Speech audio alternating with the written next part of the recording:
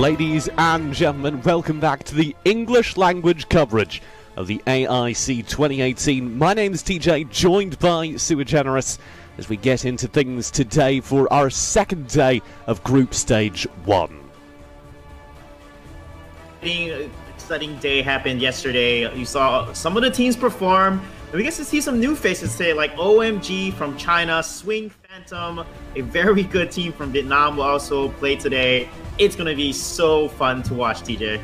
Yeah, we have a stacked day ahead of you, and some teams fighting for their very survival in the initial group stage. I can't wait. I think... Yeah, look at this beautiful stage, too. The audience there, it's a Saturday in Vietnam. It's 3 o'clock on a Saturday. They are ready. They came to watch a great show. Yeah, it's very obvious that Vietnam is ready. And that's good, because I am as well. Yesterday, we did see quite a strong start to the AIC. I most was impressed by Tomago. They lost their game. It was very, very close, but they definitely stepped up. Today, they're going to be playing off against Oh My God from China. That's a massive X-Factor team. We have never seen them play before. They qualified through a KPL tournament, so we don't even know how good they are at Arena of Valor yet. And that's going to be an insane first taste, because if Tamago want to keep themselves alive in the AIC, they need to beat this team. Yeah, they have to, and it's definitely important because China and Tamago are probably equal in skill. You can see the recaps here. AOG did beat SES or Sadura Esports from Indonesia 2-0 there. Flash Wolves did beat Nova Latin America 2-0. And XD lost to Toyota Diamond Cobra from Thailand 0-2. And the game that you just talked about, Tamago versus OCS, was the only game that went the full best-of-3 series. But today, I expect more best-of-3 series today because some of the best teams from the group will be facing each other. And you can see XD Gaming here. They really struggle, TJ. So it's going to be a really tough bracket for them. You can see that they lost 0 and a decisive loss to TDC. Yeah, it was a devastating defeat for XD Gaming. And a strong showing for Toyota Diamond Cobra. We won't see XD Gaming again today. They'll have a chance to regroup, but TDC are showing up. They're going to be playing, of course, versus Nova Esports, your European representatives here. And that's going to be very exciting for me because it is our first opportunity, I feel, to see them truly tested. Yes, they played in regional play. This is them on the world stage. This is Nova Esports. Yeah, Nova, Latin America, although they did fall to Flash Wolves, a very dominant team from Chinese Taipei, they were able to hang in there for the beginning of the game, and then the mid-game is where it fell apart. So I'll be looking for that. The aggressive plays Mr. Muster showed off. They're able to take fights against some top teams. So they're a team that has a lot of potential, but Tamago is the team that is looking to make a dent today. You know, they are going to be kicking us off today versus OMG China. BBTY really shined on Tamago when he was able to play the Richter there, and they also were able to get the Valheim as well. So that's a team you can't sleep on. No, absolutely not. And it'll be a team that I think we're hard-pressed to see make any improvements off of yesterday. Of course, our final match of the day will be Sudara Esports from Indonesia facing off against Alpha Red from Thailand, and that is going to be our first taste of Alpha Red's international performance. Yeah, and I got to see Alpha Red actually perform at the PvP Esports Championships in Singapore, actually, just a few months ago. They were the champions and decisively took the championship over other key teams from Chinese Taipei, Singapore, Malaysia, and North America and EU as well. So they are a squad that is very aggressive and some well-known players I can't wait to talk about once they play here today. But Alpha Red is a dominant team in Thailand. So let's bring things back. Let's talk about our first match of the evening as we're getting ready to get right into it. It will be Tamago facing off against Oh My God. Like we said, we don't know much about Oh My God yet. They're a team that has yet to play Arena of Valor in a broadcast setting. So, my question then is, what do we know about Tamago? How can they improve off their previous performance? Yeah, I think the key of Tamago, and this is what I see from the China teams that play Honor of Kings, which is the Chinese version of Arena of Valor. They're very good at macro. They understand the macro game so well. So OMG support, LZ, has amazing map awareness and understands macro rotations. He prefers to play very aggressive supports like Nina. So Tamago needs to basically not fall behind on rotations, and they have to counter the aggressive rotations from China. China is one of the best teams at the objective game. They're really good at taking towers. They really like Phoenix, so we could see that potentially come out. We saw that in the Asia games, in the regional qualifiers, and at the playoffs in Jakarta. And also saw that as well at the World Cup, where they're just shining on heroes that are able to take towers so quickly. So their objective game and their macro rotation is something that Tamago needs to be careful, because that was a kind of a big weakness for them when they faced off against Allegiance. Because he fell behind. OCS. They fell behind in the first few rotations, and that's something they cannot do against Team China. And it is a little bit difficult to once again get a handle on how this Chinese team, this OMG roster, is going to perform. But if I had to make a strong prediction, I'd say that we're going to, like you said, see their teamwork shine and their map knowledge, their game knowledge specifically, suffer a little bit. Yeah, and it might go actually, it might be a full best-of-3 series, honestly, because China doesn't have as much experience with the game. OMG is relatively a new squad. These are names that like Moon, WY, S686, XH, LZ. I have not heard of those players or seen them play across all the international competitions that I casted, watching and observing the Chinese players. So this is a very new squad. We haven't really seen their synergy. We haven't seen their rotation pressure that China teams are known to exert. You can see the day one results here. The only team that went the full best-of-3 was Tamago. So we're expecting that to happen again, because that group is probably one of the most evenly matched groups in terms of skill level across all of the teams in that group, OCS, Tamago, and OMG here. So they're all fighting to make sure they make it out of this knockout group stage. And because Tamago lost that match, it is now all about their match here tonight. If they cannot beat OMG, they are out of the stage 1 group stage. They go home at the very first opportunity for a team to be eliminated at the AIC. And that would be devastating. It's very devastating. So much is on the line. It's a single round robin. So if you lose, you get -2 points. You win, you get 2 points, and the bottom team gets knocked out. This is the knockout stage, everyone. They play for 3 days in Vietnam, and then the team that doesn't make it gets knocked out. And then the 2 teams in all these groups that you see here, the 2 best teams will then advance to Thailand for the next group stage, where they will then compete against the #1 seeded teams in a round robin again. So it is absolutely critical. Day 2 will decide a lot of the team's fates here. And day 3 will be twice as spicy.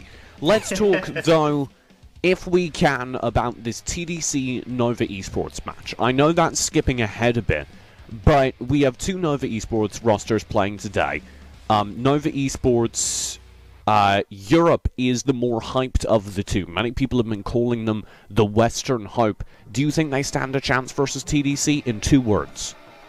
Yes, all Vex. I think if Vex shines, TJ, he is so popular. He's well known across the world because of his mechanics. I mean, everyone sees him as one of the best players in the world. So he needs to shine on that Maraude play, that Necroth play, this Assassin play, because this is the Assassin meta. It's a perfect meta for Vex to really shine. You know, Zill is viable. We saw Zill being played in jungle. So Vex, this is Vex meta, so he has to shine. But we are up with Tamago versus OMG here. As you know, Tainted One is their jungler. I'm wondering if they're going to sub in Z's, because Z's actually came from their arch rival, Resurgence. He was one of the best junglers in the Singapore, Malaysia, Philippines region there.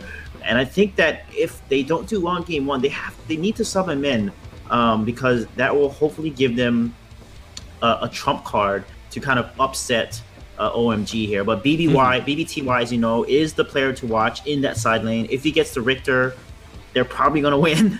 He plays Richter so well. And of course, Jason on this Valheim. I mean, yesterday, his Valheim plays were just phenomenal. He got 2 kills, pressured the Dragon lane so well. So I feel like they need to secure the key side lane picks for BBTY and Jason here.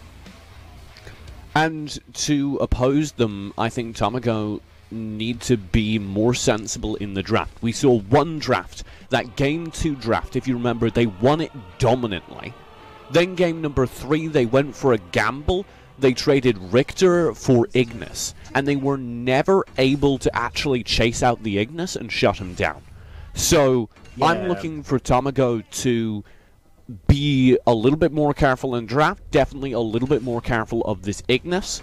Richter, again, still in the draft. Yes, Richter is going to be banned along with Elsu potentially here. Their win rate is pretty high, and there he is going to show up. We know that Bennett also has been a priority, actually, so it's interesting to see Bennett and Roxy kind of get banned or picked here in the meta. And Lindis is making through a lot of the draft, and the teams have been actually counter banning or specifically target banning the mid lane. We see Ignis, Liliana, Raz really showing up here. Natalia also actually is a very pocket pick for some heroes, and even an Illumia came out, and Alistar is seeing some play as well. We'll have to see. The initial draft does get underway. The two bans you've discussed. We start with a Valheim first pick for Tamago. We certainly saw that played very well by Jason yesterday. OMG, by contrast, start off with a Lindis for their jungle and a Malak for their side lane. Yeah, I love that BBTY secured that Valheim for Jason there. That's going to give him so many options. I think here they probably want to secure a mid laner for KZP. Probably the Liliana would make a lot of sense here. And then a key support. I think out of the support options that they have, they can go with Annette. We haven't seen her really show up in play that often. Crash is also a very popular pick. He's always been picked usually in the first two phases of the draft. So I predict probably a Crash, Annette could show up here. Oh, and of course Liliana we just talked about. But they're gonna go with Pyrrha instead. And Pyrrha has been making her way into the drafts many times in a lot of teams. Yeah, and I believe we saw her twice yesterday, and both times I was a little bit perplexed because I'm not a big Pyrrha fan. I generally believe she's pretty easy to shut down. I generally believe she's pretty easy to shut down with some good dive. However, it may possibly be, again, OMG, we're not expecting them to be entirely on top of the draft, because they simply have not had enough time with this edition of the game to really know all the characters. Could that be exploited here? Yes, Pyrrha, again, if you don't build Tomb of the Reaper or Cursed Death, then she just excels, because she gives armor, she gives heal, and it's a percentage heal, so the lower health you have, the more heal, the stronger the heal is. So she works very well with mages that build, Rhea's Blessing and have lifesteal, as well as the junglers that build lifesteal as well. So teams have to build Tomb of the Reaper or Cursed Death to counter the Pyrrha composition. And usually that's an item that you build, TJ, as the 4th tier 3 or your 5th tier 3. And that's kind of too late in the game. You normally don't even make it to your 4th tier 3 or 3rd tier 3 until after the 9-minute mark, and by then Pyrrha's already taking the game away. Well, let's talk about the OMG draft. We put a lot of question marks about it. Let's see what they're going for. They have the backline of the Lindis, the burst dive from the Raz, and they've got that Malak in the front lines. Now, what I'm a little bit confused by is their decision here to ban away the Kriknak, because something I would be calling for is you need an assassin on this team. Maybe shift the Lindis to side lane. You need the ability to get in on that Pyrrha. You need the ability to get in on that Valheim. Right now, all that responsibility falls to the Raz. If that's going to change, like you said, maybe a Crash comes into play during this draft because of the extra engage he offers. Exactly. Crash has been very popular. I do like the Kriknak pick, though, because as we know, when teams are able to draft the Valheim in side lane, he's a ranged side laner, and he works so well with assassin comps because he has the stun, the constant slows once he builds that Frostcape, Hyogo's Edge build, and then combine it with Liliana stun. Pyrrha also has 2 stuns in her kit, her ultimate and her 4 Sentry stun. It works really well with assassin comps, and she can go in with the Kriknak here. So I think for Tamago, I would draft like a Necroth, an assassin on their side, and even potentially a Zephyrs if they're confident enough to take the game away early. But their damage is not going to be that high late game because Valheim and Zephyrs don't have the biggest damage in the late game. But I expect the Violet here because Tainted plays a phenomenal... Oh, Z's! Actually, Z's played a phenomenal Violet when I watched him in Singapore. This guy's a monster on the Violet, so I do expect the Violet being picked up for him. Yeah, we should touch on that. This is not the same roster we saw yesterday. Z's coming in for Tainted. Yesterday, you actually raised a lot of the questions. You said maybe they should have brought in Z's instead of Tainted. Are you satisfied with that trade-out? Yeah, I watched Z's. I mean, Tainted and Z's are pretty even, but I feel like Z's is better on the marksman heroes, the range heroes, and Tainted excels at Kriknak and assassin type of heroes, and it's constantly being banned against him. So yeah, they might go double assassin here. They do. This will work out. Like Zephy's Zuka is going to work out so well, even with the crop, because there's so much CC, there's so much knockout. That'll be 5 heroes on their side that has CC here, but they might go for the Violet. Like I said, Z's has a formidable Violet, so they may opt for Violet here. But if they do go double Assassin, that would work really well. Fennec showing up here. Okay, that's an interesting pick there. I like the Fennec. I like the Fennec coming through here because of what they're dealing with. You need the tools to shut down the Superman, and that's what they now have. Should the Superman push forward, you have slows, you have burst damage, and those are the two things you need. You need to be able to knock him out of flight mode, and you need to be able to burst through his HP for the brief moment that he's in range. They also get extra CC with the Arduin. That's a lot of dedicated stuns on this team. If you overstay your welcome, you're going to get shut down pretty quickly. Yeah, and then as predicted, the Crash is going to show up, but he was not picked in the first two phases of the draft here. He's actually last pick. The Superman is, I'm a little worried. I know in the Chinese version of Arena Valor, Superman is a hero on the horse, Guan Yu, and he's actually played very often in China, in mainland China. So Superman is a very meta pick in China. He's sometimes banned against specific players that are just broken on him. So I would be actually scared to see how well China, this OMG team from China, is going to play the Superman here, because these are all the heroes they're comfortable with. The Malik, the Linus, these are all the heroes that exist. Crash as well. All these heroes exist on the Chinese version of this game. So they're playing a lot of the heroes that they understand very well. They're playing characters that are analogous to the ones they're used to, and that is a very good start for them. Later on into the competition, as we saw at the AWC, that can tend to limit teams that are used to that playstyle, because you do have a limited hero pool. But for now, this is two good drafts going head-to-head. I give a slight victory in the draft to Tamago, just because of how much CC they have, and how well they looked, or how good they looked on that lightweight CC-focused comp yesterday. But OMG, if they can play the Kresh, the Malik duo particularly well, I think they have the potential to disrupt it. Yeah, I think the draft is pretty even, in my opinion. Lindis and Finnick are very fast at rotation clear. It's going to come down to how fast the junglers will be able to out-rotate each other and then force ganks on the side lanes, or pressure the mid lane to then rotate to Dragon.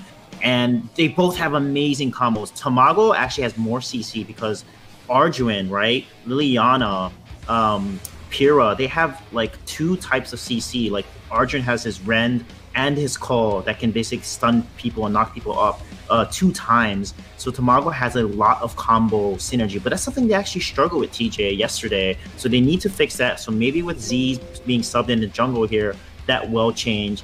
On the other side, OMG has a lot of CC combo potential as well. Superman, the Kresh, the Malik, right? They all want to go in and push people back. The Raz as well.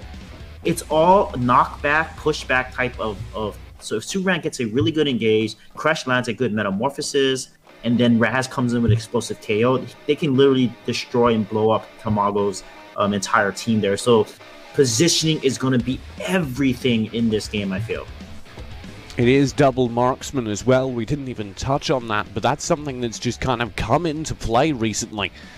I'm very excited to see more of it from Tamago, who looked so good on it yesterday. Our second look at Tamago, a chance for redemption after a disappointing day one. Our first look at OMG coming out of China as the dark horse. We'll get into game number 1 in just a moment. Yeah, one thing, guys, to pay attention to is China as a region, mainland China specifically. They are so good with their macro rotations. Watch how they do the 3 to 4 man rotations, how they pressure lane and objectives. They are very good at that, so it's something Tamago needs to watch out. We're into game 1. We'll have to see how these rotations work out. Again, you're basing that off of their play in a slightly different edition of the game. So theoretically, team play, coordination, practice should carry over, but we have no way of knowing that. Yeah, and you can see the lane matchup, the side lane matchups here. Arjun and Superman, pretty even. You know, Arjun's a very tanky hero. The Valheim is going to outplay the Malik, though, because he's ranged, and Malik just does not work. That's Malik's weakness, honestly, is range heroes. So Jason is going to be able to make a lot of plays and pressure out the Dragon side of the map here, which will be pretty significant for Tamago if they can secure Dragons due to that lane matchup advantage. And Jason is just such a star on this character. We saw yesterday him go for a kind of pseudo CC build. It wasn't all in on the CC. He instead opted to have a little bit of extra damage as well, and that really paid dividends.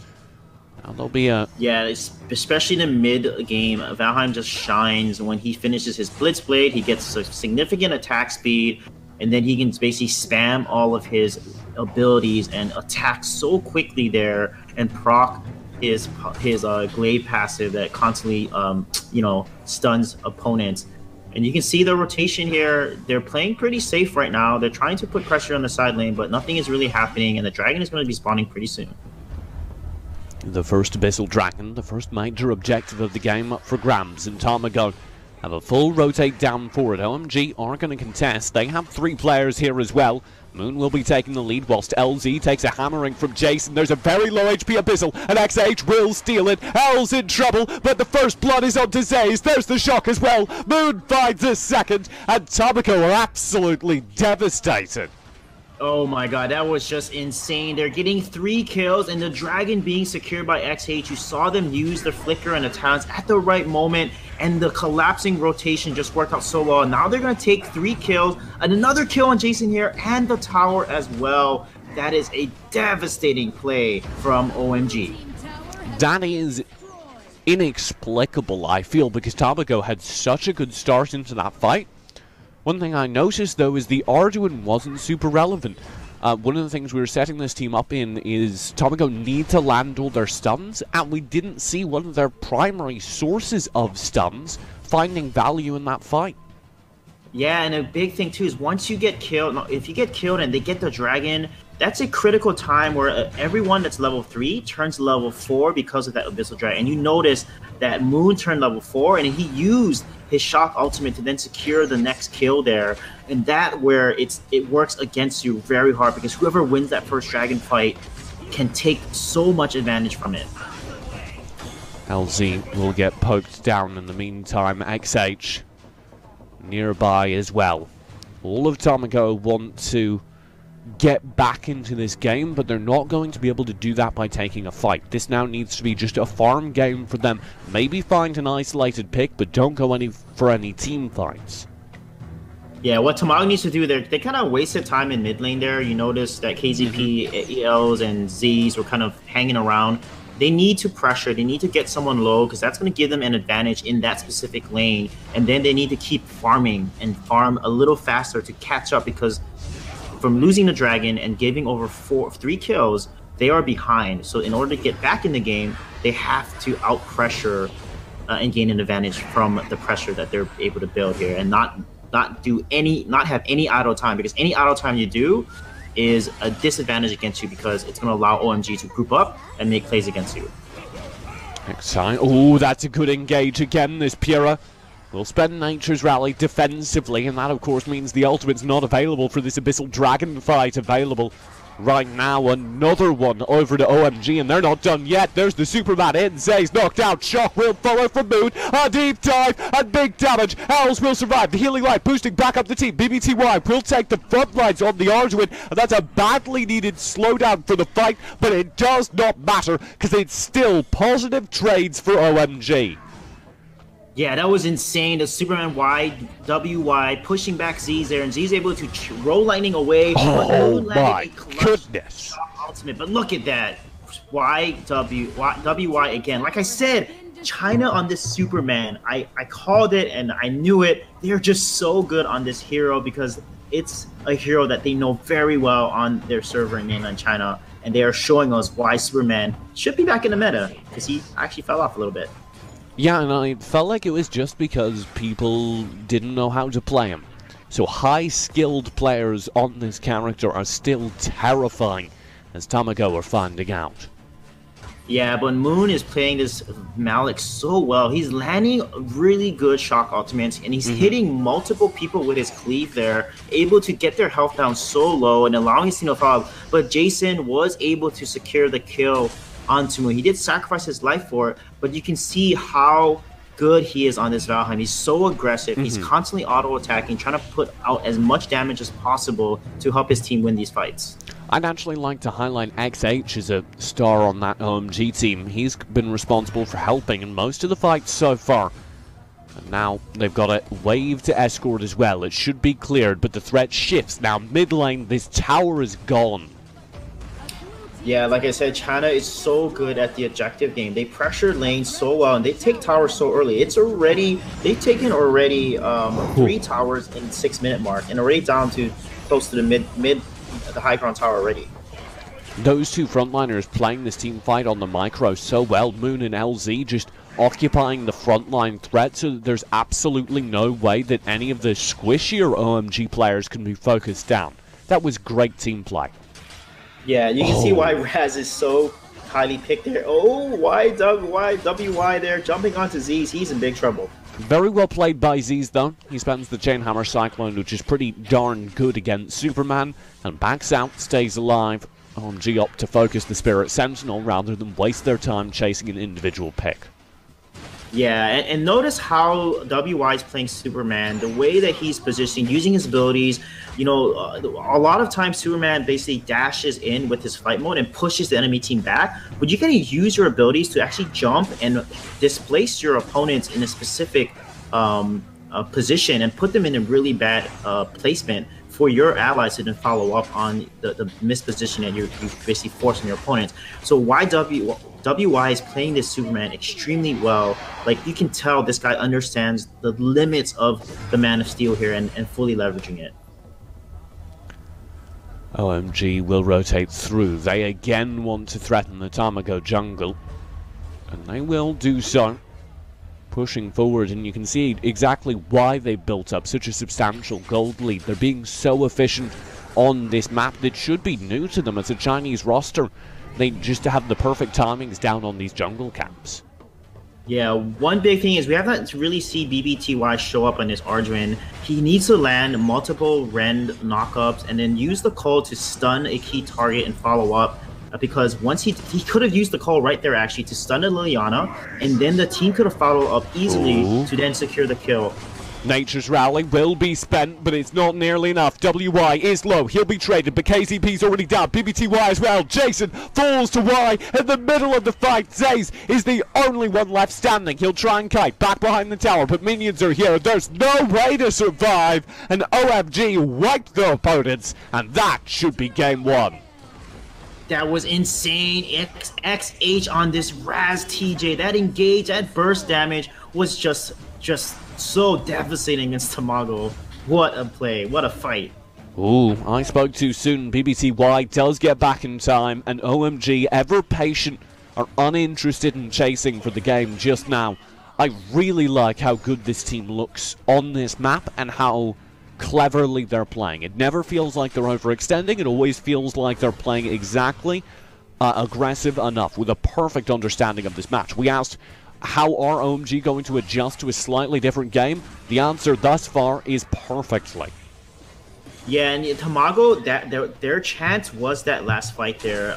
You know, BBTY had a great Ren knockup on to Lindis, S686. He could have activated the call, and then his whole team was there right behind them. They could have easily engaged, killed the Lindis, and get right back into the game. But because they didn't and they rotated back, they opened themselves for a beautiful engage by Superman and XH on Raz there, and that's what ended that last fight. So Tamago, they have to be decisive. They have to play offensive because you cannot win if you're behind playing defensive.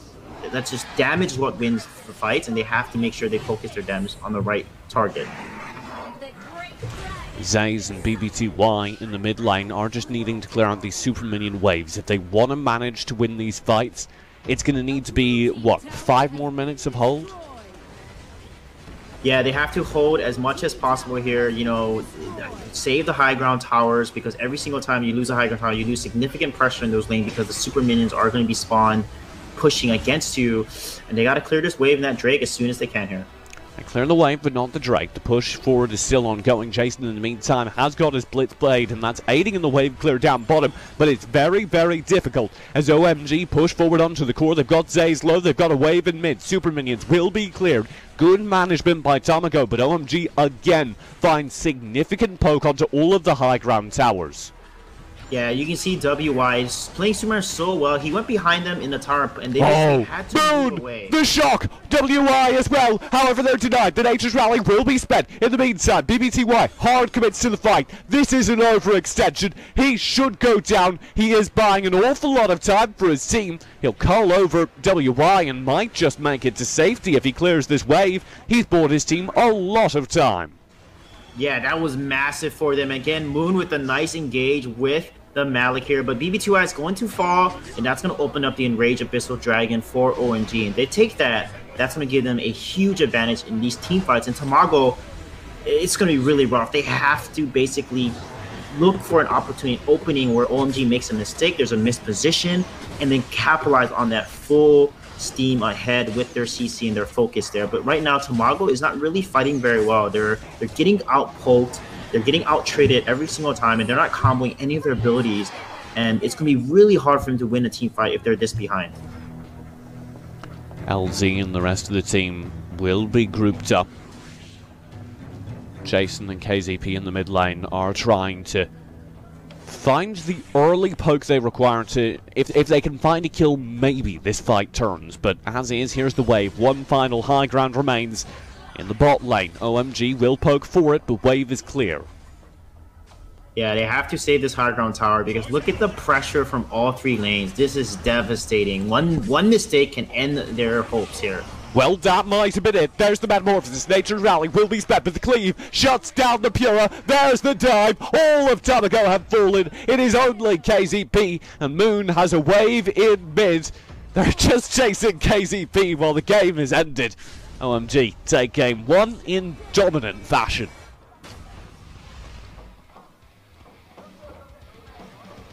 Yeah, very well played there for OMG. Did you see that last combo, TJ? WY literally one-shot combo Zs. Finnick just disappeared under the core. That was just insane. They have to ban Superman, I feel. I mean, WY and his Superman is phenomenal. I mean, I've never seen someone play Superman so well in a long time here. The way that he was able to position and use his Speeding Bullet ultimate, you know, his engages with Kryptonian strength, the way he's displacing the opponents and positioning, he's doing such a good job in Superman. I think they have to ban Superman. YW is just too, or WY is just too good on Superman, and they have to learn from the rotations as well. You know, if they can't win the dragon fights, and Tamago is losing the macro rotation, and they're also losing the micro team fights, they have to trade. Because once you start falling behind, it's just much harder for you to win team fights. Yeah, and the number one thing for me right now is, can they manage to, I think, correct Tamago's early pressure? Because it was when they were pressuring out during the early game, when it was their first fight around that Abyssal Dragon, I started to see cracks in their team coordination. Yeah, I definitely saw cracks in their team coordination as well, and they had so much combo potential, and they're just not following up. You know, Arju and Pyrrha, you know, we didn't see Pyrrha make that big of a difference, and she is a hero that gives you so much advantage in the early and mid game, and that's the key there for Tamago, is to understand how their comp works and really execute it. And there's one opportunity, but look at this, the damage coming from OMG. You can see that XH, it had so much good engages and hit so many people with the explosive KO that he single-handedly turned the tide of the fight along with WY's engages. Yeah. The final stats do show up, of course. I'd also like to highlight again XH. He does 30% of his team's damage, and he did that as a relatively quiet Raz. We don't normally see Raz's take over games, but that was the Raz quietly taking over games. When we do see Raz's dominate, normally you instantly know this is a Raz, you know, one-shotting people. That was a Raz that managed, under XH's thumbs, to find poke, find value, and do so without taking the massive risks that are normally endemic to the character. I really like that. Yeah, Raz is such a popular pick in the Asia region as well. In every single region, he's actually first picked and also banned against specific teams because of how well they played. Because one solid engage from a Raz, he just does so much burst, and he's so mobile too. He dashes away, he can dash in, dash out, he can run away and poke you down with Power Surge. And Power Surge has a 2-second cooldown, and with the additional cooldown, it's less than 2 seconds late game. So he's constantly just throwing these fireballs at you, and it's very hard to engage on a Raz because of all that CC. Yeah. We will, of course, be getting into game number 2 in a moment, and I'd like to ask you, if we can, how do you change things up from time ago? I flagged their early game. We both thought their draft was pretty good. Would you agree with that? Yeah, the draft was good, TJ. I think the key is the early game. Once they lost the dragon, they gave up 3 deaths. They can't be idle. They kind of hung out in the bushes in the mid lane. You can't do that if you're behind. You have to literally just keep rotating, keep farming, and try to pressure a lane. When you're behind, if all 3 lanes are pressured into you, you're dying a slow death. Like, there's no way for you to make a comeback if you do not pressure one lane out, because when you pressure one lane out, it gives you map control, it lets you take jungle, take objectives, and also allows you to catch someone off guard when you're able to do a 4 to 5 man or 4 man rotation and pressuring out of lane. And they didn't do any of that. They just played a very passive game and slowly died, is basically what happened. Yeah, and I wanted to be able to see the coordination we saw during Game 2 yesterday from Tomago. If you remember, we were praising them for that. We really thought that it was... We really thought that it was Tomago at their peak when they were coordinated like that. Whether or not they can hit that peak again is the question, because they didn't maintain that peak throughout an entire series. Exactly, and this is their last chance, TJ. Tomago, if they lose the next game, they are going to be the first team knocked out of this competition for the Asia International Championship, and they're representing the hope of Singapore. They're the best team from Singapore, and they got to make and find a way through here, because everything is on the line for them in Game 2. Because of their loss against OCS yesterday, and a very close match, actually, where they went the full best-of-3 series. I'd like to... Hey, chat. I took the microphone out of my throat. I hope that's better. I think you adjusted your microphone because you're louder to me. You adjusted your microphone so it's a little more sensitive. No, we've been adjusting as best we can to a rapidly changing broadcast situation with some technical difficulties yesterday, and as a result, some things are still a little bit shaky. It should be good today. I hope that it is. Please just let me know, especially in the Twitch chat, if anything is a little bit off, and I will address it as quickly as possible. And I did just lower my microphone gain, which had gotten reset, so hopefully we're good. There we go. Love taking the feedback, TJ. You're making a comeback here. You're making a comeback. We're stabilizing, but we're not quite as stable as OMG looked in that game. We asked a lot of questions about their viability as a roster coming in, playing from China, and that was exactly what we were looking for from them. That proved to me that they were the team we thought might be able to show up. And I'm hoping that they're now a team that can adapt to the meta as well as picking up the game. There were some things I saw that looked really promising there, notably how well they were jungling. If I'm not mistaken, the jungle in King of Glory is slightly different, of course, the Chinese edition of the game. So the fact that they had the timers just on lock during the enemy jungle phase was really impressive. Yeah, and there's 2 keys too. I think, like I said in the draft, like, Team China, OMG, picked all of the heroes that they know very well. I mean, like Crash, Superman, Raz, Lindis, those are all the heroes that exist on the mainland version of Arena of Valor, mainland China version of Arena of Valor, and they executed it really well. So if I were Tomago, I would ban away Superman and I would ban away Raz. Or take it away. I would not give XH Raz again, and I would definitely not give WY the Superman again because of how well they engage. I feel like Superman and Raz have the perfect synergy too. Like I said, you know, they have a knock-up, a displacement, right? They push people back when they engage, which allows your team to follow up. Malik can easily land a shock ultimate. Crash has a metamorphosis. I mean, the composition the way that they executed just worked out so well for them. I mean, they just understood the win conditions of the heroes and how they work together, and literally just executed it. And I feel like that's what Tomago needs to do with their comp, because I feel like their comp was solid as well, but they never comboed the Liliana stun, the Pyrrha engages with the Forest Sentry, the Nature's Rally. You know, there's so many things they could have done as well, but they didn't. Yeah, and I wanted to see, again, a whole bunch more synergy around the Pyrrha. This is one of the reasons I dislike the Pyrrha, because it takes so much work to make the character work. So I want to see, if they're running Pyrrha again, a little bit more kind of protection for her, and a little bit more focus playing with the Pyrrha. Oftentimes, you see a hard counter to a Pyrrha where the other team goes Ignis or something with big AoE damage, and it's just impossible to run anything into it, because every time you group up around the Pyrrha, you're hard punished. We didn't have that.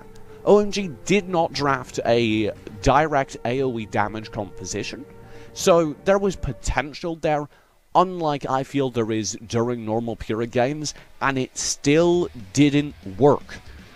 So I'm not a Pyrrha believer.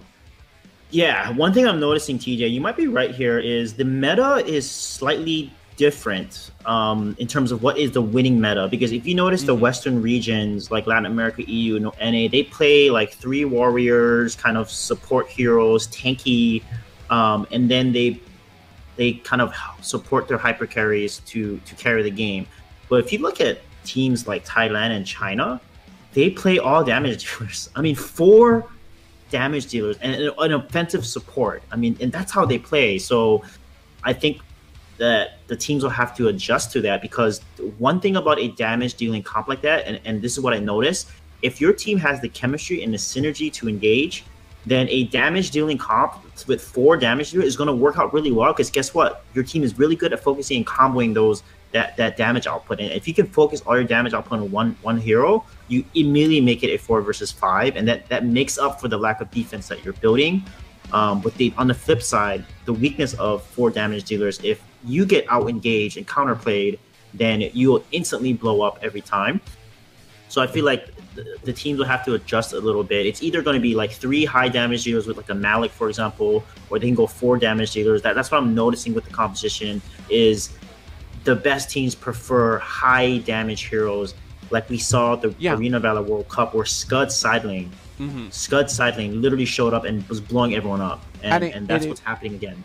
Was, I feel, what we saw at the AWC kind of as a trend set, because the team that, of course, won the AWC was Korea, and they were running the most defensive-focused or aggressive-focused comps with no tanky characters.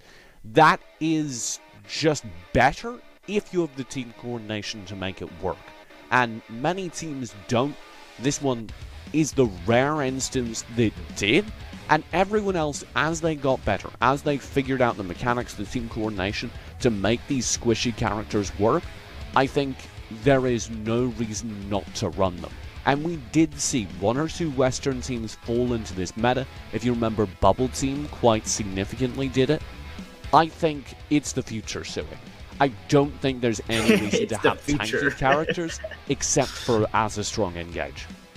Yeah, I think the heroes with, like, Crash is still good. Malik is very good because he does true damage, so he works out actually really well as an engage. He can tank so much damage and be like the distraction, because a lot of teams tend to focus in when he goes in, and that's exactly what you want. You know, his Soul Eater, his Cleave, just gives him so much barrier and sustain, and he has a huge AoE. He's one of the biggest AoE ultimates in the game. This is why he's picked so often. And you notice the Superman as well. You know, there was a lot of damage on him, and Superman is really good because the more health he builds, the more damage he does, because he does percentage health damage. And then sometimes you build like a rank breaker, so it gives you more of the damage can pass through the defenses of your opponents, and that's what makes Superman so good. I mean, WY literally one-comboed Z's when Z's had like 70% health. The Superman literally just exploded him, just flew in there, laser came out, and boom, Finnick just disappeared. So that's something that teams will have to learn to play against, because we noticed that it's not really the hero, it's the player that's playing that hero. Like Muon on Scud, right? WY on Superman. We know all these heroes can be super bursty because of the builds that they're building.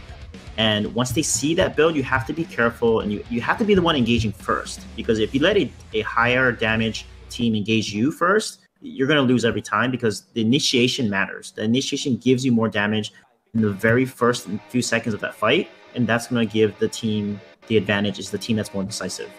So, outside of the initiation, sometimes, obviously, the initiation is what you need to give you an edge. Outside of the initiation, the only role I see high HP characters serving is in team fights as a support. And that's why I don't like Pure, because if you are going to have a high HP character to take frontline damage, I feel it needs to be in the support role, and Pura as a squishy just simply doesn't fulfill that. Yes, Pyrrha is definitely very squishy until she gets her build. She's like a healer. She gives the armor with Nature's Rally. The key is you just have to leverage Nature's Rally. You have to engage with it, because when teams are in that circle, when she casts Nature's Rally, she can move with it, and it slows them. And on top of that, if they stay within that circle for 2 seconds, it's a 1.5 second stun on top of that. So if you can combo Pyrrha really well, you just have to commit though. And I never saw Tamago commit once. They had good chances to commit, but they're just not decisive. And decisiveness is what wins fights. And I feel like they need to switch it up for game 2 here. If they do not play decisively, they idle a lot, and they're not rotating, farming, and trying to stay in the, trying to catch up and stay farmed. When they do lose like a first Abyssal Dragon, then they're just going to slowly wither to death, is basically what happens when that happens. A good team is going to look for opportunities to make it back in the game when they fall behind and lose the first Abyssal Dragon like that. And we do have a somewhat longer break here, so I'm going to ask the question, is it perhaps to do with their in-game communication? Is it perhaps something you go, okay team, we are not communicating right? Yeah, exactly. I think they maybe want to put Tainted back in. Z's didn't play bad. I just felt that, the Finnick wasn't the best pick. I wish they went double assassin or something, or went with the violet composition, because Finnick wasn't able to do what he's known to do. Like, if you have Finnick, you should never lose an Abyssal Dragon first rotation. Finnick is literally the god of taking objectives, because his Thief's Mark, the punish, he can take any objective so quickly. They needed to take the Abyssal Dragon on the first rotation, and then they needed to take the first tower. And it comes down to the macro part too. It's not only the micro, but the macro of Tamago. I mean, they lost that Abyssal Dragon because they got out-rotated. They got collapsed on, and they got engaged. And XH literally made that play happen. He took the dragon and did so much damage, secured the kill, and then the Malik came in as well, turned level 4, used a shock ultimate, and boom, the fight was pretty much lost for Tamago. So fix the macro first, and then leverage the win condition of your hero. If you have a Finnick, you have to win early game. You have to win the objective game no matter what. Well, the team over in Vietnam has thrown into a 10-minute break, presumably to aid the players in swapping out or something. So we'll go to a break as well. We'll be right back in about 8 minutes with the next game between Tamago and Team OMG. Don't go far.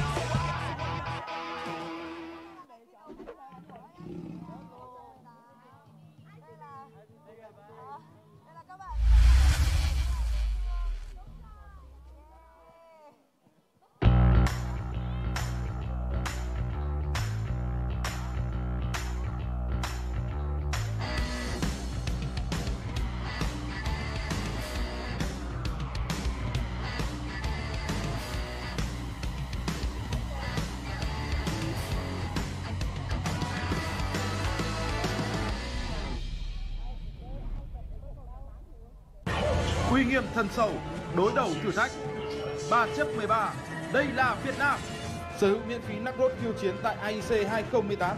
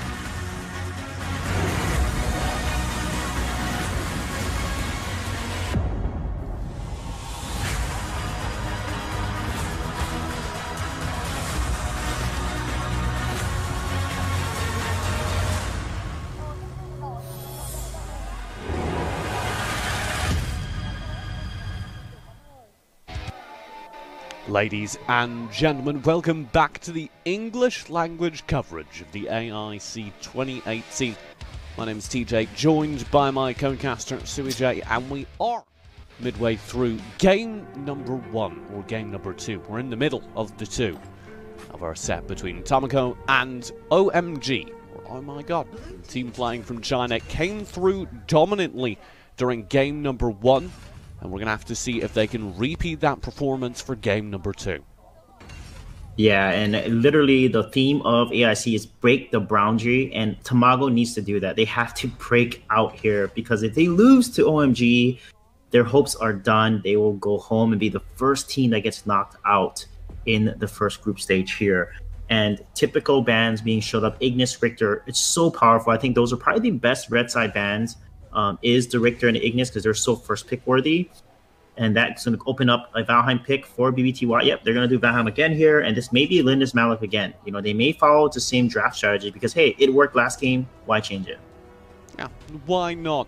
We go right off the bat, follow through with exactly the same draft from both sides. This is a dead repeat.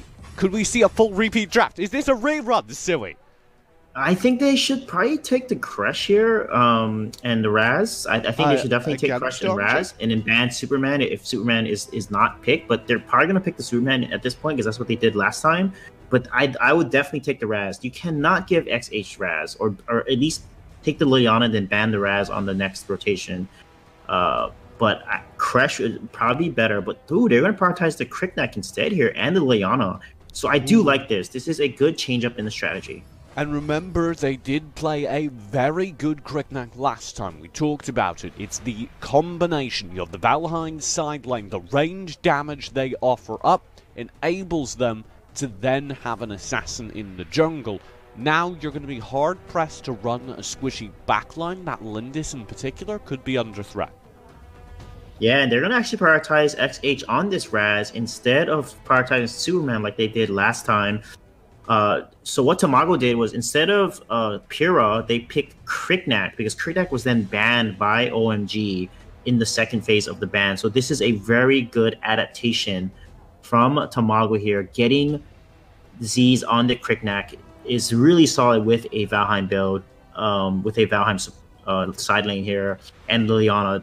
Both Crickneck and Liliana are so bursty. So if they can focus the damage together, you know, things might change for them here. And OMG is also going to switch things up and go with the Omen here, which is actually a little scary for the Crickneck and the Valheim, because if Omen gets a Death's Embrace on you, you're stuck in that gauntlet for 5 seconds, and you're probably going to be dead. So they're going to have to watch out here from the Omen play from XH, or I mean not XH, but WY. We saw OMG, or rather Tomago, step up during game number 2 significantly yesterday. They are capable of making noted adaptations to their opponent's playstyle, and maybe this Kriknak is exactly what they need. They'll start by banning out characters that could deny that Kriknak. Your Bennett in this side lane would be terrifying. You also saw OMG actually specifically remove an Aurum. That leads me to believe they're thinking about going for a counter-assassin jungle. Oh, they did not ban anything. Ooh. Wait, did they? Tomago just let that slip. Yeah, you're right. They should have banned Crash or something. I feel like they could have banned Crash or Superman. That must have been... actually, no, Superman. They don't have to worry about Superman, but maybe Raz? Like, why give XH Raz again? I mean, that's just very interesting by Tomago there to kind of throw that ban. I cannot fathom why not. Well, the Marja will come through. A side lane removed by OMG. It's Zays with the next option. Yeah, I mean, they do have some solid picks that are still open. For example, Roxy, I would love for them. We got tricked, silly. We were lied to. It was the Bennett that they were hovering. But it will be the Pyrrha that they ban. Pyrrha. I don't understand the Pyrrha ban here. They clearly think something about Pyrrha that we don't, because we really questioned them running it into the draft last time. And yeah, the Crash is an obvious pick now, because when you leave it open, it's an easy denial to what Tomago are running. They need frontline on Tomago. That's one thing teams tend to do, and I've been in that position before, playing with some players. Gilder, like I said, TJ, I'm not joking. They actually played Gilder at the PvP Esports Championship. I have a new favorite team! That was so loud, TJ. I'm sorry. Sorry. No, they played it and they. Oh no, they're just trolling you now. Sorry, TJ, but they did play it in Singapore at the PvP Championship, and they lost with it. Sorry to say, they did lose with the Gilder, but they did actually perform really well with him. Well, there will be no Gilder played today. It looks like. I like the Chognar is. This is a better pick. Yeah, he's there to counter the Metamorphosis and the Shock Ultimate. And Thane, yes, they did play Thane here. Thane was amazing on Ellis here. His Thane was just phenomenal. And Thane is actually a good counter into Malik because he can do a Valiant Charge and cancel the Malik Shock Ultimate while he's channeling it. So that was an OG back in the very beginning of Arena of Valor. Thane was played very often, and he was such a good counter into the Malik. So I do like the draft, and they also took Superman as well. So it's going to be very interesting. Thane and Superman want to go in there along with Kriknak. So if they can engage properly with this comp, Tomago has a glimmer of hope here. But Raz will be picked up, and these are all comfort picks. Again, these are all the heroes that OMG plays in China. And Omen is a high priority pick, actually, in China as well because of that ultimate, you know. And I'm going to look to see how well WI, I'm assuming WI is going to be on this Omen here. We're going to keep a close eye on how he's going to play this Omen. My question really is the thing. Because I said they needed frontline, I stand by that statement. The question now is how effective is this frontline? Because the double engage comp, Crash Chognar, was so effective at starting and securing fights for OMG Game 1. If that's going to change, if Tomago can make this game happen, it must now come from the Thane being able to stop that double engage. Yeah, let's refresh some of the viewers on Thane. A beautiful thing about Thane, and a great Thane shines, and this is what Tomago did when I watched him and casted the PvP Esports Championship, is he does his ultimate King's Glory, does 15% of the target's lost HP as physical damage. And it does actually significant damage too, 500 plus 141 true damage. So if he times it right in a late game, he can literally eliminate an entire team. But the goal is for his teammates to get them low. Liliana, Kriknak do so much burst damage. You also do percentage health damage because Kriknak has the terrifying play. And Liliana, when she lands a Shining Light on 2 or more heroes, her auto attacks do a percentage of health damage, 5% plus her ability power percentage added in there. So this could work really well, but they have to execute their comp. And from game one, if they play like they did in game one, they're not going to win. If they change it and refocus, then they have a chance of beating such a dominant team as OMG here. Game number 1 was a shaky start. Game number 2 is their chance to turn it around. OMG, I think, looked really good almost exclusively off of their coordination. The question for me is, coming into game number 2, can they show there are more elements to their success than coordination, than good rotations? And if Tamago manage to counter it, pull out their own team play, bring it up to the same level, will their game knowledge take them over the top? Yeah, I'm going to have to give the game to Tamago here because I'm a Thane fan. I actually main Thane back when I first started playing Arena of Valor as a support main, and I love Thane. I feel like he's underrated, and Tamago actually shined with him in Singapore. I mean, the ultimates were just perfectly timed, and I think as long as they time things properly, they're in really good shape because Superman as well does so much burst damage. You know, he can be that tank when he builds that health, because he does 12% of his health as damage here. So I'm really excited to see Tamago make this composition work. OMG are playing defense early on. You can see Tamago already playing a little bit more aggressive than last game and trying to find some jungle control. I really like that.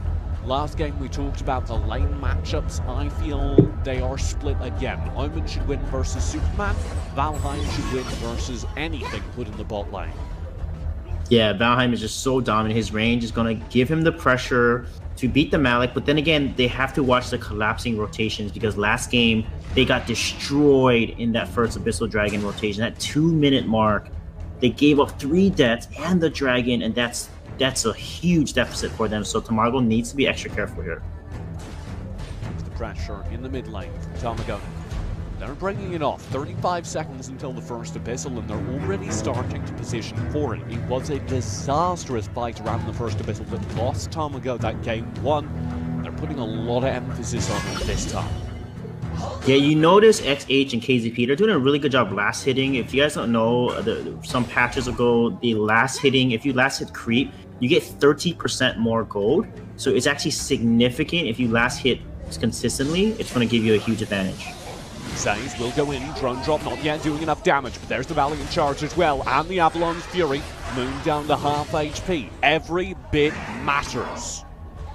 Yeah, Els did take some tower damage though, but he did a really nice engage and use Avalon's Fury to slow down the Malik, but that's where Tamago needs to continue to put damage because Avalon's Fury, that's a pretty significant slow there. It's 90% slow, so like you have to take advantage when your support goes in there and activates Avalon's Fury. It's a 2-second slow that's 90% slow on the opponents. Land. OMG caught out between BBTY and Els, but the shock will come through. He needs to flee, and there's the knock-up and the cleave. An instant kill found and an early shutdown from OMG.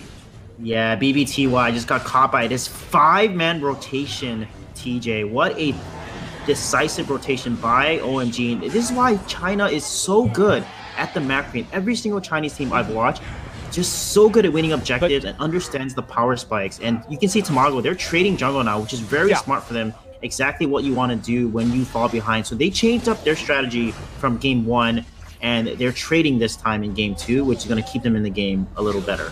That was what I loved. The second they realized they were losing the fight, they changed strategy. They pushed into the enemy jungle, and that means OMG need this golem. BBTY is back to contest. Els is low, but he's got the Thane passive. He'll be right back on the regen, and this means they can still hold. See, Ellis, what he did there. He had the flicker. He used Valiant Charge to push the red buff out of range and reset it so that OMG could not steal that red buff. Again, I'm telling you, Ellis on this Thane, he's so fun to watch. I can't wait to see him help his team potentially make a comeback in game 2 here and keep their hopes alive at the AIC, folks. If Tamago loses this game, their AIC hopes are done. Their dreams are over. They will have to go home. So this game is absolutely critical for them to win here. everything on the line for the team from Singapore as they begin to find pressure up in the top lane. Good damage will be found, an early pick to them, but Zaze goes down. It's an even trade. Yeah, even they're behind, so it's a good even trade. It's good to trade even like that, but that was a little overextension there, and losing and dying like that was not good for him. Oh, Jason, what on earth are you doing? Metamorphosis is forced. It doesn't matter. He's overstayed his welcome. The pick will be found, but the trade is there. LZ again down in an even trade for Tamago. Wow, what an aggressive play there. He had several knocks up. He used the Purify at the right moment there to be able to get into flight mode and keep the flight mode, but BBTY, you are in trouble. And XH on this Raz, TJ.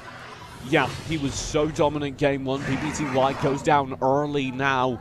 And that means the Gold League Tamago were maybe beginning to dig themselves out of a hole on is immediately brought back into play.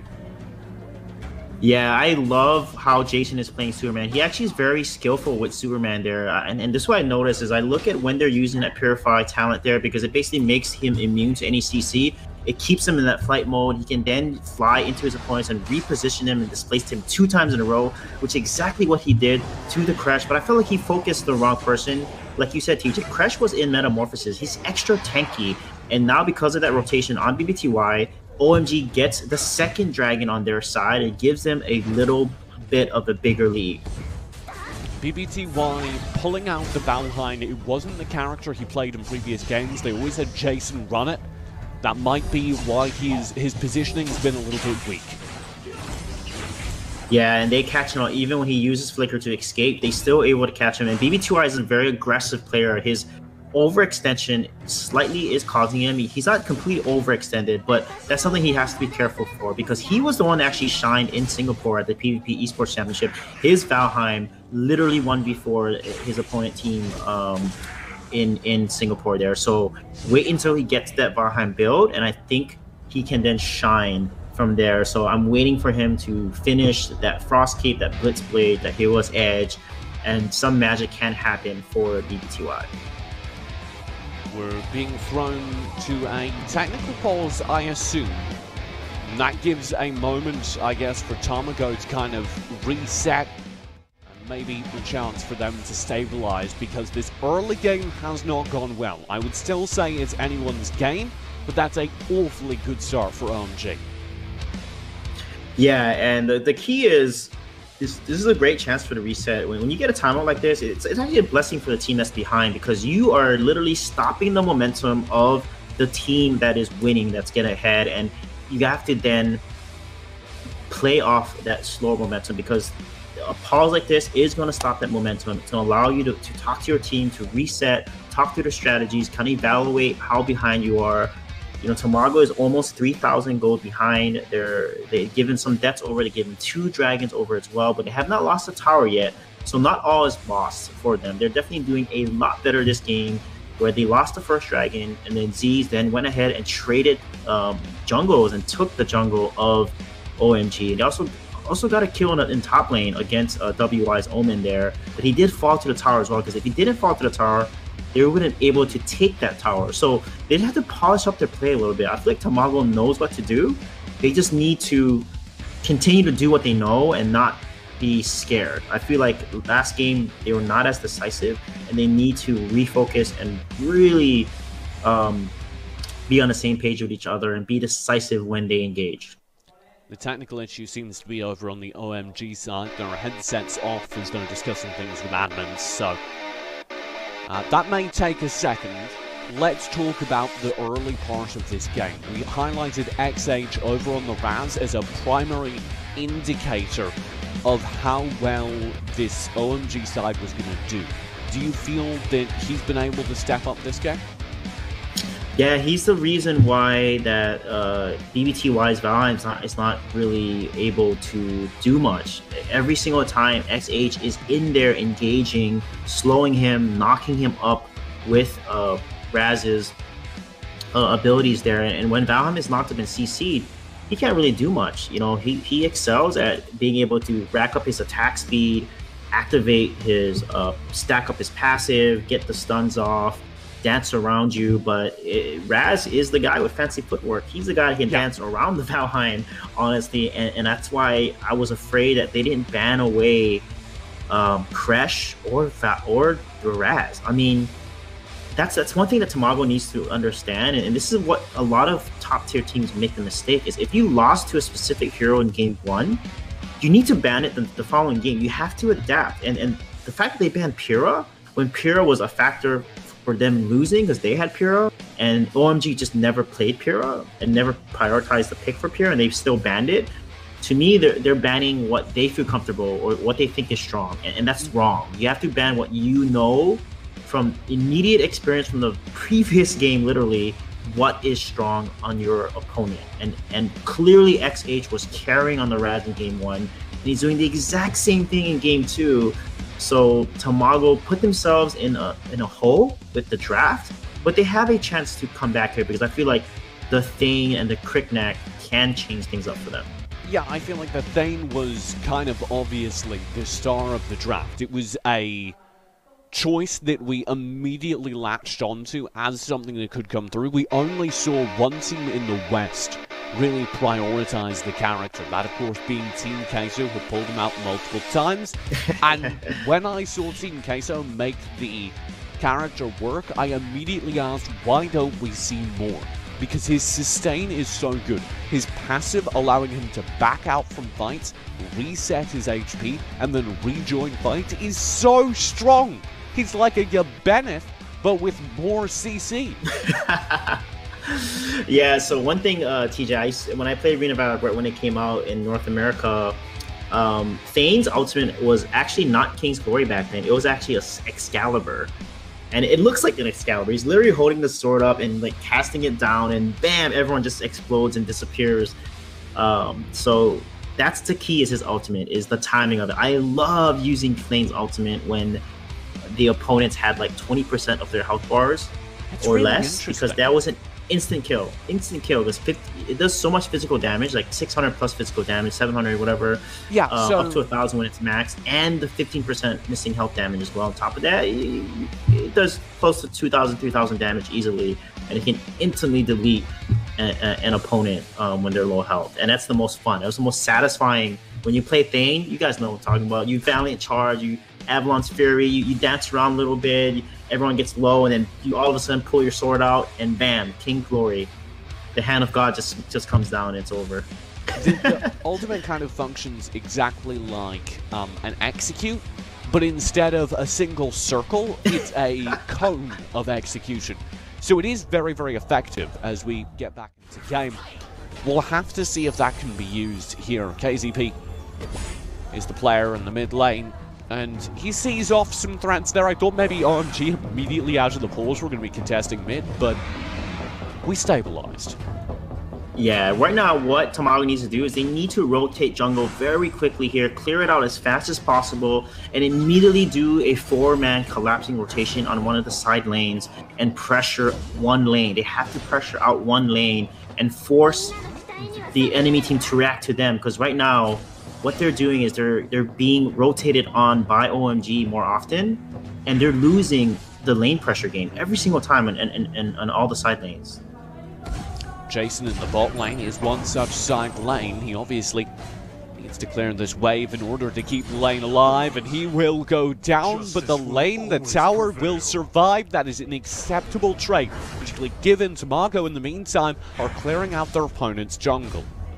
Yeah, this is a good trade. Both of the waves actually hit the tower at the same time, so you're going to take both the towers at pretty much like the exact same time here. And this is a bad trade for Tamago because they lost jungle as well, and they're not able to take the top jungle because of the way that OMG cleared out their top jungle, and it's not going to respawn for them.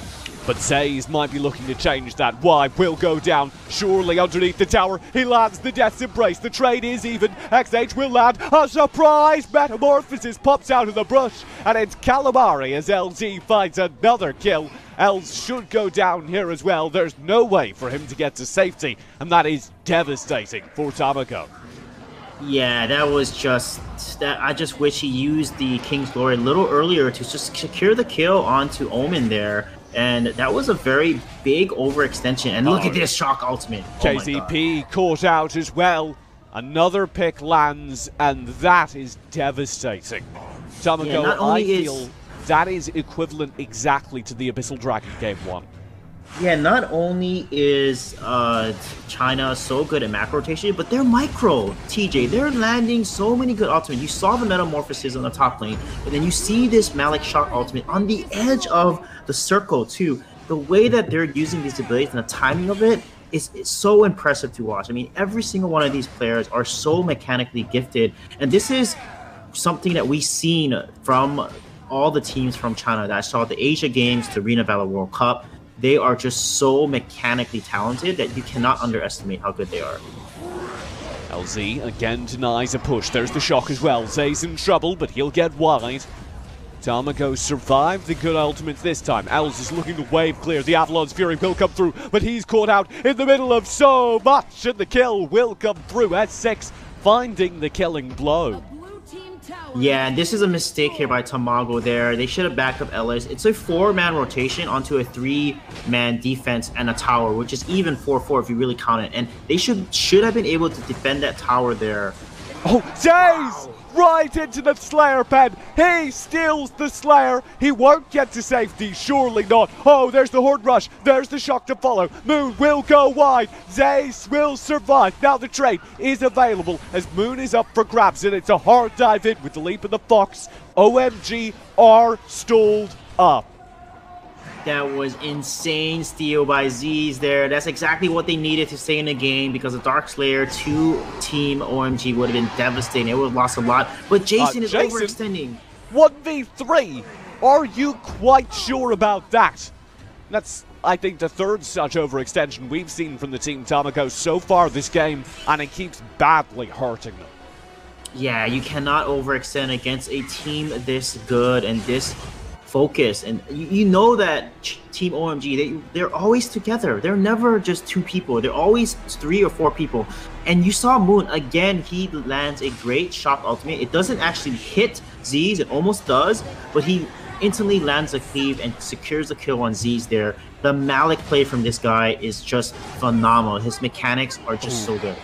An enraged Abyssal picked up by OMG. Now the Metamorphosis as the team fight comes through. Els has caught out the shock from Moon. Is used as his own. That Drake was summoned to help in the team fight, but instead it's a sacrificial lamb.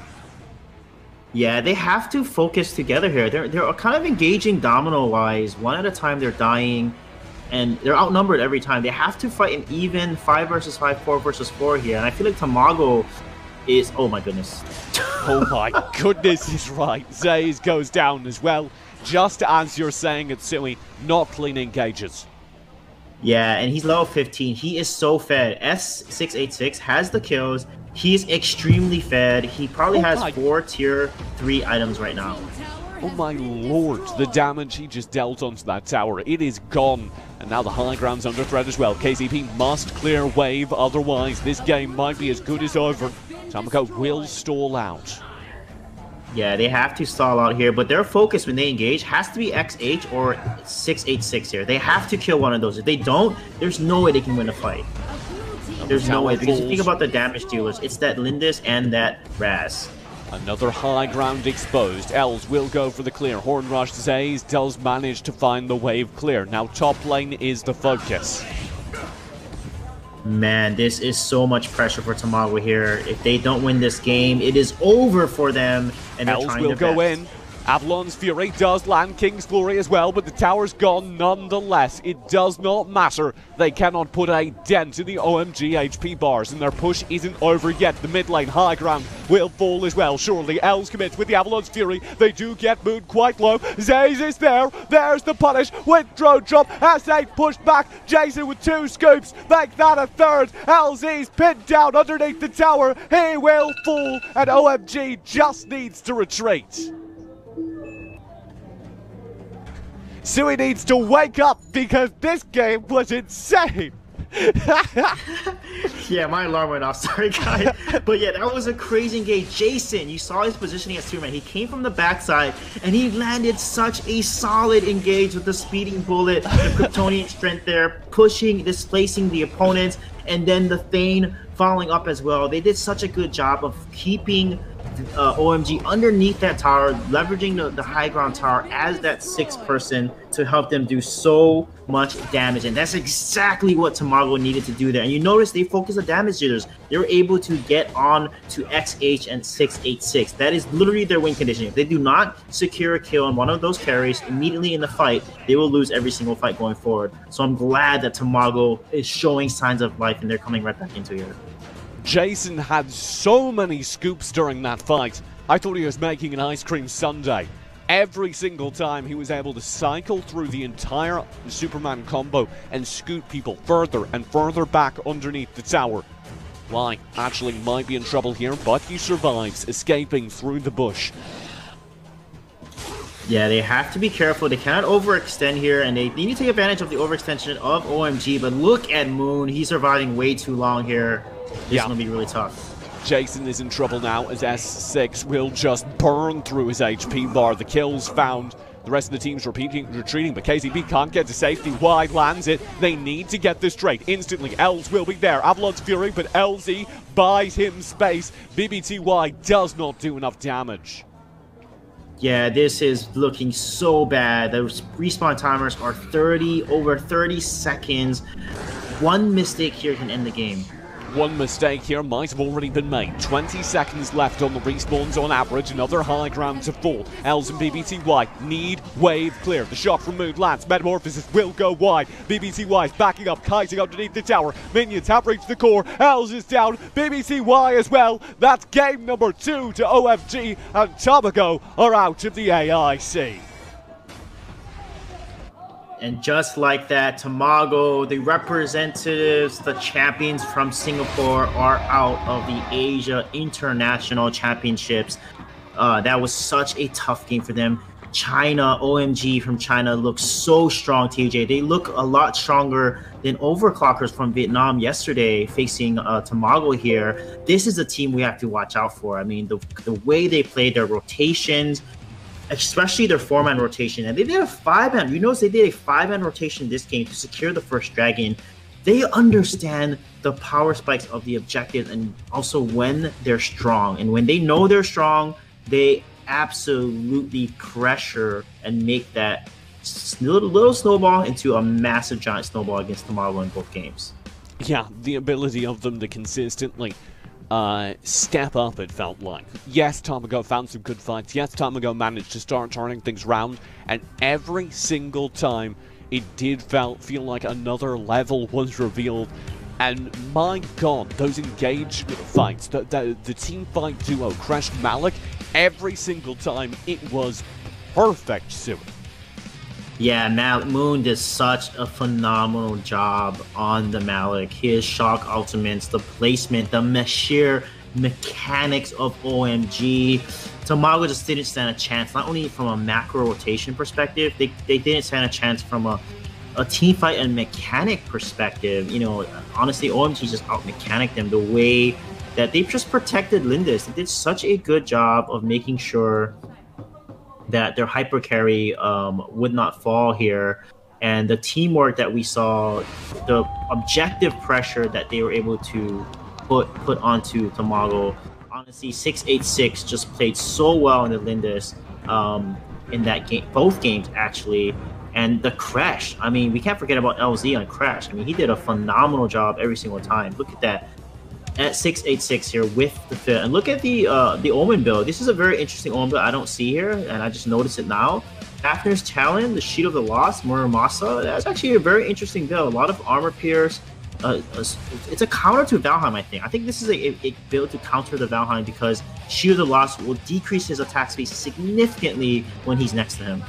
And we did see BBTY struggle to make as much of an impact towards the late game, and he still was perhaps the star of that team. There was one fight where it felt like the whole team was in sync, and that was that one fight that they won. Jason, a major part of it, so I'd look for more of that in future tournaments from Tamago, and definitely a little bit less of the miscoordination we saw so often. BBTY and Jason, the two side lanes, were constantly caught out, and that's reflected in Jason's damage taken, which, I'll be blunt, is too high for a character as squishy as his Superman was.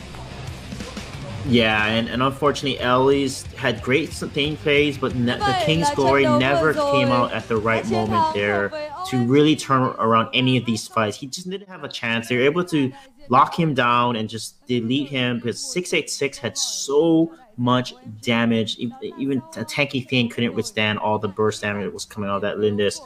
So Tomo gonna have to lick their wounds. Don't worry, there is going to be more international competitions for them, but their AIC hopes will stop here. And now it's going to come down to OMG facing off against Overclockers to see who is going to be the top team coming out of their group here, based out of all three of them. I'm very eager to see how OMG do against Overclockers, because OMG was our X Factor. We didn't have a good handle on how good OMG was. This is, I mean, that was a strong showing to say the least. I want to see them repeat that, and I want to see them threaten for the AIC title. Yeah, every single one of them shine. I mean, LZ landed... I don't think he had one bad metamorphosis, honestly, both games. No. LZ just shined. XH on this Raz. Like, he did most of the damage game 1, and then 686 showed up and did 40% of the damage in game 2. And then WY on the Superman, right? You know, he's broken on Superman. His Omen, actually not as strong as Superman, but still very adept. He landed some really solid Death's Embrace, taking down Z's with him every time that he got ganked in top lane, so he at least took down a hero with him. And of course, Moon, you cannot underestimate the Malik plays from him. He did not have one bad shock ultimate, and this is where all of these micro, they add up to all these mechanics, adds up to winning fights, getting positive trades, and dominating your opponents in team fights. And we definitely saw that. That was our first game of the evening over, our second match of the evening, as Tamago loses, unfortunately, to Oh My God. We'll move on, though. Our second set coming up in just a few moments is Nova Esports' LATAM rendition, facing off against Swing Phantom from Vietnam. Don't go far when we return. And you know what? I started this yesterday, Sui. I'll do it again. Who do you call to win? For the next match? For the next match. Swing Phantom, I think, is made decisive 2-0. Vietnam is just too strong of a region, and they're playing in their home country, so I got to give it to Swing Phantom. You know, I love Nova LATAM. Sir Master is one of my favorite players.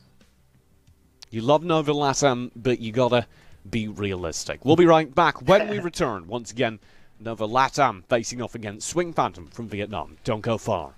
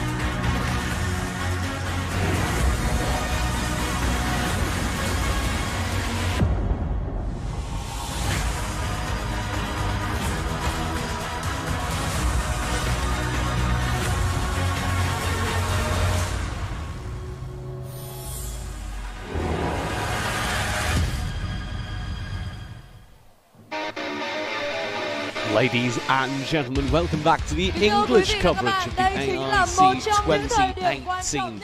My name is TJ, joined by Suijay as we continue. We're getting into game number 2 now. It's going to be Nova Esports Latin America versus the Phantoms, and I have to say, this will be perhaps a very sad day for you, Sui.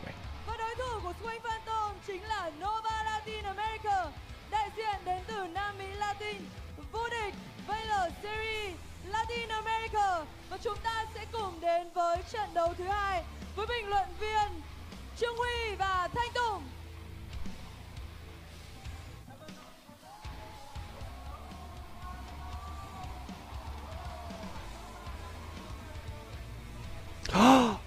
I'm so sorry. It was such a sad day for you. I didn't unmute your mic.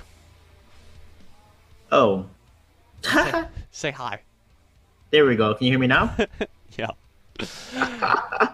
Yeah, so I think the big thing here for Nova Latin America, and I was just going to repeat, is they have to win this best-of-3 series, or else they will go home like Tomago. They lost 0-2 against Flash Wolves yesterday, and they were able to hold their own in the early game, but where they fell apart was their mid-game. So they got caught out, they got out-rotated.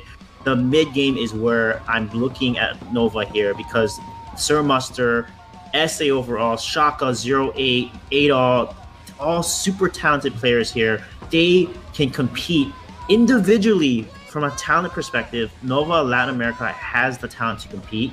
It's just from a team fighting and team rotation perspective is where they tend to fall against the more top tier teams from other regions here. And Swing Phantom is very well known in Vietnam. Hon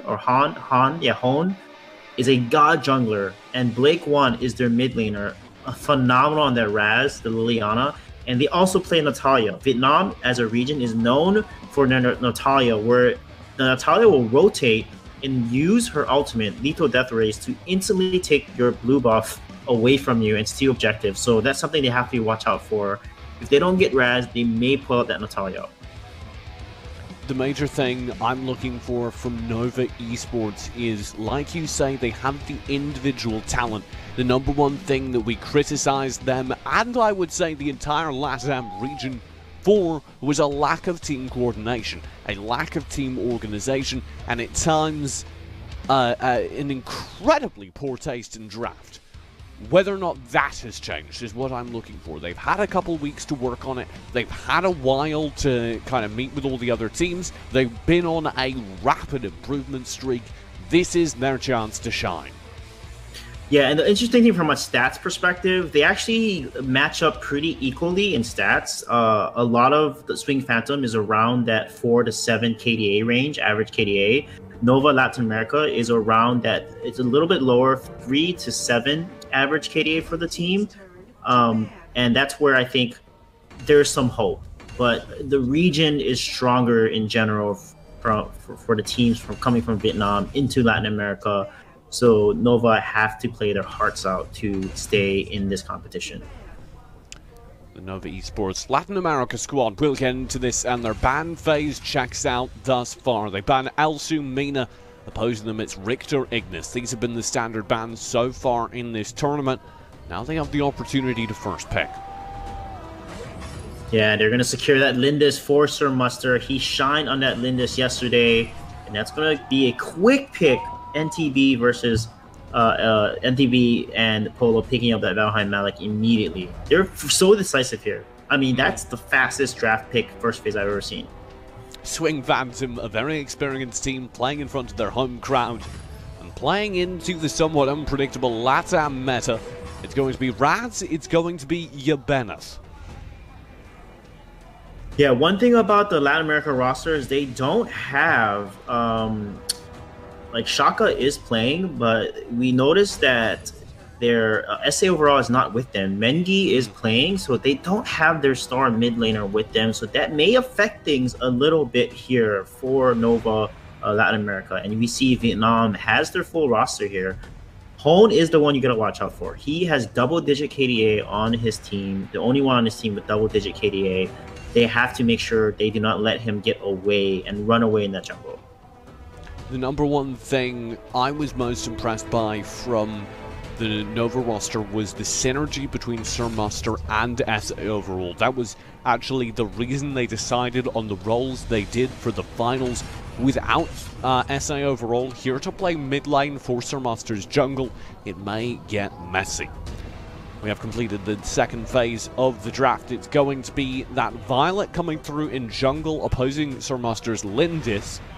The second ban phase opens with Roxy and Alistair both being removed. Heavy CC characters knocked out.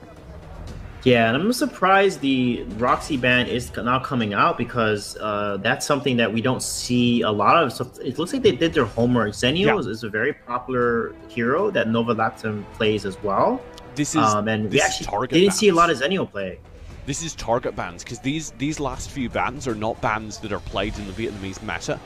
So I feel this is definitely Swing Phantoms doing their work, finding out what Nova like to play and banning it out here, and that may actually play to Nova's favor because remember, they've been aggressively reinventing their draft phase over the last few weeks.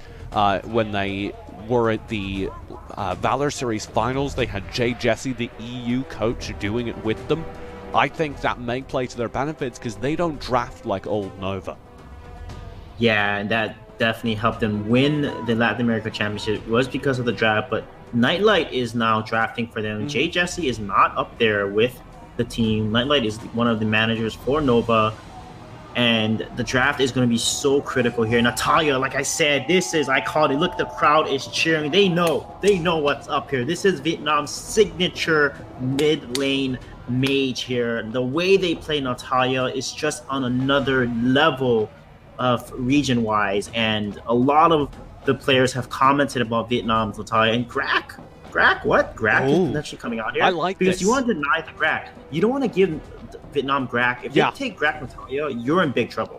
You need the Grack because you don't want to face into Grack Natalia. However, you also are facing against a series of more static characters. If you can land a pull onto the Valheim, land a pull onto the Violet, land a pull onto the Natalia, you have low mobility characters whom you can punish. This is a great final draft for me. For Nova Latam, if they can make the comp work, I think they have exactly the tools they need to punish the squishier, lightweight damage presented by Swing Phantom. Yeah, and that's something that, they're going to have to watch. There's a lot of burst from Natalia and the Violet.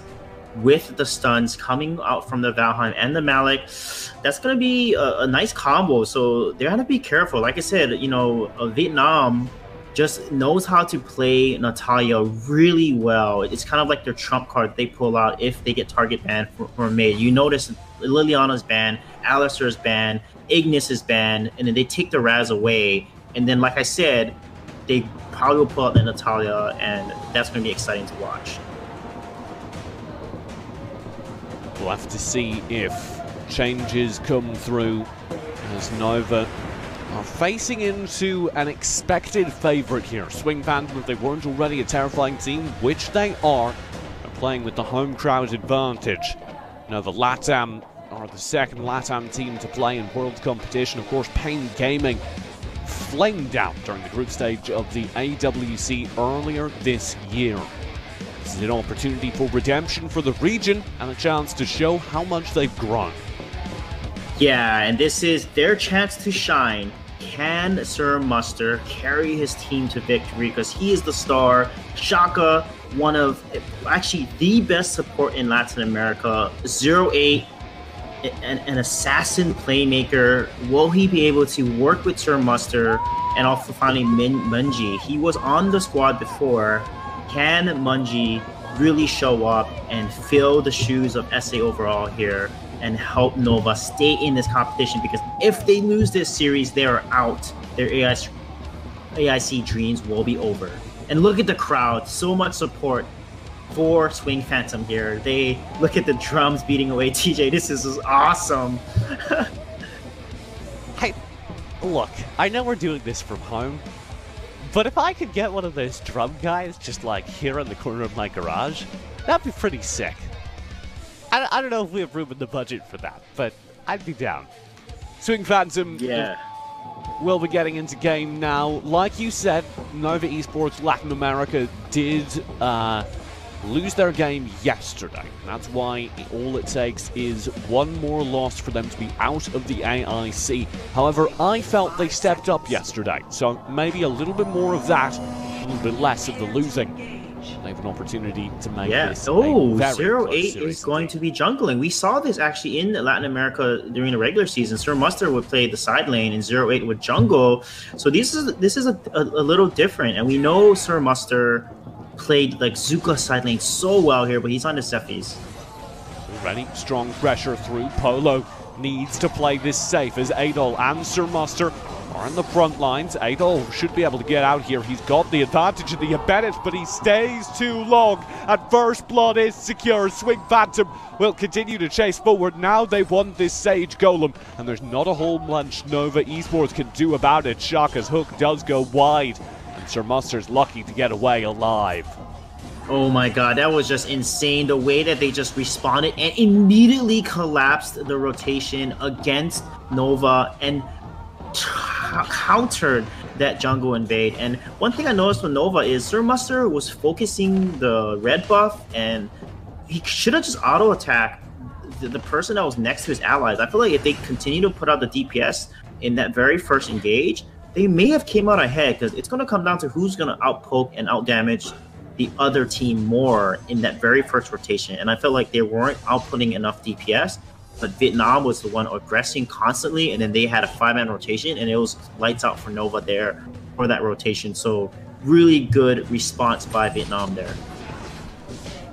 Very good response indeed. It's a strong open from them. And Nova Latin America now need to stabilize, worry about the first major Abyssal. And you can see Swing Phantom are doubly focused on the gold game. They instantly 4-man rotate for the Spirit Sentinel. Now they're going to push down as best they can to contest for the Abyssal. Yeah, you notice every top team does that. They just, like clockwork, they take river control, and then they exert pressure onto this dragon. And you notice Natalia Blake is level 4. The lethal death race is up. And they're not going to use it here to secure it, but they have to be careful here because, look, he's looking for a fight. He's out-poking Menji here and getting him pretty low. Like I said, the way they play Natalia, TJ, is just so fun to watch. And Natalia is a hero that you have to respect from Vietnam here. The hook will land. Polo pulled out by the Devil's Chains. Unfortunately, that's the Jognar. He can take that hit and walk away with it. Now Sir Muster's overextended. There are the Valheim stuns. And another free kill over to Swing Phantom.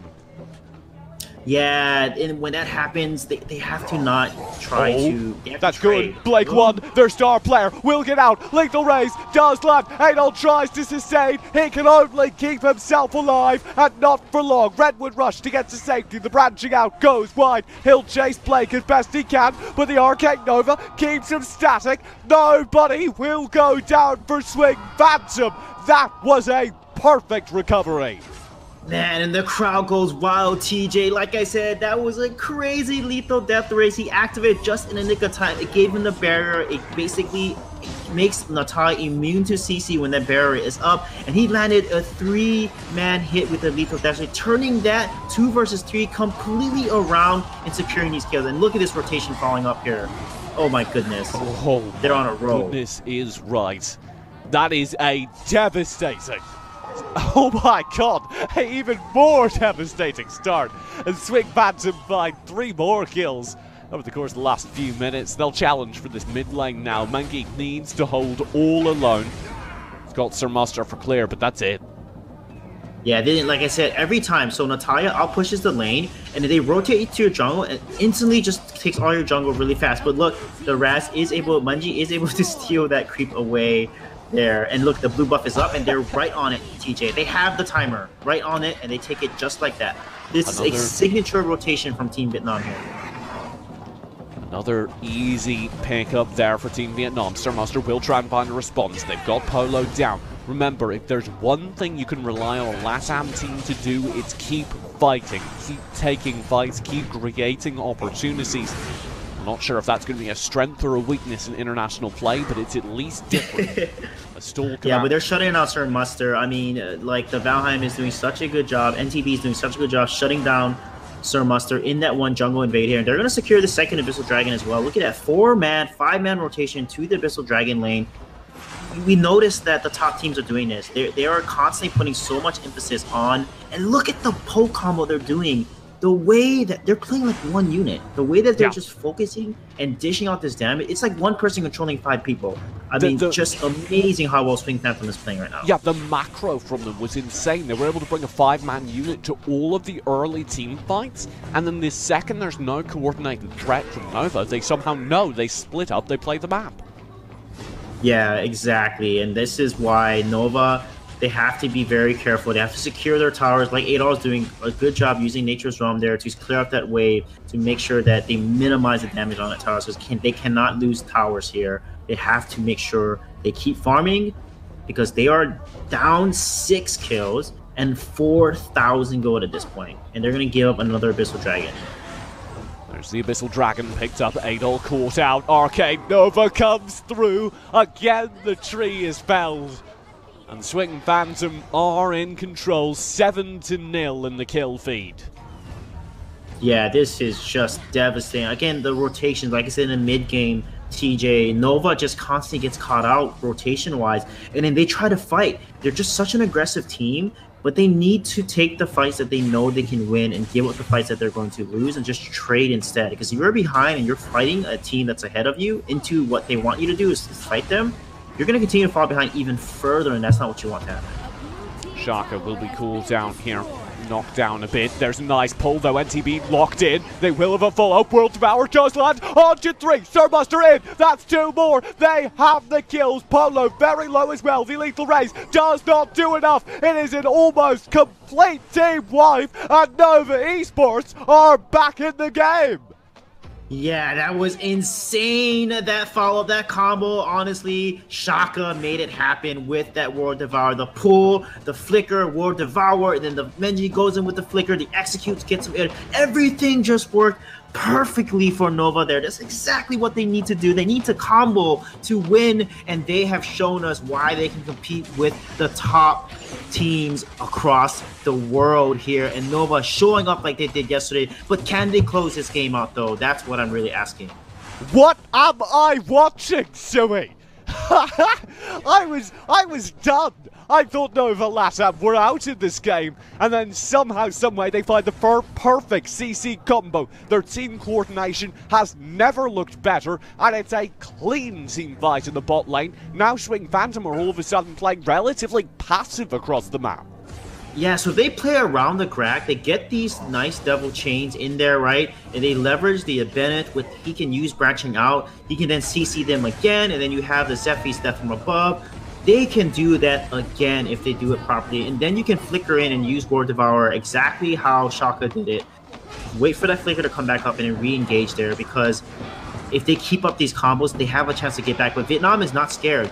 Swing Phantom is continuing to just take objectives. Oh, and Adol takes that dragon, TJ. Oh my goodness! And they have Polo down low as well. Sirbuster will dive hard. That's another major pick. Sirbuster is low, but they still are making to take the front lines. He's got low HP. Devil's Chains will not land. Blake is stalled out by it though. They have to play scared because of Shaka, and Latin Americans, Nova Esports, are still in this game. They're totally in this game. And you notice how Menji's doing. He's doing such a good job with Raz. I think Raz is a pretty good mage into Natalia because he's so flexible with fancy footwork. He can dance around the lethal death race and not get hit by it. And that's a very solid pick there. I think they banned specifically there to allow Vietnam to go ahead and play the Natalia so that they can play this Raz into it and just dance around all of her skill shots. And that was only possible, that steal was only possible because Polo was pulled out of guard position. They landed the Devil's Chains onto him, and because of that, there's nobody to stop Adol from just walking up and poking it with his stick. Yeah, right now, TJ, they're just 1,000 gold behind. It is almost 10 minutes. This is going so well for Nova Latin America. It is the best we've seen them so far. They are here to fight. They are here to stay alive. They are here to keep the Latin America hopes alive because they are not representing just Nova. They're representing their entire region, so they have to come out of this alive here because Vietnam has 3 teams representing in the AIC. Latin America only has 1, so they are the last and only hope for Latin America. Well, I will say this, he didn't just steal the Abyssal, he stole my heart as well. Swing Phantom are still in control of the game though. They still have a gold lead.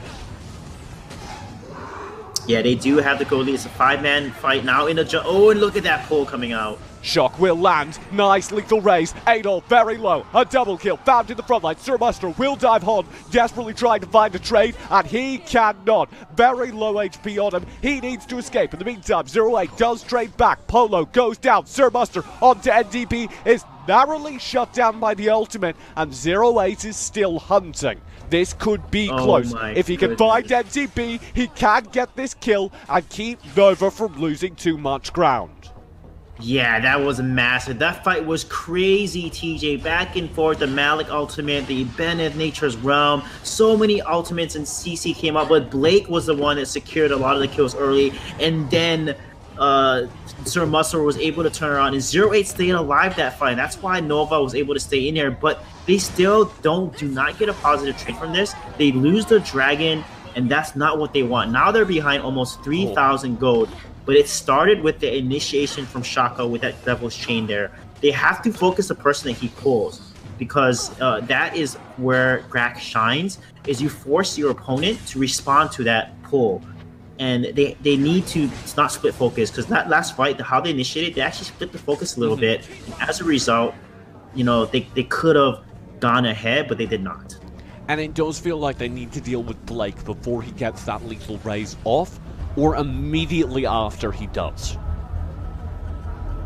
Yeah, and I feel like they need to combo. Like I said, the Grak just works so well. You get a pull, you can activate Ward Devour, you can save the Ward Devour, but you have Zephy's Death from above, you have Ibanez branching out, right? You have the Redwood Ward, he can push them back into his team once that person's pulled. You have the Raz can also push that person even further away from his team. There's a lot of combo potential that Nova can do it, and they need to execute it. I mean, I think that's the only way to win the next fight here, because if they play into the CC and the AoE damage of the Malik and the Natalia here and the Violet, they're going to lose, because if you bunch up against a Violet, she will literally blow up your entire team, and that's exactly what you do not want to do against a Natalia Violet composition, because they can easily play and play front to back in team fights here and win every fight if they do that. So Nova cannot play into that. Shaka and 08 are still playing so defensive for this Nova roster. I would have really liked to see them try and take a little bit more map control, because it feels like Swing Phantom are kind of bullying them out of a lot of jungle right now that they don't need to be. Yeah, let's see what the rotations will be like from Nova. They're not pressuring out one lane. The bottom lane is kind of equal right now, but they need to pressure out one lane. Shock. And look at this. Lethal raise. Shaka's down early. That does not bode well. Nova will cede the mid tower. Yeah, that was insane. The Shock ultimate there from Xerath, along with Natalia's lethal death rays, that was insane. Blake and the synergy there with that combo was so awesome to see. Nature's round will be spent. Adol zoning people back. There's the Chaos Protection in response. Xerath actually quite low. He has to shock to safety, and Sir Master thinks about hunting, but the lethal raise knocks him so low in an instant. Yeah, the way that he's using the Arcane Nova, that orb is just basically completely zoning out the enemy there. It just, again, this Natalia play from Blake 1 is just so awesome to see. Like, makes her so viable and competitive play the way he's playing it. I mean, he's landing every single Arcane Spirit. The Arcane Nova is using to zone people out, and then the lethal death rate is constantly comboed with his allies there when they land a heavy CC. I'd like to point out, though, 08 is currently the most farmed player in this game. He's currently a solid 9k ahead of anyone on either team. They need to leverage him. They need to bring this Lindis to the front lines. Yeah, they definitely need to bring this Lindis to the front line, and 08 is the key to the team. If he dies first in the fight, it's over. And Blake, look at that engage. Blake is the focus. We called that, and Sir Master finds a massive burst of damage, scaring him back. This gives Nova a little bit more room to work with. Yeah, definitely gives Nova some room to work, because the next fight is going to determine who is going to take the lead here. Because if they win the next fight and they get an ace or 4-man kill, Nova can get back right into the game, take an objective like the Dark Slayer, and then continue to push more towers here. And that's exactly what they need to do. Both teams know that, how critical the next rotation and fight is, and Nova has the luxury to play around and dance around them, because again, they have Grak. They can easily get one pull. All they need is one pull, and then they combo with that pull, can put them into a 5 versus 4 situation almost immediately. We'll see if that puts an awful lot of threat on Shaka. We'll see if Shaka can make this happen, and he does manage to miss a pull there. Polo would have I-framed it with his Chaos Protection anyway, so it doesn't matter, but that is unfortunate. Sir Master will go in, poke on Polo with the death from above. No major chase. There's a nice pull. 08 very low, does flicker to safety. Essence of the Wind keeps him up. Yeah, that was insane. What a great Essence of the Wind. But that pull, like I said, that's exactly what he needed to do. But 08 flickering to safety. As long as he stays alive, Nova's dreams and hopes are alive with that Lindis. And now they need to pressure, they need to take jungle, they need to convert this into objective, they need to take the Dark Slayer at this point. Or actually, they should take the Enraged Abyssal Dragon, but they need to do something with this kill. They have to do something with this kill. They must make progress, and Sir Master is the only player it feels like playing aggressive right now. They are clearing wave up top. I think they're really quite eager to look for a tower. Yeah, they are eager, and this is perfect here. Like I said, this is awesome, because if you're the team that's behind, then Rage Abyssal Dragon is almost always better than the Dark Slayer, because it gives you that team-wide team fight buffs, you know? And look at that, Fenrir's Tooth has just been finished on Sir Muster, and this is full build. A lot of the team members are full build. This is insane here. The next fight is going to be everything.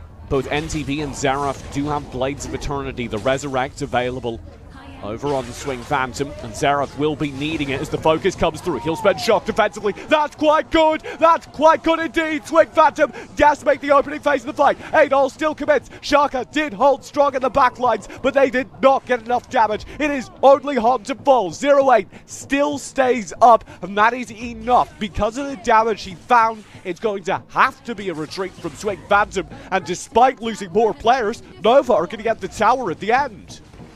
Yeah, and that's the key there. If 0-8 stays alive, they will win the fight because he is full build, and Hone is their damage sweep. If they take out the Violet first every single time like this, they are in a great position to then exert pressure because Lindis is just so fed. Both Violet and Lindis are completely full build, along with Valheim. Valheim is actually the second most fed in the game after 0-8 here. So now what it's gonna come down to, both drafts are pretty even. Violet would be has the more upper hand because of the damage. She needs to sell the Stabby though and replace it with Fenrir's Tooth or something else because she is lacking in damage. You can see 0-8 just settled his Gilded Greaves, and he might blind Bait of Affinity here because it's going to give him that revive and that extra 10% damage. Oh, he's going to actually rebuy the Gilded Greaves. That's very interesting.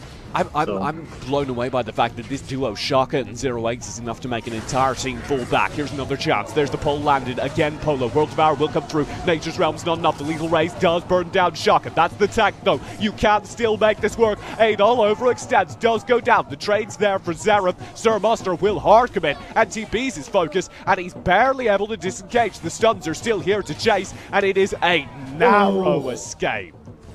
Man, that was insane. NTB had the Blade of Affinity, he revives, but the damage, the burst from 0-8 with that Lunar Champion was so much damage. He has a Blitz Blade, a Fafnir's 10, not even Omni Arms actually, Clav Sanctum, Muramasa. Just a very interesting Lindis builder. Lots of attack speed and lifesteal from the Blitz Blade that it gives her, and also the Rank Breaker.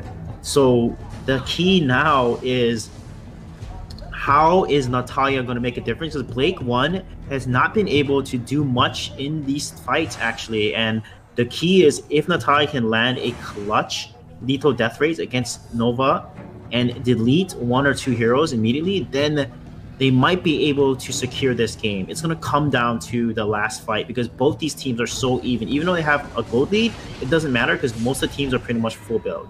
I'd like to point out that I feel like every hook Shark has landed has been onto Polo. Oh, he misses. That's huge. Yeah, that's a big miss indeed. Polo will spend Chaos Protection though, and NTB is scooped out from it, but the kill cannot be found. Hard now under threat. There's a good Devil's Chains. That found the kill. Sir Muster with 2. There's the flicker. World Devourer. Blank Fools. Hard Fools. Nova Esports are doing it. Their tower's under threat in the high ground, but it will not matter if they can clean this up, and they have another double kill and another dominant fight to Nova Esports. That was insane there. Sir Muster misses that from, but that was Vietnam's chance. That was Swing Phantom's chance to go in there, but they didn't. And as a result, he got it off cooldown. And then you notice he went in there and got onto the back line and landed it on Hoon. And if Hoon gets knocked by Death from above, it's over. Zephyrs is so good into Violet because of that CC that he's able to provide. And they instantly kill Hoon there. What on earth is this madness? He just flickered underneath the tower, and that was enough. It scares NTB back, and the first high ground to fall is Swing Phantoms. Yeah, and then Sir Muster again got the kill. He carried literally the entire fight there. The way he played the Zephyrs, he actually got the kill on Blake as well. Blake actually missed and whiffed the lethal death rate. Sir Muster actually danced around him and attacked him from the other side, the other angle, and that's exactly what you want to do. So what a beautiful engage. And look at that, everyone is full build. Sir Muster has so much damage. I mean, look at him. He has Frost Cape, but he has Spirit Longinus.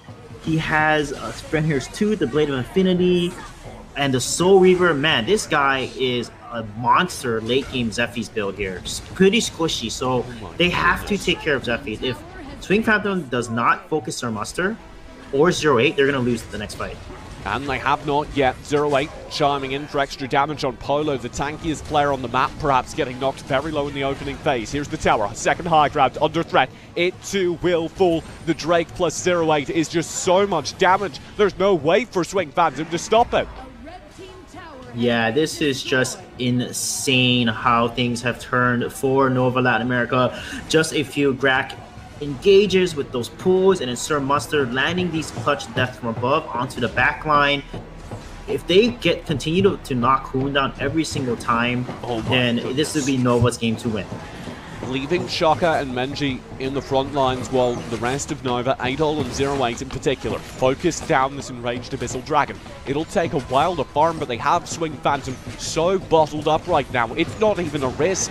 They'll gently cede ground, finally letting them out of their bases. Maybe for an instant Swing Phantom begin to put together what's going on, and it is too late. It is too late. They have both the buffs here, and this is Nova's chance to end the game.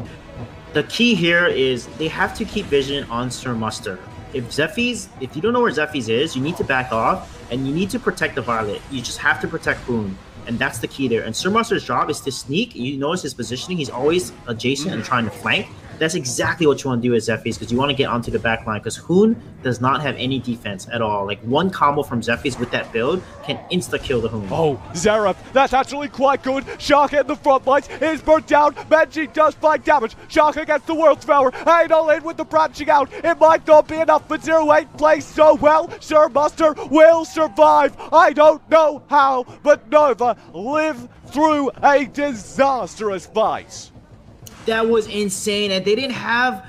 Nova had the Enraged Abyssal Dragon buff. That was a beautiful engager. As the Devil Chain comes out, the Malik Shock ultimate comes out and lands on the entire team, and then Hoon is protected from the behind. He was not focused at all. He's able to get so much damage out, securing the kill on Nova Latin America and winning the game there. And Sir Mustard was so close to falling, and also 08 was really low as well. Hoon actually was able to land a few shots onto 08, and I felt like if he continued to aggress, he probably could have killed Lindis, and that could have been literally the game for them. So this could not be closer, TJ. These fights are just insane to watch right now. Every single ability and every single shot matters, and because Latin America, Nova was not able to focus down the Violet, Hoon's Violet, they lost that fight. They have to focus down Violet.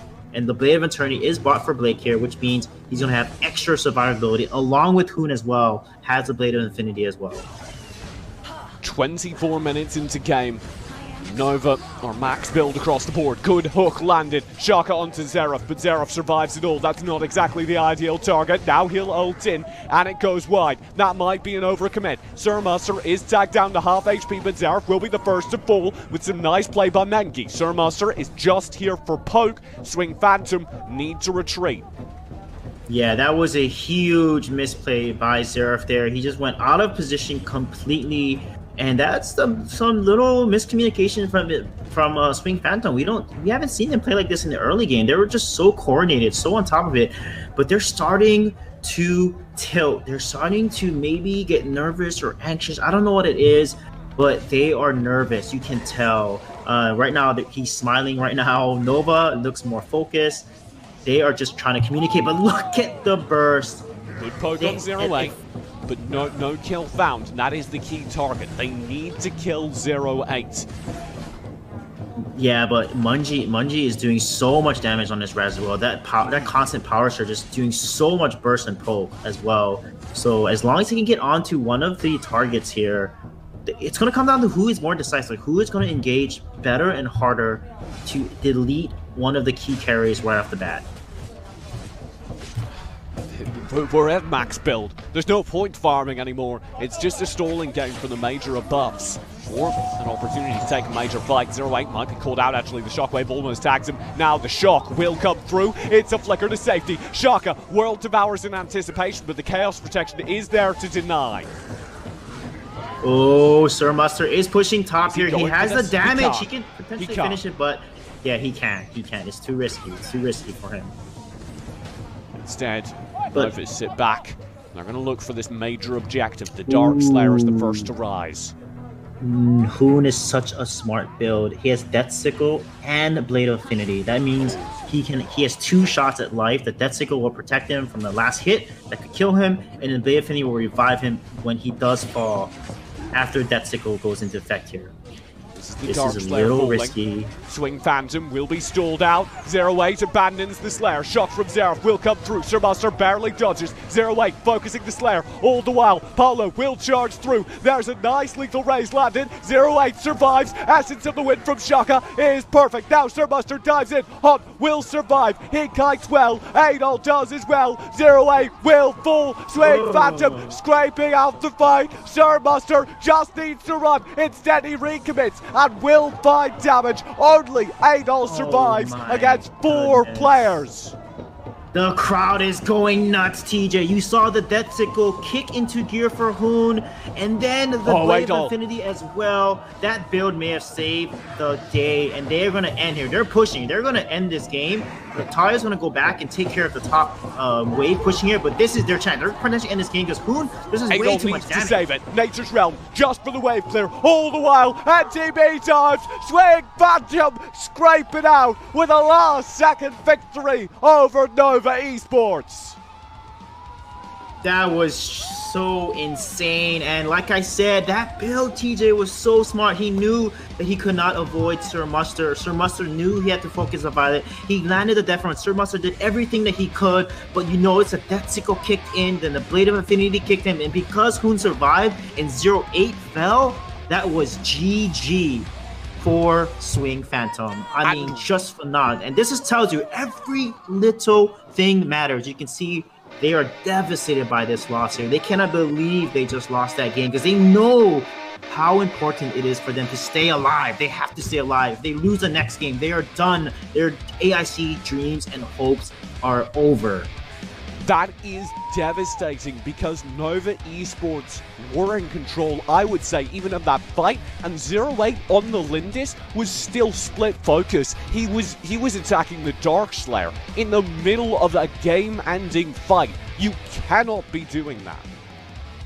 Yeah, exactly. And Valheim actually was able to do so much damage against 0-8 there, and they actually won that 2v2 trade on the backside of that fight because Hoon honestly was focusing Adol. He was focusing the tanks and trying to get the kill on Sir Muster, and Sir Muster was able to get away. So Violet was actually not a big part of the damage in terms of focusing it onto 0-8. So 0-8 actually lost to the Valheim in the back line. That was just an amazing fight that happened there on the backside, and then Hoon was able to survive because of his item build. Sir Muster falls, even though Sir Muster has Blade of Infinity, he revives and just falls, and that was game. That was it right there. After they had 4 kills, it was game over, and Swing Phantom knew that they had that game because the respawn timers was just way too long. That was one of the closest games of AOV I've ever seen. Let's take a moment and take a look at why. Incredibly, to me, I'd like to highlight exactly how well Shaka did. No, it might not have been apparent, but he had a ton of hooks that were spent very intelligently, constantly making sure Swing Phantom couldn't get in good position, and his World Devourers were insane. His assists were... Yeah. That's what it turned around. That bottom lane World Devourer, TJ, when they got 4 kills on Swing Phantom, was because of Shaka. He got the pull, then he flickered World Devourer, landed it on 3 people, and he literally had like 15% health too. Shaka's play there put Nova right back into the game, and then all of a sudden, they took the lead from there. They won another fight, and then they took the lead, and they had the gold lead. Everyone got full build, and it just came down to the end, all about execution. If they focused Hoon, if honestly 0-8 went in there with Sir Muster and focused Hoon down, they probably would have won that fight because Linus got distracted a little bit from the backline. And Xerath on Malik actually overextended a little bit. He got so low. And the fact that they didn't have the same focus is what cost Nova Latin America. If you look at the fight, we're going to watch a replay pretty soon here, but that last fight, the lack of focus from Nova Latin is what cost them. You can see actually here, it was, again, Adol getting caught out. It felt like fight after fight, Adol was the first player to fall. When he played aggressive, things went wrong. Yeah, exactly. When Adol, or look at this was crazy here. My goodness.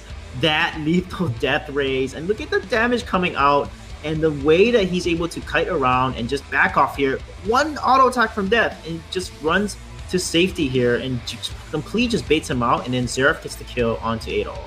I just felt like Adol was a major weakness for this team, and that's not usual. Adol is normally a star, but in a game where everyone else stepped up, Adol, it felt like, was consistently not finding the engagements he wanted on the Ibanez.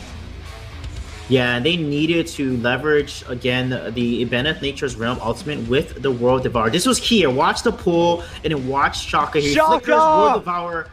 That was just phenomenal. I mean, just beautiful. Beautiful. I'm not going to say I'm a Grak main, but I am. And when you can land a World Devourer like that, it is the single most rewarding ability use in the game. And this is the tale of 2 team fights here. When you don't get a shutdown onto Blake, that's what happens. Fight after fight, Blake, it was Blake 2 kills with the lethal death rays. Yeah, he literally just burned through Adol and Shaka with the lethal death ray. Literally, and they're both the tankiest on that side. The lethal death ray is so much damage. Again, the combo there with the shock and the lethal death ray. But we're gonna come to that last fight. Watch the fight. Oh, this is where it was a big mistake here from Nova Latin America here, and Hoon does not fall, and that's how they win this fight. This was critical, but every time Sir Master gets onto Hoon, they win the fight. Yeah, it really did feel like Sir Master dragged them through many fights they shouldn't have won. 0-8's positioning was a little bit watch suspect this. in many of them. Sir Master lands the death from above, gets on the Hoon, and watch, he's going to take care of Blake as well. Blake's going to revive, he's going to dodge, jump right behind the lethal death rays. That was just amazing what Sir Master did in that fight there. And Shaka again carrying that fight for me with another good Flicker World Devourer. And I think his Devil's Chain stole the kill onto Hon, which makes me and we're going to come to the last fight any second now here. Not yet, actually. This was a crazy engage here. Look at that. Oh my goodness. And the lethal death rays comes out, the burst. Hoon is alive. He's doing damage from behind. No one is on him. And as a result, they clearly win that fight. Because again, Latin America, Nova is not focused, and Sir Master barely escaped with his health here. That was just insane. This was the final fight you were so excited about. Watch 0-8 here. Yeah, 0-8 is not contributing in this fight. NTB is able to secure him. Hoon is going to survive. Watch Sir Master come in there. He gets revived, but Hoon has the Blade of Affinity here, and Death Sickle, he's going to revive right here. And because of that, they win the game from that one fight. That was insane. But you can see the backside. 0-8 was not doing much and trying to focus the Chognar when his team was actually not focusing Chognar. And in NTP was able to jump in there behind, land a beautiful ult, and then burst down 0-8, and that was it. And once 0-8 falls, when Lindis dies, Nova can't come back. Every time Lindis survived a fight, they would win and come back in that fight. But if not, if Hoon would fall first or 0-8 would fall first, that would basically determine who wins that fight. And unfortunately for Nova Latin America, this time 0-8 fell first in the most critical fight, which is the last fight. Well, I think I speak for everyone when I say that was the best game so far. And it was definitely a step up for Nova Latam. That felt like them playing up to their opponents in a way, I'm going to be honest, I did not think they were capable of. Now I want to see that times 2. You have one more chance, you have one more opportunity to keep yourselves alive in the AIC group stage. It all needs to be on display here. It definitely does need to be on display. There's so much on the line for them. They've gone so far. This was the first time Latin America had a league play. 100 teams sign up for the qualifier, and out of those 100 teams, we had one Latin American champion. That is this team right now on that stage. So they have a chance here. You know, they played so well. They can get it together and reverse sweep Swing Phantom here, but it won't be easy. It definitely needs to be a new, strong look. They are still, though, in the running. You can see a remarkably calm team. One of the things that really startled me, I'll be honest, about the Nova Latin America team is when they were scrimming at the Valor Series. I got to sit in their scrim rooms many times. They are a loud team. They are an emotional team. Desks are banged, voices are raised. This team looks quiet. Time will tell if that's a good thing. One thing too that I noticed was Menji. actually didn't do much in that last fight. I didn't see the Raz showing up, and the other fights that they won, he really showed up in that Raz, landing clutch explosive KOs, a lot of burst damage from the Raz. But that last fight, he didn't contribute that much at all, and I felt like that cost him that last fight. It wasn't all him, of course. It was 0-8's focus and all that too, but it comes down to everyone doing their part, and I felt like things just didn't work out for Nova Latin America. So I feel like Menji has been playing so well, but unfortunately that last fight, he wasn't contributing as well as he did the other fights. So this maybe, kind of hurts Nova Latin America a little bit because they don't have SA overall. But again, Menji is very capable. He's amazing. Again, look at NTB here on this Valheim. Man, 15 assists, 6 kills, and 2 deaths. That's a very impressive stat line. The game, I think we talked a lot about Latin America because obviously Nova Esports are the standout story in that game, but they did lose, and they lost to Swing Phantom, keeping their heads in the game. Things definitely looked shaky. We saw some repeated overcommitments, but they managed to clean it up. They managed to work it out, and a big part of that was NTB. Definitely. That last fight, the way that he jumped into there and was able to secure the kill onto 0-8 when 0-8 was just so low. And, Chognar did such a good job of tanking and distracting 0-8. And that's one thing in the late game team fight. You cannot be focusing the tank. And the funny thing was 0-8 and Hoon were focusing the tanks of their opponents. But in the end, what happened was the side laners were the one that were able to secure the kill. Sir Muster, unfortunately, could not secure the kill because Hoon had a crazy good build. The Death Sickle, which protects you from a last hit. It makes you immune from a last hit that could kill you, and it gives you immunity for a good second, which is a significant amount of time. And he also had Blade of Infinity on top of Violet as well. So selling the boots is actually very smart late game, and that's something that I wish 0-8 did as well, because boots are not useful as much in the late game because all that matters is the damage and being able to revive and come back into the fight. We are into a draft phase for game number 2. Swing Phantoms scrape out a game 1 victory. Now the question is, can you manage to keep your heads in the game? And the answer thus far is no. Richter comes through the draft. Richter. That is so... Oh my goodness. Why did they let Richter through? That's just insane. That's just so scary. They literally gave Richter over to a Southeast Asia team. Oh my goodness. I hope Nova has an answer to the Richter. We've seen only a few instances of Richter thus far, and none of them, absolutely none of them, have been pretty. Latin America let a Richter through during one of their draft phases. They played the Richter and lost. Maybe that's influencing their decisions here. They do have the Violet, they do have the Mina still on the cards because that target bans for Lindis and Valheim. They want the Raz though. Yeah, they definitely want their Raz. Mina getting picked up means you need to deny Chognar. That's so risky to pick Mina when Chognar is up. I feel like that's not the smartest thing to do because we saw them play Chognar last game. We saw Polo on that Chognar. So they're just going to pick a Chognar and completely negate the Mina. So I feel like that's a very risky draft to do there because they can just pick up, for example, Chognar and potentially secure like Valheim or something, and that gives them 2 very powerful side laners in Richter and Valheim. So let's see if Malik might be picked up as well. Malik was very performed very well on Seraph, so they may go off for the Malik Chognar again, which is what they ran. Yep, that's going to be it, and they should pick Chognar because they're not. If they don't pick Chognar here, it's going to be banned, and that's going to give Nova Latin America a chance here because with Mina. If Mina doesn't face a Chognar, it's really a good win condition for her. I would be astonished if that Chognar did not show up. But like you said, the ban phase is open. There's a lot Nova can do with it. Now I'm looking for their jungle. I want to see their jungle locked in before we get into the second ban phase. They do have a lot of options. I would like them to take the Violet away from Hon because of how effective it was. Yeah, within this being banned, Violet is very good. But remember, Crickneck's also open. You can also do Crickneck with the Mina. Crickneck Mina is actually super nasty competition, but it's a little scary because Malik and Ibenith are just such a good front line and such good peel and defense as well. And they can really punish the Crickneck if he goes in. But they may opt for Crickneck. But I think 08 prefers to play Marksman. So they may try to secure the Violet for him here.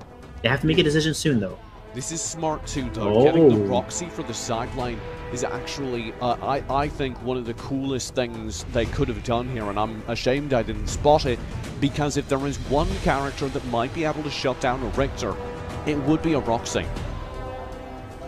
Yeah, Richter cannot really dodge the Agni's grabs. It's basically, if it lands on you, you're done. You can't really get out of it. So that's going to be very important here. And they need to ban away either Natalia or they can try to deny the Violet because this is Violet's going to be denied. But Violet, Natalia, I think, deserves a ban here because of how well they played the Violet, or they can take, honestly, Alistair being banned here. That means Valheim is already banned. So what makes sense for them could be another side laner that they could be a little worried about. Yeah, we'll see if that works out. The last ban, again, target, the Zenial goes through. This gives options now. What do we see in the jungle for Nova? They do have, once again, still some ranged characters available. Nova ran Fennec several times during the regular season. We could see a Fennec, we could see a Slims coming through on Sir Muster. He also played Morin. There's a lot to pull out, but I want it to be ranged because I think that's the only way they succeed. And they agree, the Slims comes through. Yeah, and Slims works pretty well because he has that Flying Spear that stuns. And now, you know, what Swing Phantom can play is they can honestly just pull in a Zill is going to come out. Liliana is an obvious pick here, so no Natalia will show up, but Liliana and Zill, that's a lot of magic damage. So Nova can counter build against the insane magic burst that Zill and Liliana will output. That's a lot of magic damage, and I don't really agree with the Zill into this matchup either, because there are so many high HP characters that can just deny them. So I'm very happy to see them switch away from that Zill towards a Fennec, because Swing Phantom could not have run a melee assassin into a Mina Roxy Raz. Yeah, that is very risky. So Fennec will be picked up here, which is an interesting pick. No Natalia, but Richter again. They have very strong side laners. They're going to side lane the Malik, and Ibenith is going to be the tank. This is why Ibenith is so good, because he can flex side lane or in the support tank position.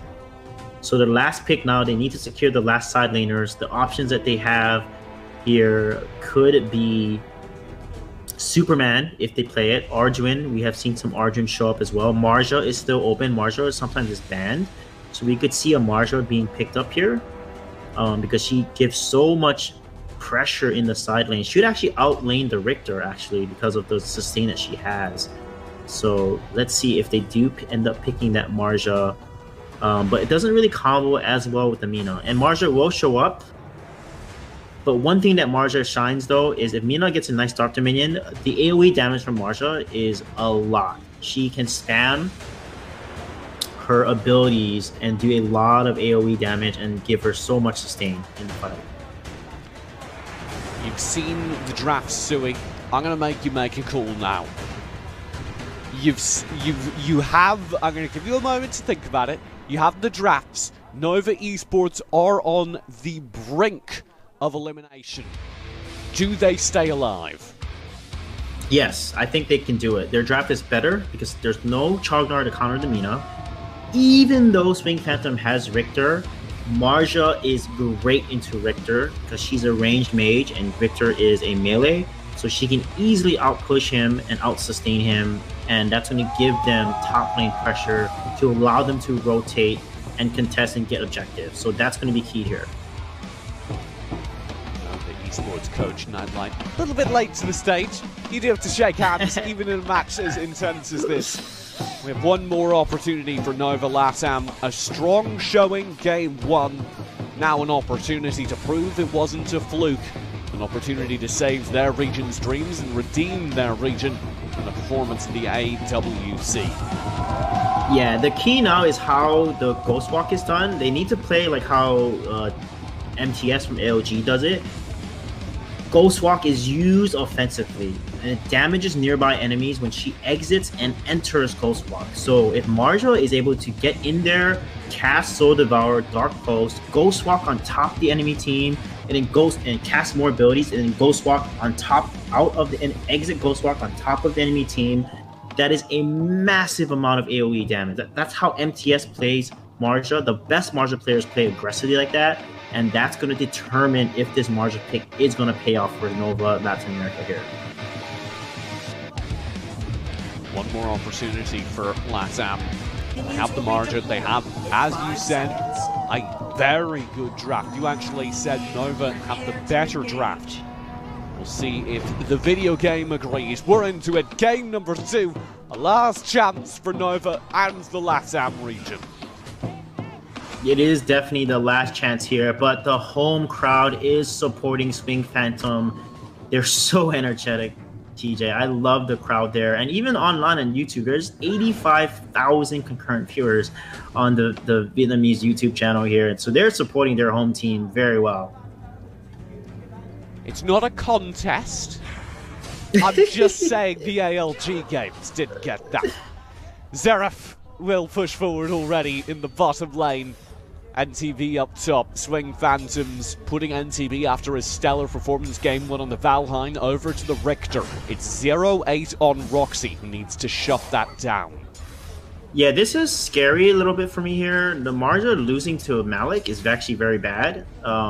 Malik also has Purify. That's very interesting. So he basically is going to counter the Roxy. I don't know if you guys know this, but you can Purify out of a Roxy's Agnes Grasp. So he's going to basically stand in front of his carries and never, ever allow the Roxy to land an Agnes Grasp on his carries. Purify also works against Mina's Dark Dominion. So it's very smart of Xerath to prioritize the Purify there in this Malik. And he played so well during that first game. You could time and time again see Xerath finding the opportunities for his team, finding the shots that grounded his team to victory. We'll have to see if that performance can be repeated. Yeah, the crowd is just getting excited off every single engage. They're just like, you can hear them in the background. This is going to be a hype of a match here. And right now, both teams are pretty even, but Swing Phantom is just more efficient at farming the gold right now because they have a slight lead. Here's the poke. This is Dragon under threat. And there's the Chainhammer Cyclone, but it doesn't matter. It's a hard dive onto Nova. Shock will come through. Xerath underneath tower. That is too far. Surely Adol should find the trade, but he can't quite do it. And it's 2 kills with no response to Swing Phantom. Yeah, that was a crazy engage. Look, and NTB again, the way he engaged, he played the same with Valheim Richter, going in there, securing the kill, and then Xerath turn level 4. He used Purify. You saw the Purify being used there, then landing the Shock ultimate and securing the second kill. This is not looking good for Nova. They are now 1.5 thousand gold behind, and they lost the Abyssal Dragon as well. That was a devastating early game loss. It's by no means over though. Swing Phantom just need to stabilize. Number one thing they can do is spread out across this map, maintain the pressure they gained due to that fight. 0-8 and the rest of Nova won't interrupt that. They need to do exactly this, threaten the minor objectives they're contesting for. Steel Spirit Sentinel, threaten all across the map and stop Swing Phantom from achieving that stabilized lead. Exactly, they have to fight back. They have to put pressure in a lane. That's a good nature's realm though. 0-8 misses the Agnes Grasp as well. Shaka is executed. Double kill from Blake 1 and another 2 kills to Swing Phantom. That was just insane there, and the missed Agnes Grasp And the Bennett, the way Polo went in there, he landed a clutch branching out, hitting two of the opponents, CCing them, and easily collapsing rotation against the aggressive posturing of Nova Latin America here. And look at them, they are constantly putting pressure. Perfect positioning by NTB in that bush there to basically push him away so they can easily take the top tower. Phantom will group up here in the mid lane. Blake joins him. They want to be able to find pressure into the enemy jungle so that this Abyssal Dragon is an easy take. For now, they're just resetting it, trying to bait Nova into overextending defensively. Yeah, Nova cannot overextend. They're getting punished every single time here. So they need to try to get a gank. They need to, they try to catch NTB off guard because he's constantly overly pushing a little bit and putting himself in a very aggressive posture. Yeah. Oh, he missed it. And they were really trying to grab NTB over there, but they could not make it happen. Yeah, that's so unfortunate. He needed to land the Agony Grasp. I mean, that is literally a win condition of Roxy there, so hopefully they're able to do that. But Shaka also has not really got in the game in terms of his Dark Dominions, and he can really shine if he lands it on the enemy team because none of them have Purify except for Xerath. And like I said, there's no Chognar to counter him, so Mina Dark is Dominion. in really Polo pulled in. He has the Nature's Realm. That's enough for a stall. He'll make it to safety in the midst of all that. 0-8 does have an excellent opportunity. Agni's Grasp will be landed, but Xerath has the Purify. He'll get to safety. Yeah, that was just insane how Polo survived that. He was so close to death. That was a good combo and chain CC. Ghost Walk keeps him safe. Hon nearby. Adol needs to get to safety, and he cannot. That means a lot of threat will continue to come through, particularly as Shaka misses an excellent Dark Dominion. Blake backing up and playing him so well. Now Xerath, he's going to be the other threat, playing the top lane. He's got the wave clear though, so Nova can do nothing but back away. Yeah, Xerath has been really shining on this Malik here. He's always in the right place and the right positioning, landing a lot of good shock ultimates. And Polo, honestly, rotating constantly. Look at this. They got the mid lane tower. Polo is where he needs to be to help alleviate pressure that they're seeing in top lane, and he's just rotating away. Shaka will be caught out in mid. Nice flying spear does land. Sir Monster might have been able to find some chase, but he's got the distance necessary, and in the meantime, Swing Phantom dedicate their pressure elsewhere. Man, Swing Phantom is just playing so well right now. Look at them, 5-0 lead, and they have a 4,000 plus gold lead as well. It's only 7 minutes in the game, TJ. Yeah, and that is devastating. I don't know if there's response from Nova, but if there is a team that can work back leads against Swing Phantom, it is this Nova roster. We counted them out of it game 1, and they made it darn close. Here's game 2, a second opportunity for a miracle comeback. Yeah, this is so tough though. This is so much pressure for them. Oh man. Again, they're missing so many abilities. I don't know if they're nervous or they're tilted from the last game, TJ, but I'm noticing a lot of the members of Nova are missing all their ability. The Death Sights, the Flying Spears, the Agony Grasp, the Power Surges. There's so many abilities being missed, and they can't do that in these team fights. No, you cannot afford to miss things like that. Polo doesn't miss a thing.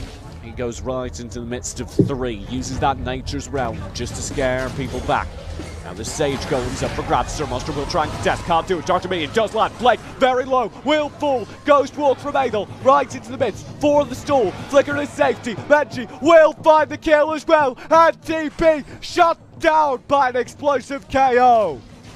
That was huge there. That was awesome what they did there. The way they were able to follow up and counterplay against the aggressiveness of Swing Phantom. This is exactly what happened in game 1, and they're doing it in game 2 here. They might come back in this game again. And huge mispositioning by Blake there. Easily getting caught out and getting killed. And then NTB also mispositioning, and Mungie, knowing where he is, using the flicker, engaging and securing that kill. Again, these Dark Dominions are found by Shaka. He was the player on Grak who looked so good game 1. Now on Mina, he's looking very good as well. Yeah, and that's the one thing is I'm not seeing a Dark Dominion really make a difference and turn the tide of these fights here, and that's something that Shaka really needs to do to land, because there's no flickering game. I'm not seeing any type of Mina flicker Dark Dominion game. That's what she's known for, especially without a Chognar. That's GG if you land a flicker Dark Dominion onto Blake or Home there. Shock will land. Xerath scaring 0-8 back. The cleave goes through as well. There's the Chain Hammer Cyclone. He's burned down. Shaka caught out as well. Will fall as well. Sir Muster and Menji need to play this back. They'll rein in some ranged bombardment, but Swing Phantom have eyes for the Dark Slayer. Yeah, that is such a awesome shock engage there, forcing 0-8 to go in the wrong direction and allowing Hone to then follow up, cast Thief's Mark, Chain Hammer Cyclone, slow him down, activate Thief's Mark, and boom, 0-8 explodes away. And this is not good for Nova. Dark Slayer falls, and Spring Phantom can now go ahead and push the lead and push more towers down. No, indeed. This looks rather desperate for Nova. The team looks so good. Game 1 is not out of it yet, but they certainly are very far behind. The level difference is stark, the goal difference desperate. 0-8 did actually land another Agni's Grasp. Again, though, that's such a good Purify on Xerath. We've seen him pay dividends so many times. Essence of the Wind needs to be spent. Dark Dominion does land. Polo's trapped underneath the tower, but that tower will fall. Yeah, that was insane. Again, the Agni's Grasp should never be used on Xerath. He literally has a Purify to counter it. So that's something that, you know, 0-8 has to wait for the right moment to go in there. And look at this, another tower is going to fall. The Drake is dropped. Drake summoned in the mid lane as that tower falls. Wave will be cleared. It's just Nova trying to play defense and stop that Drake from arriving at their towers. Enraged Abyssal Dragon will be picked up as well. Swing Phantom focusing on scraping out a guaranteed victory. They're not feeling the need to get over ambitious. They remember what happened game 1. They definitely do, TJ. They're playing much more polished. They're only giving 2 deaths over. They didn't fall in a massive team fight here like last game where Nova was able to get 4 kills. And again, Shaka was a difference maker with the Grak last game, but I feel like the Mina isn't doing much for them, and they have a great opportunity to engage here. They just need to be decisive and follow up with a Mina engage. That's their only chance to get back in this game. They have to win the next fight decisively because they're almost 10,000 gold behind, TJ. That's massive once you fall 10,000 gold behind. Oh, this is a commit. Shaka and Adel both in. Chain Hammer Cyclone will cut them off. Now the shot through. A last stab for Nova. A last stab for the Latam region. And it is not going well. Sir Muster will fight Poke. Polo did fall, but that is all they earned back in exchange for a high ground tower. Yeah, that is just insane. More towers will fall here. This is looking so grim for Nova right now. Does get burned. Nice play, forcing out that Dark Blessing. Nicely done to scare Hon back. You can still see damages available. Sir Muster still playing up to the moment. Yeah, this is just devastating. Nova had so much hope in the last game, TJ, but this game is just not working out in their favor. They are completely getting decimated by Swing Phantom right now. The team fighting from Swing Phantom, the rotations, the objective game, everything is working out so well. 7 towers already, 13-minute mark, 10 kills to 3, and 10,000 gold lead. The only way Nova can come back is they have to just turtle, get level 15, get level parry, and then try to force a fight, because Menji's only level 11 compared to Liliana. Blake 1 is level 14. That is a frustrating deficit, to say the least. They didn't know they forced a recall onto Polo. He went back to base after the damage they dealt, so they'll scare Blake 1 back as well. Nice pressure still found from Nova. Again, this is a team that will always take team fights, and that can be a blessing at times. Yeah, it definitely can be a blessing here. Swing Phantom looking to make the home crowd proud here and continuing on and moving on against Nova Latin America, sending them home and knocking them out. So much is on the line for Nova Latin America. Can they turn it around, TJ? Can they have the most epic comeback in AIC? Blitzblade. I'm a little bit, or sorry, Adol's built Blitzblade. I'm a little bit confused about that. Yeah, that's a very interesting build. Trying to get attack speed, which you should actually rush cooldown on Marja. Cooldown actually works a lot better because you want to spam her abilities. That's where all her damage comes from. Because Dark Pulse and Soul Devourer have 5 to 6 second cooldowns in a late game, and Close Walk has a 24-second cooldown. So the more you capitalize and max the cooldown percentage, then the more damage output Marja does. So attack speed is definitely not something that gives her a lot of damage. Yeah, that is very, very interesting. I can see that there's a little bit more wave clear granted by it, and maybe the melee attacks pay dividends if you use them at the right times, but to be honest, I disagree with the build. It doesn't matter though, because the Dark Slayer has just been picked up, and that means regardless of build, Nova Esports have a last stand. It'll be Polo as the target. Dark Dominion does land, he flickers to safety. And wow, look at that. They just don't have the damage. He's so tanky, TJ. Look at his build. He has, it's only 15 minutes in the game, but that Medallion of Troy is really helping him stay so tanky against Shock. Nova. Seraph in Nature's Realm as well. 0-8's caught out. Agnes Crash goes wide. NTB dies. He gets one. He gets two. Underneath the core tower. Finally, the trade comes through, and it is only Adol in a 1v5 to save Latam's chances at the AIC. He'll go down, and so will Nova as Swing Phantom win 2-0.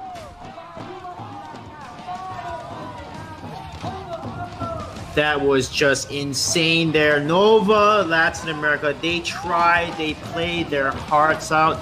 They gave us the best series for the AIC so far. That was a crazy game one there that we saw. This game did not work out as well for them, and they will be going home, and Swing Phantom is proud there. They're going to stay in, and they know they're going to move forward now. And Nova Latin America will not advance to the next group stage in Thailand. They will call it quits here in Vietnam. However, they have played so well for their region, so much talent on this roster in the whole region. I can't wait to see how Latin America will do the rest of the year and even next year as well. Both teams will walk out across the stage now, and I will agree that is a disappointing and early exit for Nova, but I do want to say Nova Esports definitely did prove that they can hang with the best there, giving Swing Phantom a serious run for their money game one, and even moments of brilliance in game two, similar to their series the day one. LATAM should be very proud of their representatives, and very proud of the improvement that one season of Valor series did grant them. Yeah, and look at Swing Phantom here. This is the number 2 team. That's all I'm saying. There's swagger there. That's what a home crowd earns you. Yeah, they're the number 2 team of Vietnam here, and Overclockers is the number 3 team. And honestly, both of them played so well so far in day 1 and day 2. And Vietnam is a region we're going to have to watch more closely here. Swing Phantom showing up, and they'll be I think, as you say, a team to watch going forwards. Of course, my name is TJ, joined by Sui, who I think is below me currently. And we have 2 more games to go today. Notably, of course, we're going to see both Nova teams play back-to-back, with Nova Esports Europe coming up next as they face off against XD Gaming. Or sorry, no, Nova Esports Europe facing off against Toyota Diamond Cobra.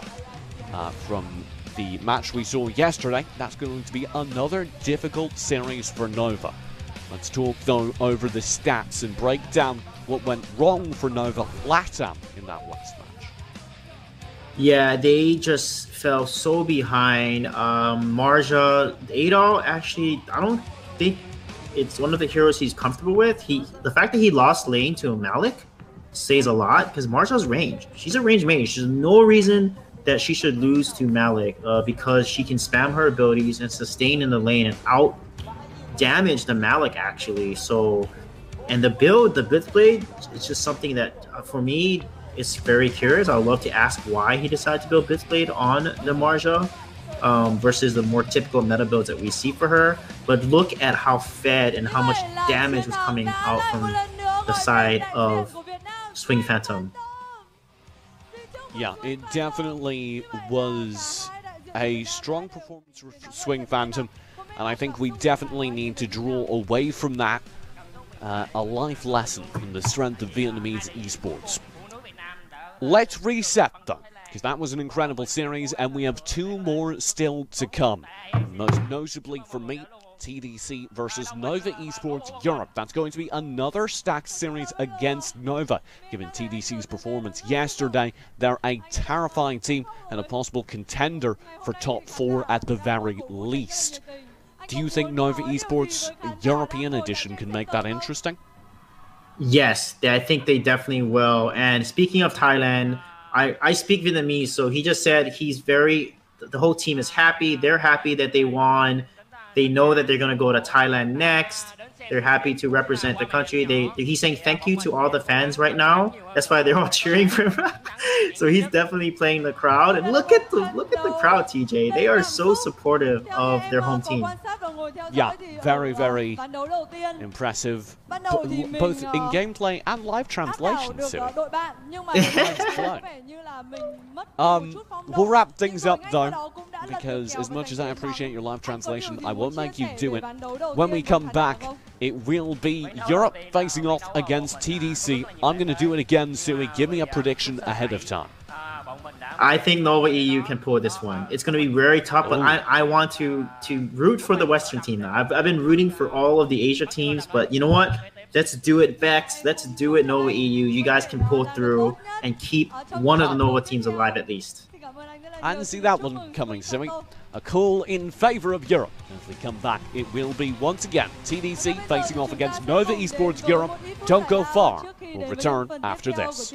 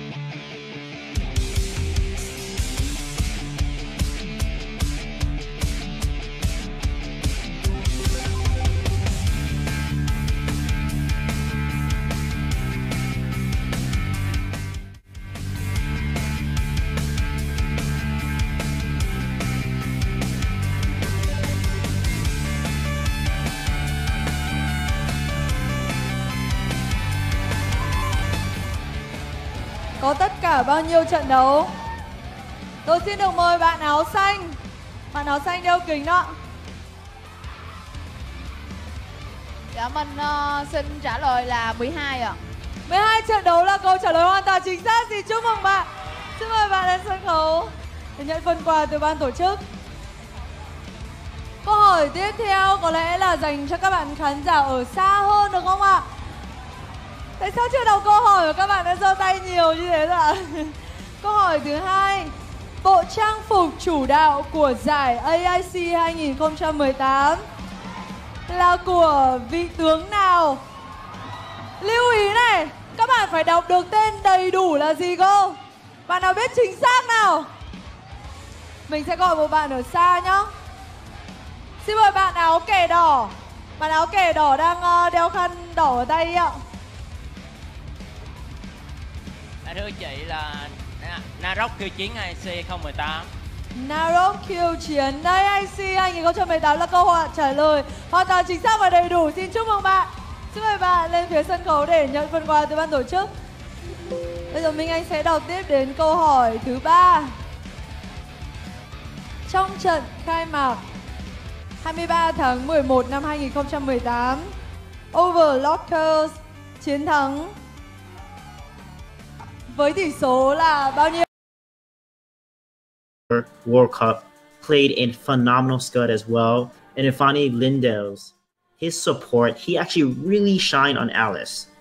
Perfect hissy fits, sunshine stuns, and this is something that Nova, hopefully, the advantage they have is they got to watch day one and really study TDC really well in terms of their rotation. What does their early game look like? What does their mid game look like? What's their late game look like? What are their rotation tendencies? How do they decide to take a team fight, when not to take a team fight? Nova has more information.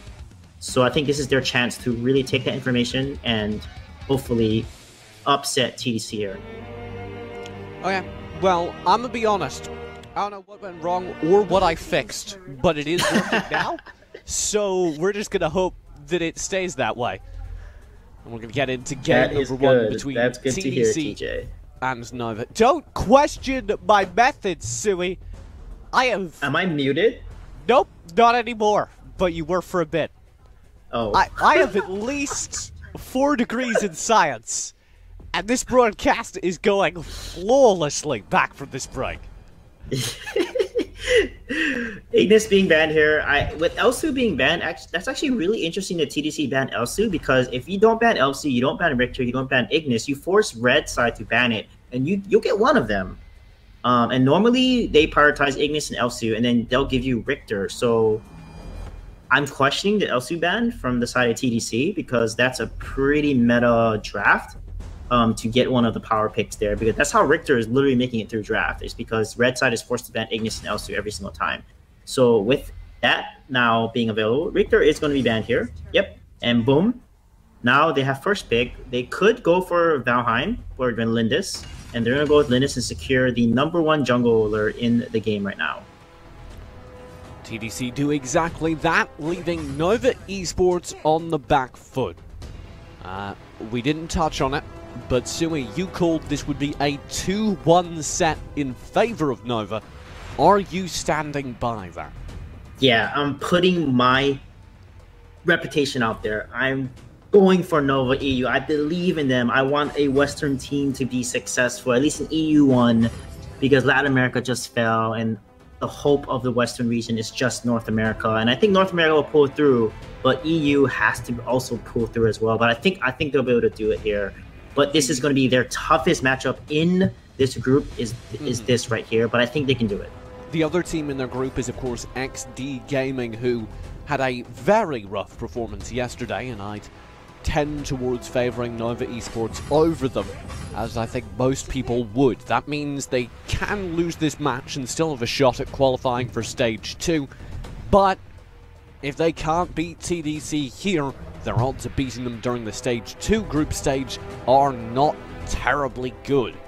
So yeah, this is they need to take Kriknak here, though. Vex is just so good. Or even Murad. They don't have to take Murad here if they're not going to play Kriknak. But if they want to play Kriknak, they need to take the Kriknak here right now, because Kriknak with a Valheim comp works really well, along with Raz. That's a lot of burst potential, but they're going to go ahead and opt for the Crush here, which means that Cricknack will probably be banned by TDC, and they're going to deny because they probably did research on Vex and they know that he's phenomenal on the assassin junglers. They may even ban Murad against Vex. We'll see if that ban is going to come out, but if they did their homework, they will target ban Vex. I'd also like to point out, after a disappointing season, this is Vex's first performance on the world stage. He didn't play at AWC. He was the jungler everyone wanted to see at 2 world championships. He's finally here. You got what you asked for, and it's time to see if they can make it work. Yeah, we also can't forget about their coach right there, just appeared on the screen, Jay Jesse, a phenomenal drafter, a strategizer. He's the reason why Nova Latin America drafted so well and became the Latin America champions. He also helped draft for EU, where they had a rough draft game 1 against Bubble Team and completely turned it around games 2, 3, and 4 to win there. And Kilgroth being taken off, that's a very interesting ban because Kilgroth would suffer tremendously against the Valheim side lane there. So I wonder why the Kilgroth ban came out. Maybe it's because they don't want a counter to their assassin hero that they're going to play here. I would lean towards it's making sure that there isn't anything that can survive this CC focus that they're relying on. But I do agree it's not an immediate obvious pick. Instead, of course, the Xennial ban will come through. This, like you say, leaves Roxy open. Good call, Sui. No assassin pick just yet. Ooh, Superman. Oh my goodness, Natalia. Thailand is playing what Vietnam is so good at. And Thailand actually played Natalia in the Arena Valor World Cup competition and played it to great effect. And if they land, again, the Malik Ibanez combo and the Lethal Death Rays, that's going to be so devastating here. And that's something that Nova has to be careful of. So are they going to go for an assassin for Vex here? Because honestly, Superman is so good against assassins if he can engage on them and put them and displace them with his burst. So are they going to go for the Violet, or are they going to put Vex on Murad or Cricknack? Because those power picks are open. They do have a lot of options available, and of course Vex, he did have a disappointing season. This is hard to say because we all want to see Vex succeed, and when he takes over games, he is one of the most terrifying players to play the game, but he has not done that this season. He will, however, be going for the confidence pick, the comfort pick. We're getting Vex on Nacroth on the world stage. Yeah, that's probably his best hero that he's known for, the Nacroth play. Valor Series 1, he made a name for himself. He put the Nacroth on the map for the world to see, and he dominated every single opponent he faced playing the jungle Nacroth, because he could just run around the jungle, land, go in, go out, take the farm, steal your farm, and then just rotate across the map very quickly and get super fed. And that's the goal of Nacroth here. If he does not do that against TDC, then that is going to be a very tough game for him, because that's Nacroth's win condition. You got to win the jungle early. You got to dance around and rotate very fast, gank like crazy, and then just snowball the heck out of your enemy team and invade and literally live in your team, your opponent's jungle. We'll have to see if the Nacroth can succeed. He didn't during the regular season. I'd like to see that change. Vex, iFlex, Nova Esports representing Europe on the global stage in their first match of the AIC. Yeah, this is Vex's time to shine here. Finally, he is on the international stage, playing not against his own region, but against teams from other regions. This could not be more exciting. The other time, actually, he competed for Nova at the Honor of Kings qualifiers in Macau, actually. So that was his first taste of international competition, but it wasn't on the same level or same scale of a stage that he is on right now in Vietnam. I can't wait to see how he's going to do. A key part of Nova's victory at the Valor Series Finals was, of course, their star player Grizzly Q, who has been dominating from the support role all season long. He needs to show up here. The core of this team right now is Vex, Grizzly Q, iFlex. If those players aren't here, this is not going to be the Nova Esports we expect. Oh my goodness. Did you just see what Muwan just did there? Wow. That was insane, that burst damage from that one Superman play. Yeah, big damage found onto Vex. I'll have to play back as Nova Esports do get into the game. This Sage Golem is up for grabs. All of TDC want to be able to pick it up, but they're way behind it. Just going to get rich there, whilst Nova counter-invade for a Sage Golem of their own. It'll be Vex to pick up that one, and now he needs to get to safety. And there's big damage found. Barely does he escape into the pen. There's the chase. Mr. Suns has the kill, and Nova Esports suffer an early shutdown. Yeah, that is so unfortunate for Vex there. He did not turn level 2 after he took that golem, and that is devastating for a jungler. He needed to turn level 2 there, but he did not, and he then jumped into a crowded area and got focused so hard, and that is now the first death, and then now the second death here, and that is devastating for Nova Europe. That is a very bad start. That is a rough start indeed. 1 minute and 27 seconds into the game, they're already down 2 kills. It's not exactly the start you want for a team like this. Poseidon in the mid lane is going to be a player I watch to step up though. He did it at the Valor Series Finals. This can be his chance to shine. Yeah, it is definitely his chance to shine here. One thing about Nova EU is they're the one that is here with their full starting roster. So that gives them hope, because the other NA teams, Latin America and NA, did not come with their full starting roster. Yeah, this is a complete roster. We'll see if that works for them. We'll see if that makes a major difference. Moon1 still trying to control his own jungle. You can see Coco getting a little bit of vision on the Roxy. He's an ideal counter, but only really once he has the ultimate up. For now, he's just getting bullied.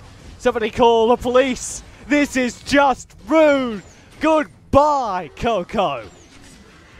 Yeah, Muwan on this Superman. Who'd have known Superman is meta now? The way that they're playing him so well. Maybe they know how to counter the Roxy and playing it into the Roxy and constantly pushing her and bullying her with the movements and the abilities of Superman here. But that was just crazy. And Coco was just in a really tough spot, honestly, by himself in enemy territory there. Yeah, maybe if he is ult, he can use Agni's Grasp creatively, or even just the enemies are scared enough of him they don't press under the tower. But without ult, at level 3, there was just nothing he could do. And that is the top tower already down around the 3-minute mark, TJ. 3-0, and now they're behind 2,000 gold already. This is very uncharacteristic of Nova Europe here. The team normally quantified by their aggressive early games. Currently suffering. iFlex playing behind the tower. Got Grizzly Q to join him. They're going to have to play perfect defense though, because the focus is in onto their first tier tower. Poseidon does land damage. Ishaldens is not low, but the tree stands tall. The Grizzly Q is annihilated. Ooh. That's another pick over to TDC. My goodness, Mr. Suns, it doesn't matter what mage you put him on. His mechanical skills is just phenomenal to watch. Any mage you put him on, the way that he was able to land the skill shot on the tower there behind the tower and getting the kill on Grizzly Q, that was just amazing. This is really tough for Nova EU, TJ, because like I said, Nakrav needs to be ahead in the early game. He has to run around the jungle and literally steal all the jungle and get super fed, because if he's not fed, he won't have the damage, he won't have the items and the levels to really carry his team to victory. I do like this from Nova though. They realize they're behind, they realize the only way back into the game is with this Abyssal Dragon, and they will get a Grizzly Q able to secure it within the Metamorphosis. The Nature's Realm does land, but Grizzly Q can tank it. The question is, can he get away? And the answer to my question is yes. Yeah, he is going to get away here, but they're going to give up the tower, and look at that Muwan. He's like, I don't need the wave, I'm just going to rush right in and take that tower away. The tower is so low you can walk up and snag it. Grizzly Q is trying to help power farm Vex right now. He'll actually just steal that farm as Poseidon gets annihilated underneath the tower. An excellent lethal raise. Now Moon1 will enter into Coco, and Coco again. I hope you don't have PTSD, because you again are shut down in almost exactly the same place. won the combo and the lethal death race from Mr. Suns, instantly deleting Poseidon, and then Coco getting again repositioned by Superman himself. Muon just completely shutting down this Roxy. Oh my goodness, Superman. Is Superman going to be meta again, TJ? Because it sure looks like it. Oh my god, as iFlex gets scooped out from behind the tower. I dare say yes, Sui. They have to be careful. Against a Superman, you need to be aware of where he is, his positioning, and especially when he's in that flight mode, you got to be extra cautious because that's how he wants to engage against you. And he can easily... Oh wow. Mr. Sun just stole that golem. Yeah, Mr. Suns will also have the defense of a Great Nature's Realm time there, just to make sure that he can get away. Ishildon's playing well with his teammate. He just sidestepped the power surge from Poseidon there.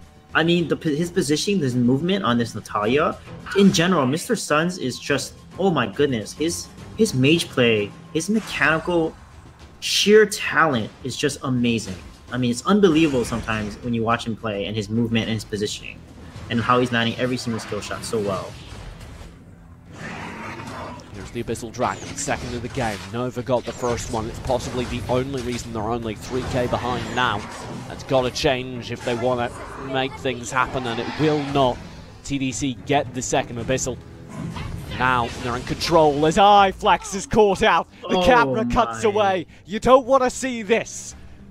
Oh my god, the way that they play, think about it, the Arcane Nova comes out, the Lethal Rays, the slows come, and in the Lethal Rays is hitting you, then Arcane Nova then hits you. If the orb hits you, that's some extra burst damage and also reduces your movement speed as well and can stun you. It's just, that's insane the way that he's playing Natalia. The combos that's coming out from this Natalia play is just, wow. Yeah. They have to watch Mr. Suns here. Grizzly Q will try and play safe behind the tower. They don't have any wave clear though, and it's 7 minutes 30. That's a high ground exposed in the mid lane. Yeah, 7 minutes 30, and it's 1 minute, 1 kill a minute, sorry, for TDC right now, and that's going to be the 5th tower that they take down, putting them into a solid 5,000 gold lead as well. This is looking really tough. Level 12 on the Lindis versus a level 10 on the Necroth. Even when the Necroth goes in, he just doesn't have enough damage to really take care of Get Rich here. Oh, Grizzly Q caught out as we speak. He will spend the Metamorphosis. That's good disengage. Moon One does get caught out. Good damage found. Moon One will fall. Grizzly Q stays alive. Lethal Rays will not connect. Finally, Grizzly Q falls, but it's still a positive trade for Nova. Yeah, that's a positive sign. However, Get Rich, he stuck onto Grizzly Q, constantly doing damage, activating Lunar Champion multiple times, and killing and taking care of Grizzly there. Get Rich is playing so aggressive, and his positioning has been perfect with his team. You notice that his team is always kind of in front of him as he's aggressing and keeping up in pace so that he's not really out of position when he's trying to aggress there. However, them catching out Moonwan is positive because that's exactly what you want to do. Oh, that was good disengage. TDC try and spring a trap. Nova are wise to it. They've been caught out a few times. It won't happen that time, as this Abyssal Dragon has picked up the 3rd of the game to Toyota Diamond Cobra. I love how great Natalia players use the Arcane Nova to just zone their opponents away. I mean, and secure objectives. That was just perfect use of the Arcane Nova, and it's such a good zoning tool because if they get hit by that, they're going to get stunned, and it's gonna continue to slow them. So amazing Natalia play to zone them out. And I feel like Natalia is a mage that we might see a lot more of in the next few days here.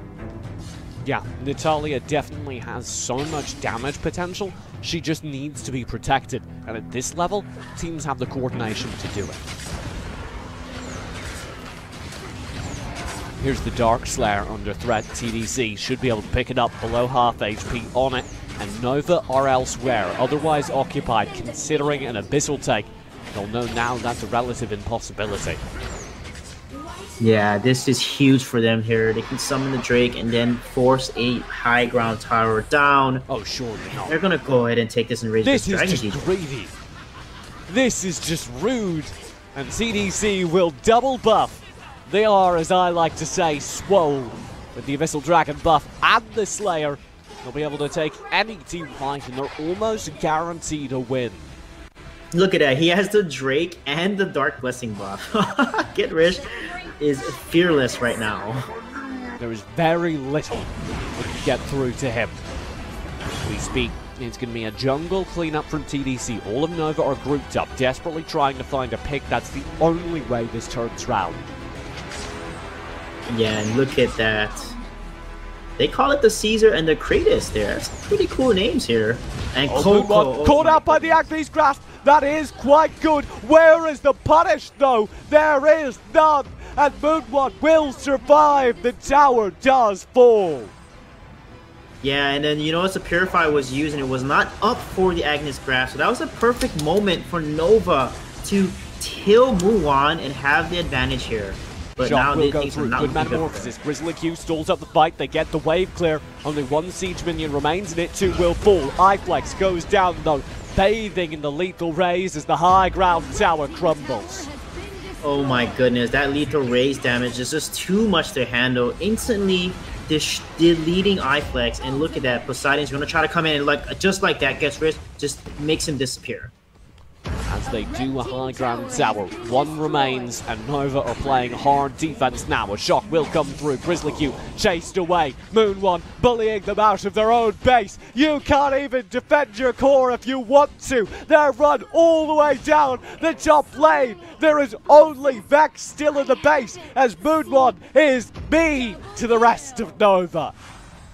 Yeah, this is just devastating. Like I said, Vex just can't do much. Necroth needs to be ahead. I mean, if he's behind late game, there's just no way he can come back. Because every time he jumps in, he's a liability, and they can easily burst him down. And this is going to be the game for TDC. Shock comes through. iFlex will fall.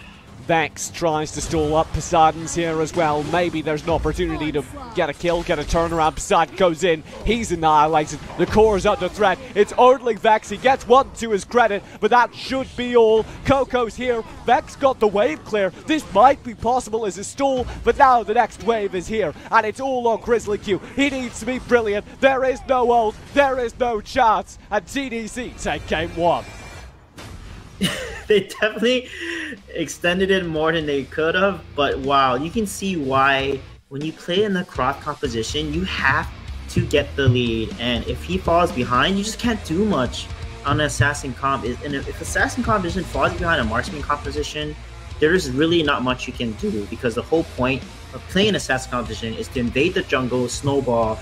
They try to do an invade on that very first rotation. Vex got the golem, but did not turn level 2. Moonwon had a beautiful first initiation in the middle of the river there, in the mid lane there, that got them low and set up the stage for TDC to play super aggressive. But wow, Nova EU looks like they're out of their league right now.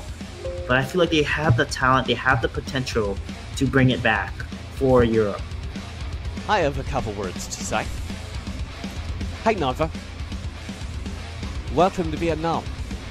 I hope you enjoy your time here at the AIC. It's not started well, has it? How do you turn this around? I think banning Alistair was very interesting. He hasn't really seen a lot of play, and he's a mage that doesn't have a lot of range. Yes, he has a good lockdown, but doesn't have much range, and there's a lot of mages that can easily out-pressure him in the mid lane. So I feel like the Alistair ban was very interesting. I feel like they could use that ban instead to target ban specific heroes away from Thailand there, and I feel like they could have banned Superman. I think they need to ban Superman at this point. The way that Muon's playing Superman, it's pretty scary. I mean, he basically shut down Roxy, Coco's Roxy, so hard every single time that they face off against each other. So I think Superman needs to be a ban unless they want to play Superman themselves. I will say XD Gaming are looking significantly better following that performance. Here is yeah, they definitely look a little better. So Nova EU, they gotta be scared, because if they fall decisively 0-2 against TDC, they need to that kind of EDG. Their mentality might suffer going against XD tomorrow. So they have to be successful, and if they lose against TDC, they have to beat XD. But I think they can make a comeback here. They can get the reverse sweep like they did against Bubble Team, but we'll see if that is possible against such a good team like TDC from Thailand here. You see the end stat line for that game, and there's not a whole lot to break down, but I'd like to point out the 25% of the team's damage, the second highest on the team, was done by the Superman of Moon 1.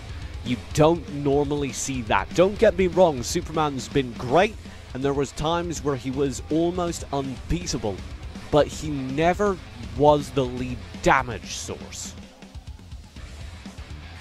Yeah, again, if you can land all of the engages from Superman into the enemy team and get maximum AoE damage there, that's how you play Superman. And you notice that all of the Asia teams have been playing him so well and so scary. I mean, OMG from China, WY played Superman like a god, and Mulan as well. Look at that, every time just displacing their opponents into their allies, and then the entire team just focuses that person. Superman is able to push into danger. I wasn't joking. If anybody has a hotline for bullying, that was what it Look at that. like. The arcane spirit snipe there, TJ. That was just insane. The play at the end, where TDC Moonwon scooped two Nova esports players and carried them all the way down the top lane, well past where the second tier tower would have been, I legitimately didn't want to watch. It was gross. Maybe we'll get a replay of it here as we relive the last moments. Poseidon dove in. There wasn't much that could be done. Credit to Vex, he found a trade, but that was game. Yeah, that was definitely a game there. And again, I think Superman needs to be banned at this point. It's just they don't know how to play into it. Other regions do play Superman, but the top teams, they know exactly how to play against the Man of Steel.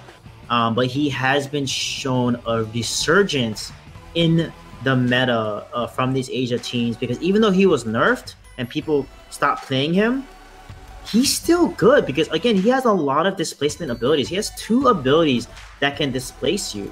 And that's something that you definitely need to watch out for. And you notice that it's not just straightforward where you can push people away. You can jump and use Man of Steel and Speeding Bullet in fight mode and literally displace the opponents towards your allies and jump kind of behind them, sort of. So that type of Superman mechanic is paying dividends in terms of how they're engaging and putting people in a bad position to win these fights. Yeah, we time and time again said, me specifically, I'm going to take credit for that, that the only reason we weren't seeing successful Superman was because people in the West didn't know how to play him. And I stand by that statement. You get sloppy, you get used to how good the Superman was, and then all of a sudden, he's not that good. And now it does require genuine skill to execute the combos. But so yeah, it's hard. I've tried playing Superman. You need literally hundreds of games, if not over 1,000 games on him to really understand the nuances of his mechanic, when to use the Purify against which heroes. That's key. The Purify on Superman is really what makes him work, because when you Purify and engage and able to knock back people twice in fight mode, it is a massive combo that has so much reward. Okay, let's reset. We'll take it as a granted that wasn't a great starting performance for Nova. How do you go from there into Game 2? What needs to change? Yeah, I don't think that Vex should play Necroth anymore. It's just you need to make sure you win early game, and right now the early game of Thailand is just so much stronger. And I think Coco probably should play his comfort picks. I think Kilgroth on Coco is phenomenal. I wasn't really as impressed with his Roxy, even though he did land a few Agnes Grass, but the Roxy just didn't work out. So I feel like putting Coco on a champion that he's broken on, like a Kilgroth, is really good. I don't understand the Kilgroth ban from Nova. I don't know if they've watched the other leagues, the Asian leagues, and really did the study, because Kilgroth has kind of been a less of a priority pick, and they like to pick like Superman over the Kilgroth because of his value that he adds not only in side lane but also in team fights. So I feel like the draft has to change. You know, they need to change the draft and put Vex on a marksman. It's a much safer bet because these is the assassin compositions. They just know how to play against so well. I mean, TDC just knows how to shut down assassin compositions really well. And we really did see Vex just bullied in the early games there. I don't think that changes. I think the way to change that result, like you said, is to fundamentally change how they're playing. And TDC certainly aren't thinking about doing any of that. You can see them, they're all smiles there as they look to pick up a game number 2, potentially. Yeah, they are feeling really solid right now. They know they're the top dogs. They're feeling super confident. That was a decisive win over Nova. I mean, they had 7 kills in 7 minutes. And 0 deaths. The only deaths that came that they gave over was towards the end near the core. I mean, they had a perfect game for most of the game, and that's a statement because this is a solid team. Poseidon, Vex, Grizzly, Q. These are all iFlex. These are all super talented, like superstars from Europe, and TDC is not even the best Thailand team, and they were able to dominate against Europe's best team there. So it just shows you how strong of a region Thailand is. Yeah, it definitely feels like Thailand are... It definitely felt like Thailand were in control of that match, but I won't go so far as to say that was unwinnable for Nova, because we did see well-executed opportunities. I want to see a Nova Esports second look that is a little bit more organized and perhaps a little bit more, let's say, self-aware. Definitely here, and the Valheim is going to be banned. Although Valheim was completely countered by the Natalia play, and I don't know why they're banning Valheim. Again, Valheim is not a priority in the Asia meta. They just play high burst characters. Valheim doesn't have burst. Valheim has CC. His build is not the burstiest build that you can put on say, like a Superman, for example, or you can put on, you know, other super bursty side leaners. So that's why Valheim has not been part of the meta. He's fallen off the meta, actually. Elsu being banned is very interesting because this is going to be an Ignis ban on the side of TDC. Honestly, they don't need to ban Elsu. They could have just left it open and take either Ignis or Elsu, whatever TDC doesn't ban. So maybe Nova EU doesn't play Elsu that well because he's a hero that takes a lot of games on to really master here. So right now, this is their chance here to pick Lindis. I think Lindis is absolutely critical to pick up here and deny from TDC. She's first pick worthy. She's literally the best jungler because of her ability to rotate jungle very quickly. Her Lunar Champion ultimate is on a super low cooldown. It gets massive amounts of burst potential when she has her item build. So Lindis needs to be picked up right now. No Superman ban. Nope.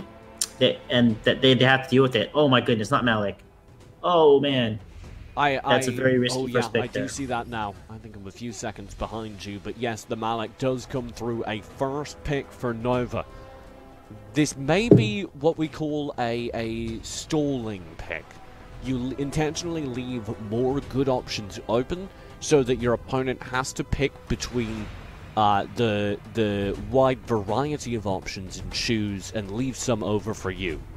Yeah, they're going to take Linus right off the bat here. I don't know why they didn't first pick Linus out. That's a very risky draft there by Nova.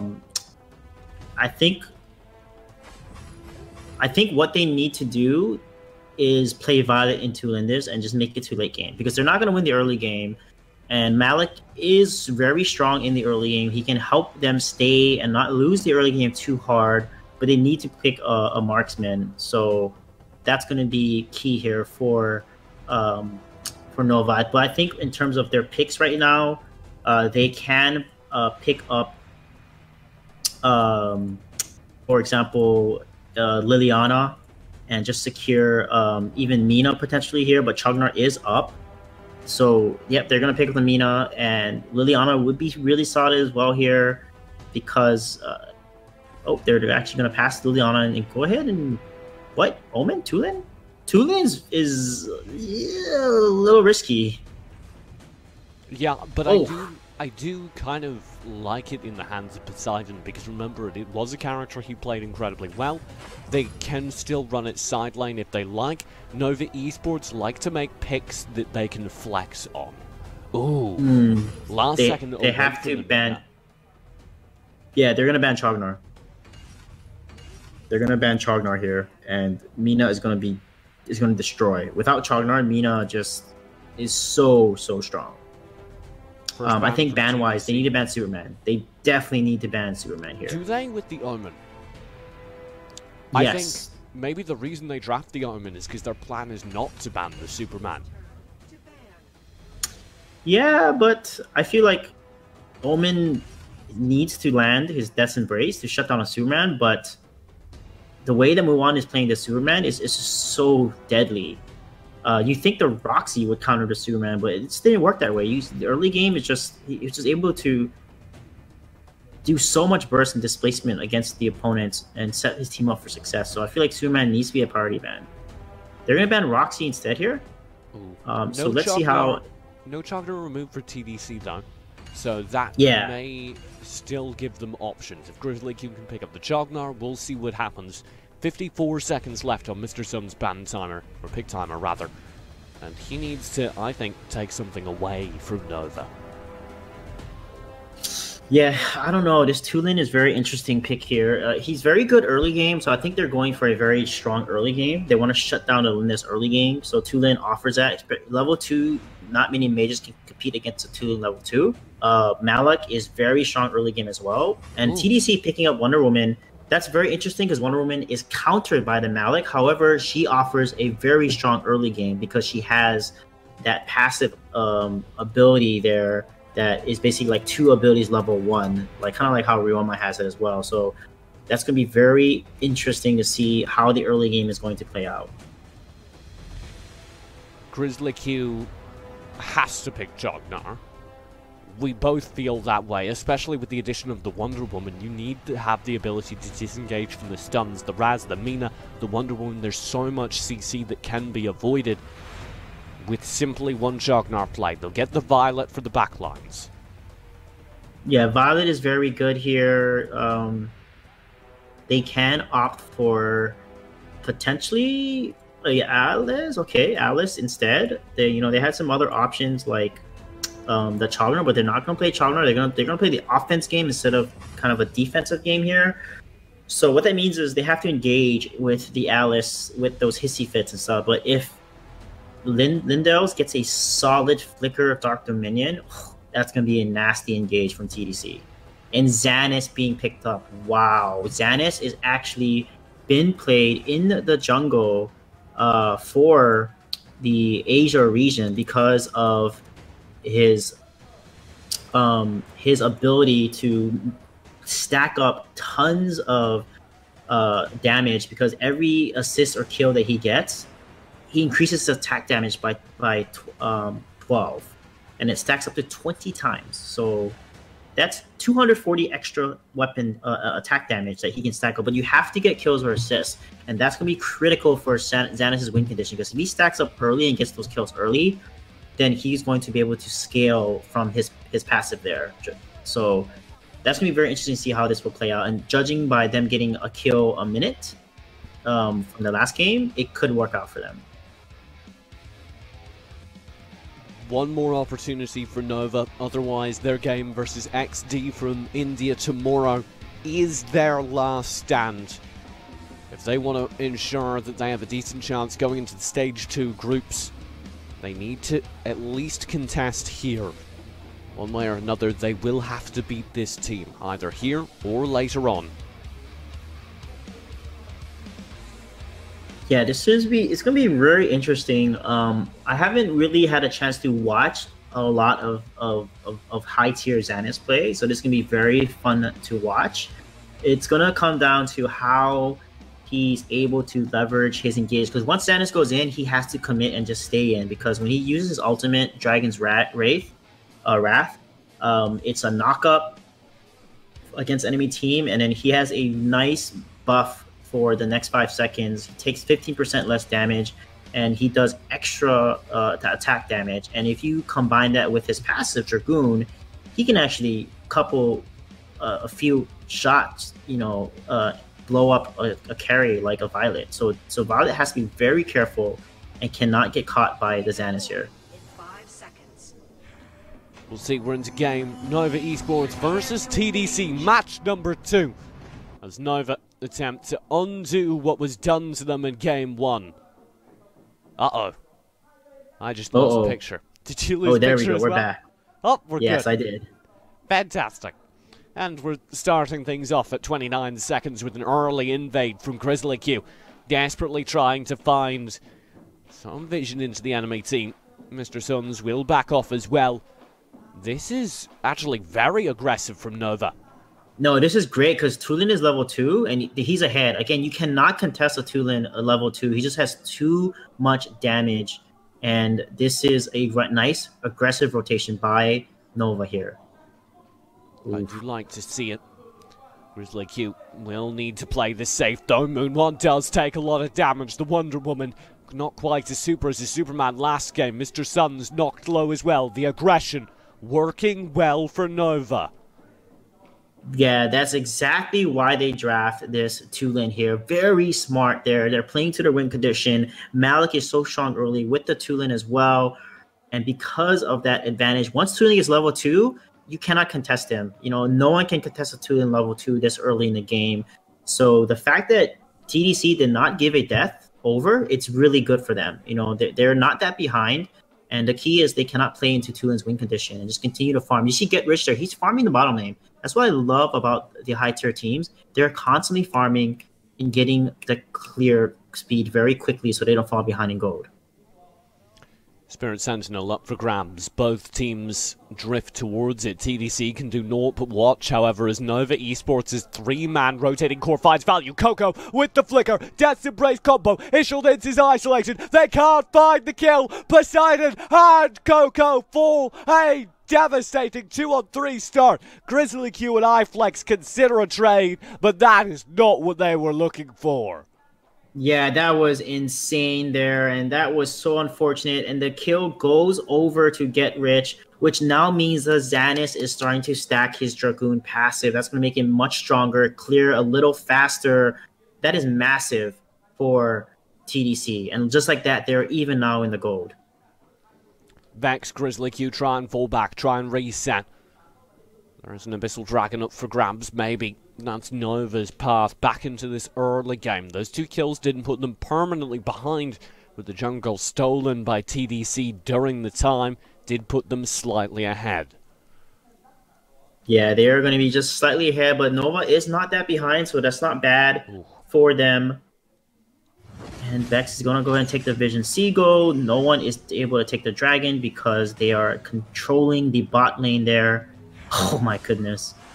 iFlex, Vex in trouble. Mr. Suns again searches. Oh, that's a good shock. iFlex stomps down Summer. And that's a nice start. Nova on the board. Yeah, massive there. The Lindis side lane there. Getting caught out with the Malik shock. And look at this dive here. Whoa. Coco's going to be able to activate Death's Embrace. Get Rich needs to stay safe, and Coco's in a lot of trouble, actually. He'll just linger, though, and he's actually able to make it quite difficult for the Xanis to stay alive, which means the rest of his team can pick up that Abyssal. Yeah, and again, I love that they played this composition here. Vex on this Marksman is working out so much better for them. Nova and Grizzly Q will be rotating now towards the top lane. They had to recall earlier, which means Coco lost some tower HP. Now they're looking for a pick in response. In the meantime, iFlex is in trouble. Oof. He's going to get pulled in. Death Sight, Dark Dominion, the shock for an exit. He'll be safe. That's why maybe they first picked this Malik. When Malik lands that cleave and he gets that barrier from all the opponents around him, he is very, very tanky and hard to kill. And right now, Nova has regained the lead here after losing 2 deaths. And right now, what they need to be careful is not to get caught out again like they did earlier. And that is going to be very important. They have to group up first. They have to get that 3 or 4-man rotation before TDC does, and then engage onto TDC, because you cannot let Nina engage onto you first, because that's going to give them their win condition. Grizzly Q and Poseidon will group up towards the mid lane. They've been playing such a strong duo. Coco, by contrast, is suffering from a duo. He's been 1v2 in lane almost this entire time, and his troubles are not over as the pressure comes through. Death Embrace will land. Moon One is stunned up. Grizzly Q now here as well, but the tower goes down. Gutritz is very low, but he's going to make it to safety. No, it's the Hizzy Fit to deny. Coco will fall in trade. Poseidon's here. Maybe Nova can come out ahead, but it needs to be now. Sunshine is there. Thunderbird will connect, and the kill is there. Yeah, that was a beautiful engage by Poseidon there, securing the kill onto Wonder Woman, and that's going to be a positive trade. And even though they traded a tower, that was still not a bad trade for TDC because they were able to get 2 kills and the tower there and trade 2 kills back. Yeah, TDC during that time were winning a fight down in the bottom lane. Vex fell and iFlex fell. An unsustainable trade despite all Nova's hard work in top. Yeah, they have to watch out for the Lindis here. She has 2.6k gold, so if she starts getting her late game build, she's going to be a massive threat there. Along with the Xanus, she finished the Soul Reaver jungle item there. That's going to give them a lot of additional attack damage. So you think about it, if you don't have armor against Xanus, he's going to burst you down a lot because you combine his passive with the Soul Reaver. Ooh, Poseidon in the tough spot here. Hizzy Fit will catch him out. He'll try and flicker, but there's the stun. Oh, the defense. Grizzly Q, you are a madman. He intercepts the lasso and buys Poseidon safety. Now the shock comes through. iFlex wants back in, and he will scare TDC back behind the tower. Yeah, that was insane, the way that Grizzly positioned there. Poseidon was so low health. He got hit by the braces of submission, but look at this. Yeah, Get Rich is going to back up, actually, not try to engage that, which is pretty smart, because 3 versus 1, it's not going to work for you there. But that was insane what Grizzly Q did there. And that they have to be careful, because Poseidon is putting himself in a really tough spot, usually playing a little too aggressive on his team. iFlex, Dark Dominions, Death Sight underneath the tower, and slain. Yeah, iFlex unfortunately gets caught. That's what I talked about is the Mina there. They cannot get caught out because every time they lose one person and the dragon is up, they're going to take the dragon. You do not want to be overly positioning when the dragon is up because one death is literally going to hand the dragon over to enemy team. So they have to be a lot more cognizant of that and play much more careful against a team that's so calculated. Because that's what they do. They want to pressure you. They want to look for a pick. They get the pick, and guess what? They get the objective. And now, just like that, they are now ahead in gold and kills. iFlex will be able to press back towards the mid lane. Nova, yes, are behind, but I'd like to point out their goal is almost even. And that is the first time in 2 games that's the case. Yeah, this is good for Nova. They have a chance to win with this composition. Vex is not that behind. He's 4.1k gold compared to 4.3k gold of Get Rich there. But notice the Wonder Woman, Muon is pretty fed here, and even with Coco. Damage will land, so he gets to safety. iFlex will hold mid. They're farming Poseidon up from the jungle. That's a little bit curious to me. Normally you'd be very focused on power farming Vex, and they do save the minion for him. Yeah, Poseidon is going to be key to fighting off the engages from Get Rich here. Oh, Coco. Coco going down, isolated. Grizzly Q and Vex are there, so it's a kill with very little gained from it, but the gold and the shutdown still do matter, especially onto a solo laner such as Coco. Yeah, and the key thing is when the stats come up, I want to see how many assists and how many kills a Get Rich has, because that's going to tell me how. Yep, he has 5. Lasso behind 2 towers from Moon One. It'll work nonetheless. Still enough of a threat. The trouble is gained. However, he's stunned in the middle of a Hissy Fit. That wasn't safe. The chase from Poseidon. 2 lightning strikes. He can't find the kill. Oh, narrowly. Oh, third of the Ion Blast connects, and it's enough. Now the threat comes through in the mid lane, and the defense is there. Down a player, TDC can't contest. That was amazing. Poseidon is so good in this too. How did he know that was going to kill him, the Iron Blast? He literally backed off and just shot the Iron Blast and moved away. He just knew that it was going to hit him and then secure the kill there at the edge. I mean, such high tier play by these heroes here. And iFlex rotating in a very bad position here. but actually he might have screwed Grizzly Q as well because he rotated in to help, and now he needs the sunshine and the help of all his friends. He does have it. There's the stun, there's the escape, and somehow Nova bail out their overextended supports. Yeah, they gotta be careful. I don't know why he was... Again, you never, ever rotate to an enemy jungle one man, let alone two man. You always do a 3 to 4 man rotation if you want to check or take the jungle and deny jungle. And I feel like iFlex is completely out of his depth there by overextending, because every single mistake matters. Every single mistake. This is your chance to really turn this game around and make this a best of 3 series here. iFlex, their star player for the regular season, is currently 1-3-0. That is not the scoreline you're looking for. He's responsible for a lot of his team's deaths. Coco also at 0-3-2, but for Coco it's a little bit understandable because he's been playing into 2 the entire time. Yeah, and you're giving Xanis stacks. Xanis has 3 assists, 2 kills. That's 5 stacks, 5 times 12. That's 60 extra damage he has on every single auto attack. And he's a high attack speed, movement speed kind of hero. His ultimate gives him extra attack speed, and that's something that they have to be careful for. iFlex in the mid lane will be just holding. The rest of Nova try and group and find some control. You can see TDC pressing on all sides now. They know they have wave, they feel in control despite only being in about 3k of a gold lead. In the meantime, they're focusing the Slayer. Yeah, they are going to focus there. Nova should try to contest this because that's their chance to get right back into this game here. Because right now, they are not pressuring any lanes. They're getting out-pressured all 3 lanes. Sneaky. They're sending a team to contest both Abyssal and Slayer, and they'll withdraw from whichever one Nova threatens. That is so sneaky. That is insane. That's confidence right there, TJ. That is absolute decision-making and confidence. And they get the Abyssal, and then Xanis now has the Dark Blessing. That is scary for Vex. They gotta be careful for the Xanis here. They'll threaten the mid lane. Stun does land onto the Mina, but it's not enough for iFlex to chase, and Nova just needs to play behind the tower. Coco isolating down bottom is a particular worry for me.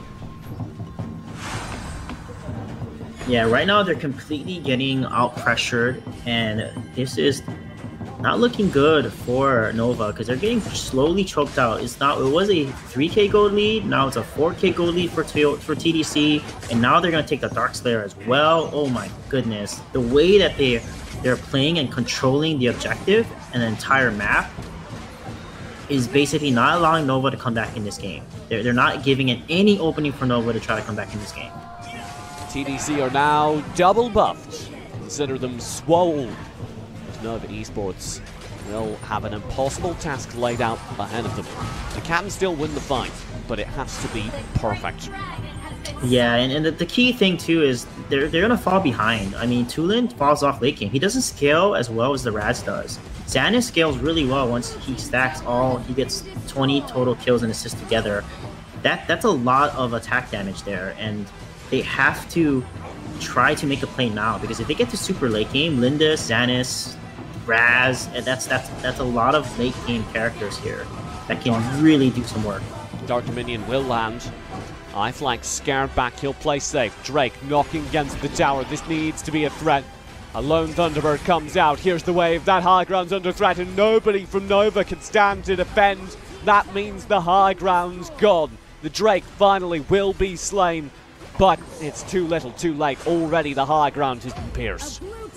Yeah, and all they have is Vex is the only hope on the Violet late game, but that's not enough because you have to deal with Mr. Sun's amazing Raz here. You have to deal with Summer. My goodness.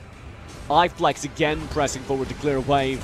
He goes down. Now Nova try and group up. They need to defend this tower. Waves will reach them from mid and top.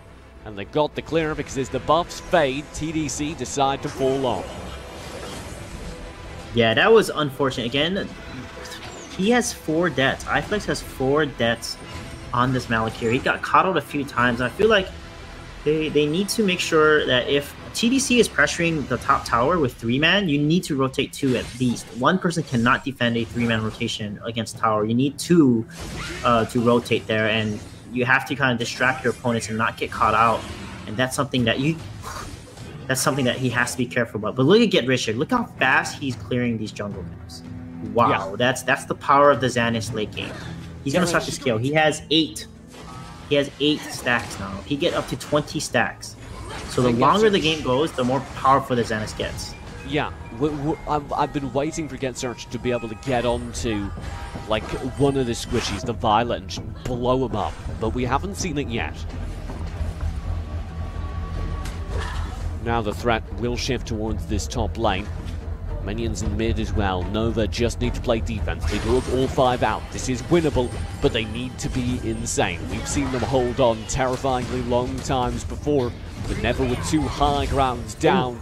The odds stacked against them. Coco will flicker in. Summer's caught out. Hissy fit as well. There's the shock. iFlex commits. Poseidon through. Thunderbird will connect. There are the kills. Nova do stabilize. That is insanity. That was amazing play by Coco there. The Sunshine comes out, hits Lindis, Summer, and then there's no immediate follow-up. Malik could have shock ulted there, but Coco then goes in, lands a Death from Embrace, then the shock comes down, actually misses the Lindis, but lands a cleave, they get the kill, and then Poseidon just jumps in, guns blazing, doing so much AoE damage on the 2-lane and forcing the team to back off. Uh-oh, Get Search finds 2. There's that Xanis we were waiting for. Nova need to run. Poseidon and iFlex got melted. Vex is stopping to clear out jungle. This is a 3v5. You cannot linger. Otherwise, this will not be Nova's game. And actually, Get Search is committing. The Hissy Fit needs to be spent defensively. Coco's trying to group up to provide extra defense, and Nova will make it back to their base. Yeah, they have to build Shield of the Lost. If they don't, there's no way they can win. Xanis is way too fed. He has Rank Breaker, his Omni Arms, his Fenrir's Tooth, he has Soul Reaver, and he's going to build another more damage on him. He has so much attack damage and attack speed that he can literally kill the entire enemy team if they bunch up on top of him.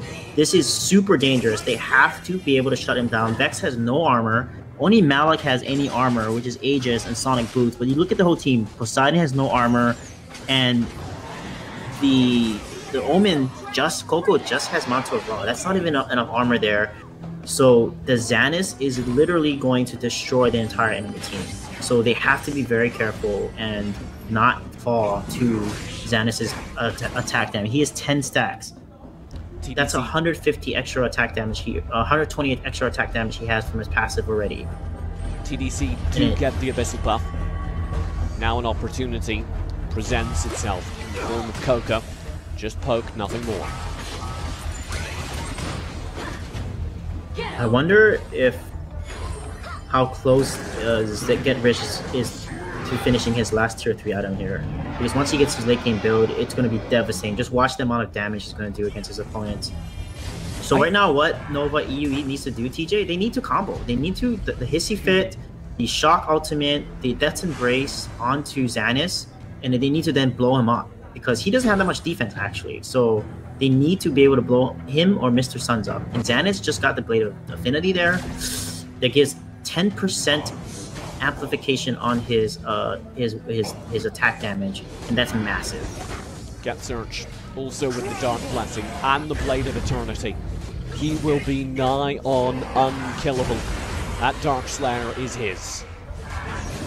Look at the life steal he's also the Abyssal buff, though. I do feel TDC are playing too slow. Yeah, they are playing very slow. But look at the pressure coming from all the lanes now. Coco is going to be the key. They need another Death's Embrace there. Every Grizzly, second Coco, TDC don't close the game, they create an opportunity for Nova to make their way back into it, because they've maxed out build at this point.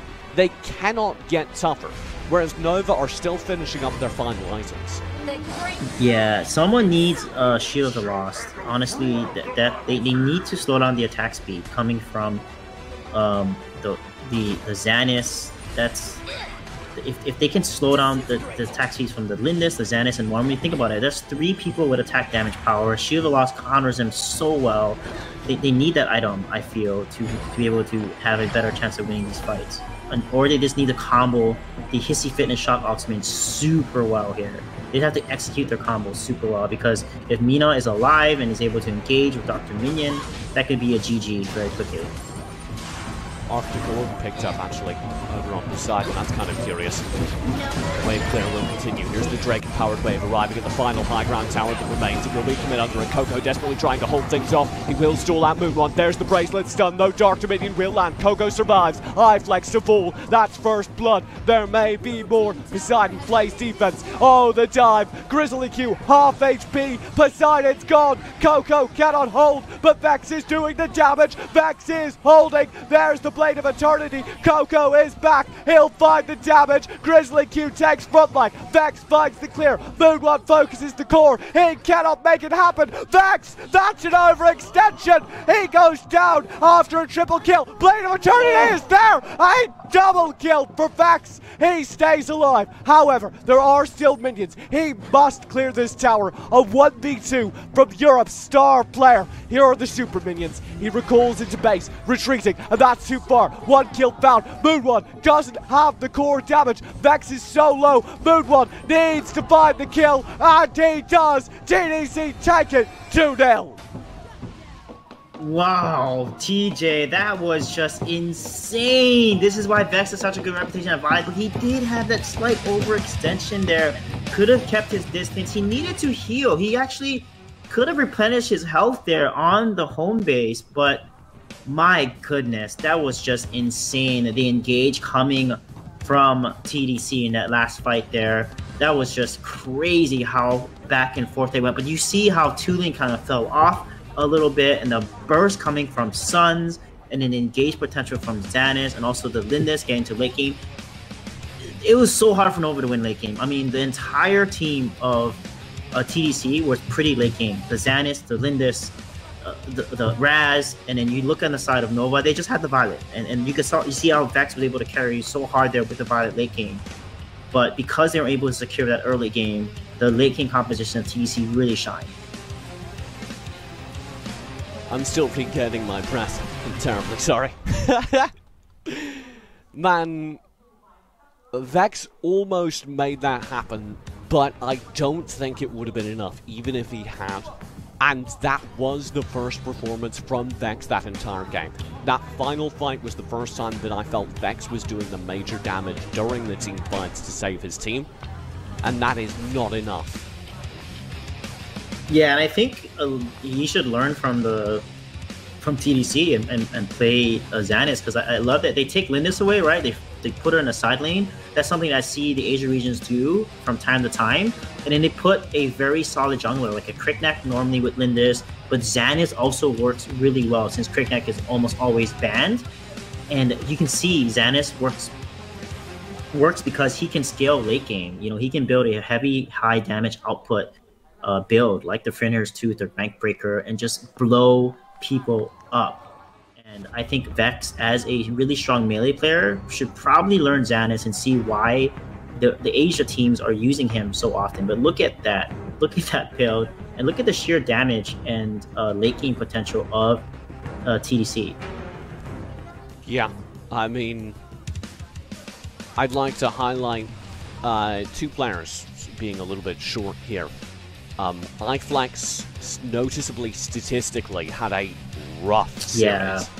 Vex statistically did great, but how much of that damage was consequential? I'm thinking nearly enough. Because it did feel like he carried that final fight, and that was the first time I noticed Vex doing major damage. Yeah, the thing is, they needed to be decisive, because you look at like Mr. Sun, Summer, and Get Rich, they didn't have that much defense. So when a Sunshine lands, you get the Shock Ultimate up immediately, and then you put the Hissy Fit down so that they're silenced. They can't do anything. And I feel like they didn't really leverage that combo well enough. There were a few noticeable times. The Agni's Grasp game 1 stands out to me. Coco landed in Agni's Grasp, dragged someone behind 2 towers, and they couldn't find focus. There was Muon and Superman. He was dragged, and no one followed up. And I feel like it's a little bit of miscommunication for Nova EU here. That's something they have to learn for tomorrow, because you know TDC just dominated both XD and Nova EU in a similar fashion. So we don't know how well Nova will play against XD, or how well XD will play against Nova. That's a pretty scary thing to deal with tomorrow. We'll have to see. XD Gaming versus Nova. will be the match to follow tomorrow. If you're just joining us though, don't go far. We have one more game still today. It's going to be Sudara Esports from Indonesia facing off against Alpha Red from Thailand. Our first look at the terrifying side of Alpha Red, and I can't wait for it. If you just thought you saw some good AOV, there is still more to come. I'm going to do it again, Sui. Make the call. You have Sudara Esports versus Alpha Red. You've been pretty inconsistent today, I won't lie. What? No, the only one I made a wrong prediction on was Nova. Because I was gunning for Nova EU. Because I knew it was a prediction that probably was going to be wrong. Because I knew OMG was going to beat Tamago, and I knew Swing Phantom was going to beat Nova Latam. But, you know, my heart's with Nova EU. I want at least one of the Nova teams to make it to at least be successful. But unfortunately, they both fall today. Nova Latin America goes home, but Nova EU has one more chance tomorrow, which I think they should be able to beat XD Gaming. But for Alpha Red versus SES, clearly Alpha Red, a dominant 2-0. There's the call. We'll come back with that match. Don't miss your chance to see Alpha Red in action after this.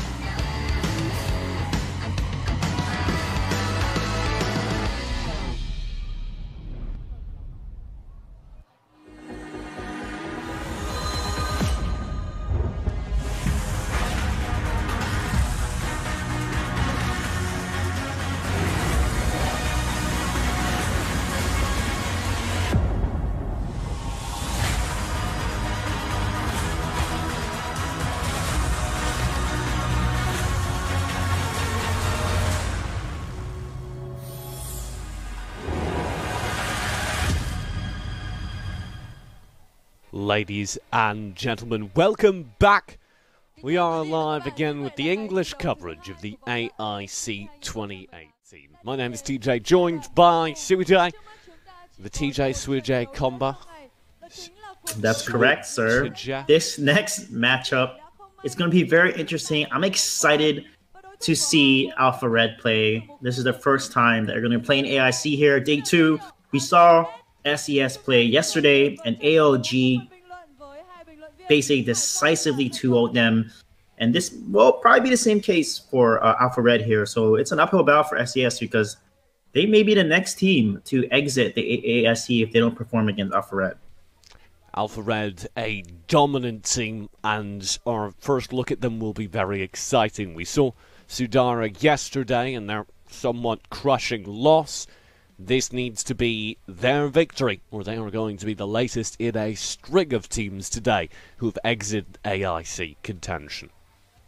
Yeah, and we know that, you know, KD, the best jungler on the Indonesia server, has a pretty high KDA, 7.37 KDA, loves playing that Cricknack and even Murad, but we saw how they weren't focusing and protecting KD well enough, or when KD would engage, the team was not with him. So I think that they need to really clean up their lack of synergy there. And, you know, Nasi on Crash as well, Mars on Malik, they got to combo their ultimates together. So there's a lot of things that they have to clean up, and hopefully they learned from yesterday's, you know, devastating loss to Allegiance. And Alpha Red is one of the best teams in this entire competition. So it's a very big uphill. They're the 2018 PvP esports champion in Singapore a few months ago. They beat out top teams like Tamago, Monster Shield from Chinese Taipei. Every region they dominated and did not drop a series at the entire event there. So they're super aggressive, and they're a team that plays with super high synergy. Well, we'll have to see if that performs on this stage here. SES has an opportunity to maybe scrape things out. We'll start things, though, an opportunity to get into our draft phase. Are you highlighting anything from these players? Yeah, I think KSSA is the one that I noticed was just a dominant support player. He's such a playmaker and initiator. He had one of the best Annette I've seen ever.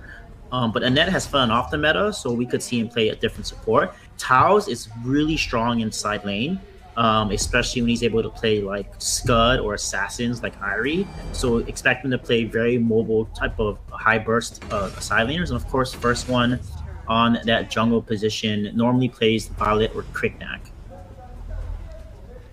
The early bans come through. It's Ignis Elsu, removed by SES.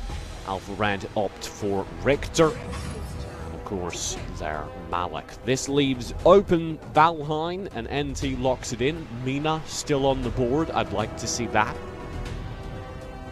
Yeah, Liliana and Mina could potentially be picked up here. Those are going to be pretty Raz, also very strong. But looks like they're going to prioritize Liliana, it seems, here. And also Lindis, of course. If she's open, why not take her? And she's been a hot priority pick, first pick here. However, if you can get Mina comboed with a Valheim, that's a devastating duo. And I'd certainly like to see an aggressive prioritization of it here from Alpha Red. They first, though, pay attention to their mage. They want to see if they can get that Raz for the mid lane. Taos is currently hovering over a Ybeneth. Yeah, Ybeneth. It honestly, when it comes to Slayer lane, it's Victor, Valheim, Ybeneth.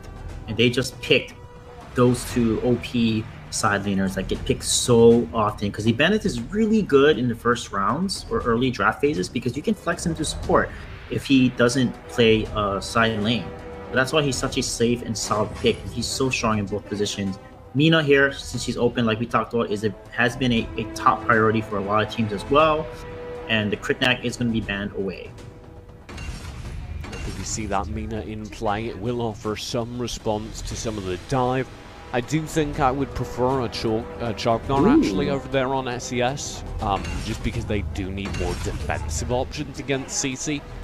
But the Mina will give them more of an offensive option, so we'll see if they can play with that. They get rid of the Cricknack. and get rid of the Superman over on Alpha Red.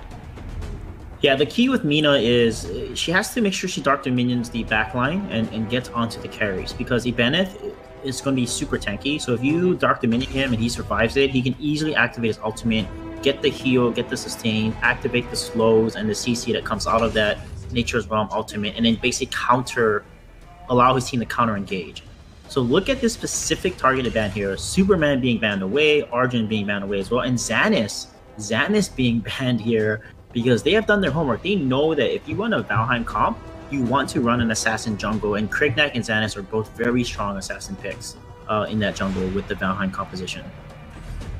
They'll get a Zenial as well. That's, I think, the third one I've seen over the course of the last 2 days, so a bit of a rare pick, but I'm happy to see him on the board again. It will offer them a little bit more in terms of split lane potential. And that's what they're looking for. This now forms a solid front line for SES. Oh, Omen is going to be picked up here, potentially. Yep, Omen and, Nakaroth. We saw Nova EU play Nakaroth, and it wasn't successful for them. But in the hands of a team like Thailand, it can be very scary. And they're going to offer the Violet instead. And I think I prefer the Violet over an assassin pick like Nakaroth. The Nakaroth would have been risky, particularly into a Mina. There's just a lot of ways to shut him down. Instead, you have the Violet, who can play a little bit more at range, rein in the damage onto the tanky frontline being built. Especially in combination with a Valheim, it's going to be very difficult to get into Alpha Red's backline. Yeah, exactly. And Zenio could work out well for SES because he can offer that extra protection. Lubu being picked up here, that's an interesting pickup. I think into an Omen, you may want to go Kilgroth, because Kilgroth is going to work so well with his Warlord ultimate. He's not going to get CC'd by Ibanez or any stuns or anything, and he's able to basically stack and just destroy Ibanez if he's just sitting there and getting attack speed to death by the Kilgroth. So I think Kilgroth would have been a better pick. Lubu is going to be interesting. We'll see how it's going to work out for them. Well, we will see. It's elimination day, potentially, for SES. They need this game win to continue in the Arena of Valor International Championship this year. This is them up against the wall, and it has never been a better time to be a member of Alpha Red, as they're getting a little bit of a less favoured match to start. Maybe you can even see this as warm-up for them.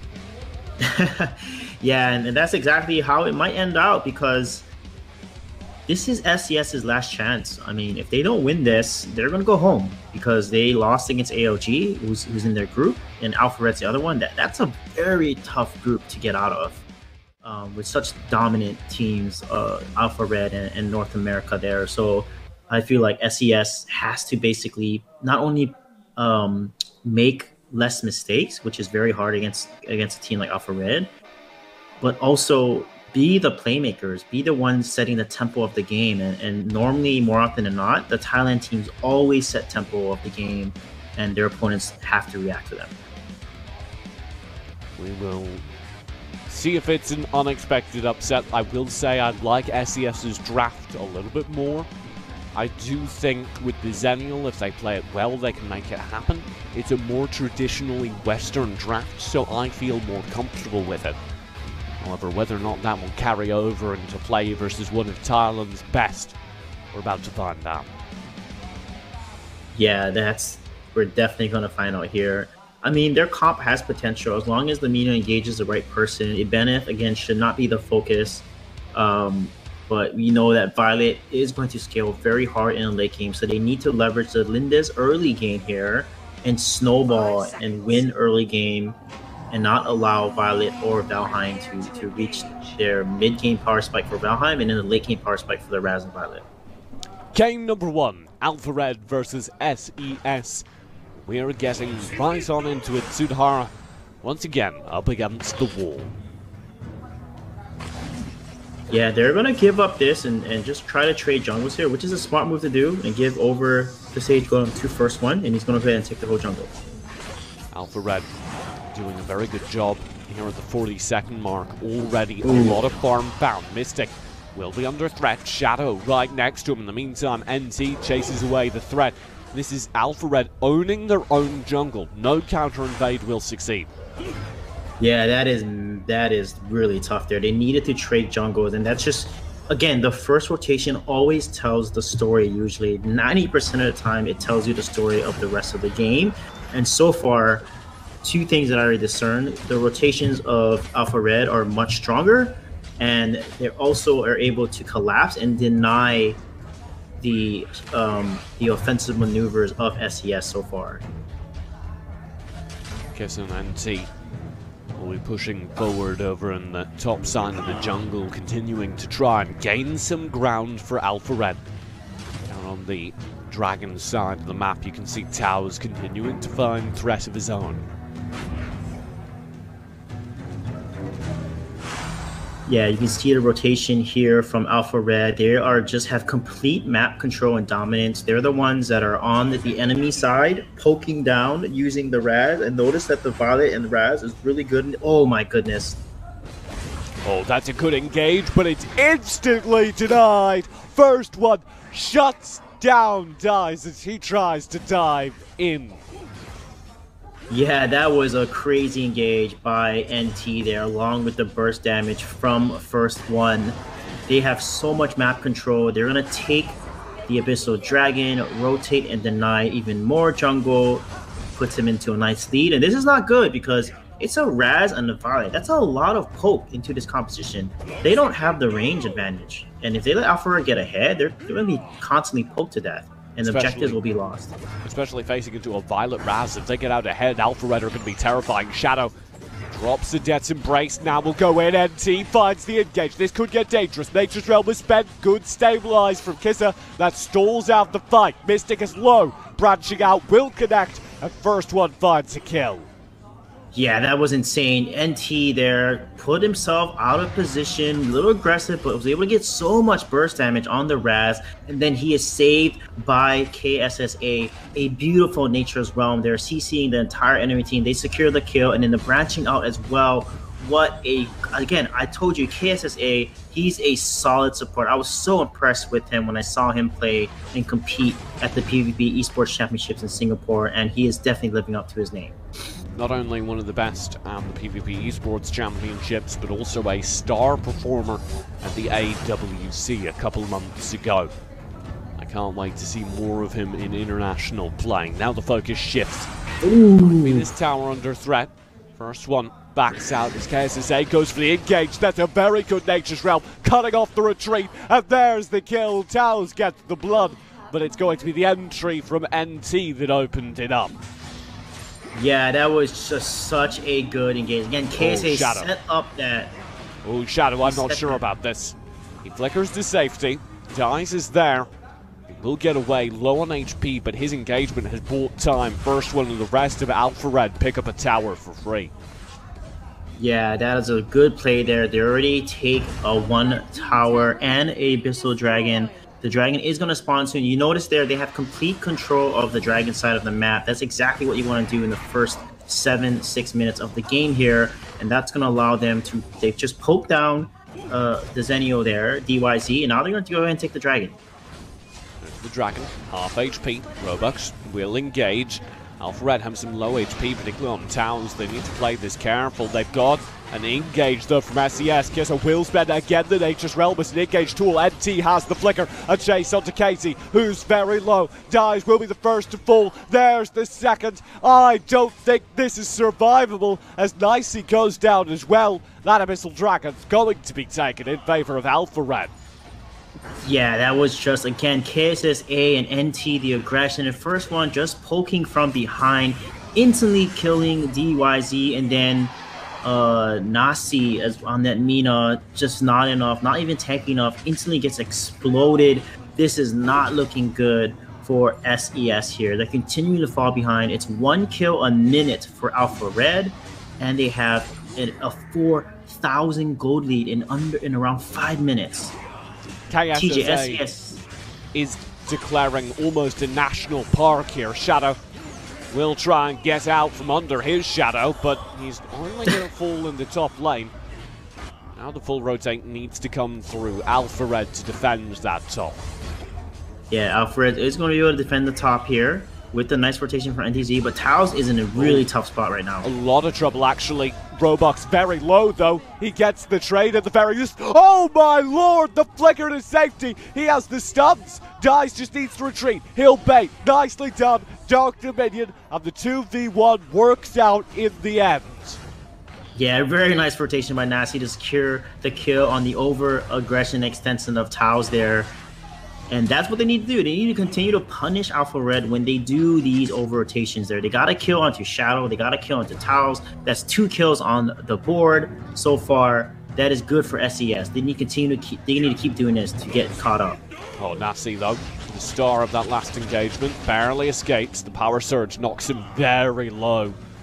First one in the meantime, chunking Mystic up top. This is rough. Yeah, this is very rough. It's going to... Then they're going to pressure the top tower again. Roblox might not be enough here. Look at that. KSA is right behind him. He's in deep trouble, but Zenio will come from abroad. Will be there.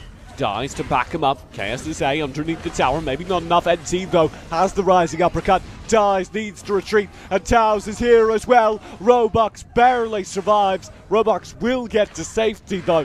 And in the meantime, Shadow's just whittling away at their other lane. Yeah, that's pushing Omen there, doing a good job, taking down a second tower, a tier 2 tower already, and that dragon side of the map is completely dominated and controlled by Alpha Red. First one in towns will be threatening this tower as well. That should be the second tower, third tower rather, to fall. And it is. This is looking really tough for SES here. They have to try to catch someone else out. The Dark Dominions every single time is being used, but they don't have the damage to clear. That was a great Dark Dominion onto NT, but there's no damage follow-up, and as a result, it's kind of wasted, honestly. They need to use it when they're all together because they're focused. If they're focused to firepower, they can kill someone and catch them off guard because they're falling so behind right now. 22,000 to 16,800 gold here. We need to see that change.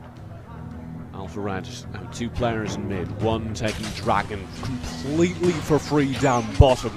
Shadow's just soloing it, now we'll have first one here as well. That's going to be the gold boost they didn't need but wanted. Yeah, that was pretty much a free Dragon. Again, they have complete Dragon control, Dragon map control that side there. So you can take the Dragon anytime that they want because there's no pressure coming from SES. And if they overextend out of the lane here and away from their towers, that puts themselves at risk for Alpha Red to engage and catch them off guard. Shadow will have the flank. Watch him hover here. Watch for a flicker play. Good damage is found. There's the untouchable. He's going to rush in. No death's beacon will land. He'll play safe. Oh. Robux? Oh my lord, that's a lot of damage onto Robux. He barely gets to safety. Yeah, that was insane. He's only level 9 TJ, level 9 compared to level 11 and 12 Valheim, and level 14 of Violet. This Liliana is completely under-farmed, and Liliana is a late-game hero, so if she's under-farmed, she's pretty much useless in the early game, in the mid-game right now, and almost late-game in 10 minutes here. And you can see the effect of that as the damage just pumps into anyone who lingers too long. I honestly do feel Alpha Red are playing a bit slow. This should have been their game already. They should have found more progress than this. They are literally unstoppable. Yeah, the key is they're not taking a dragon. They could have taken a dragon a little earlier. They could have taken Dark Slayer, but they're just constantly... Oh my goodness. Oh, this might be an overextension. Nope, Dies will take the damage, but Shadow's got the bailout. KSA finds the stuns, and it's another tower. Just as I complained about the pace, Alpha Red pick it up. Nicey needs to land the Dark Dominion, and he does. Roblox takes damage in the meantime, but Nicey's burned down at range. Yeah, this is very risky for Kate here. They need to take this Beast Dragon right away, but that's going to give them a chance to come back because it's going to be a team-wide buff. So that means fighting-wise, they have a good chance to win the next fight and get right back in this game. That's exactly what you want to do when you're the team that's behind. You want to take the Enraged Abyssal Dragon over any other objective in the game. It's even more important than the Dark Slayer because when you're behind, you need the buff and the perks that the Enraged Abyssal Dragon gives you to win these team fights, and also the Dark Blessing for your hyper carry. My issue is at this point, SES absolutely needed to, or Alpha Red rather, needed to punish the fact that SES needed to push, right? They knew there were only 2 people defending that tower, and instead of punishing that, they let it work. Yeah, sure, they have a Dark Slayer buff, but they probably could have had game. Push with the Slayer. Oh, Roblox very low already. He literally can't be useful to this fight, but first one will be very low. He kites well and stays alive. Dark Dominion will land. Roblox for the fight. First one slaughters him as well. Shadow up front, burns through, dies. Cassie will get annihilated, and they are unstoppable. That was such a messy fight there. They should have all focused onto first one, and oh my goodness, TJ, that was rough. It was, but Alpha Red stood tall above it all. I'll take game 1. Yeah, that was amazing PO there. Shadow came in with the Dark Dominion. He locked down Mystic on the Lubu. He couldn't follow up and secure the kill in first one. And then the Liliana missed the Shining Light, TJ. Missed the Shining Light Binding Light combo. And as a result, the Violet first one survived. He did. He missed the Shining Light. I think it was dodged. I think it was insane. That fast. Yeah, that's true. That's true. Maybe because the first one knew that he would try to hit that area and then move towards him. But honestly, first one wanted to kill. I mean, he saw how low the Violet was. And then where was the Lindis? If Lindis was in the fight with the Mystic, with Lubu, they could have won that fight. But Lindis was, for some reason, on the backside and not following through with the engage from Lubu because he had a knockup on first one on Violet there. So that was their chance to come back. So SES, they really got to regroup here because they're not playing with synergy. We saw this yesterday in day 1 against Allegiance. They're not, like I said, when one person goes in, the whole team doesn't go in with him. So they need to make sure that they work together as a team, because without that teamwork, I don't see a way for them to really be able to come out of here alive. Yeah, without that teamwork, I don't see a way for the result to change. And it wasn't a good one. However, let's talk groups, because Alpha Red looking this terrifying does mean quite a bit.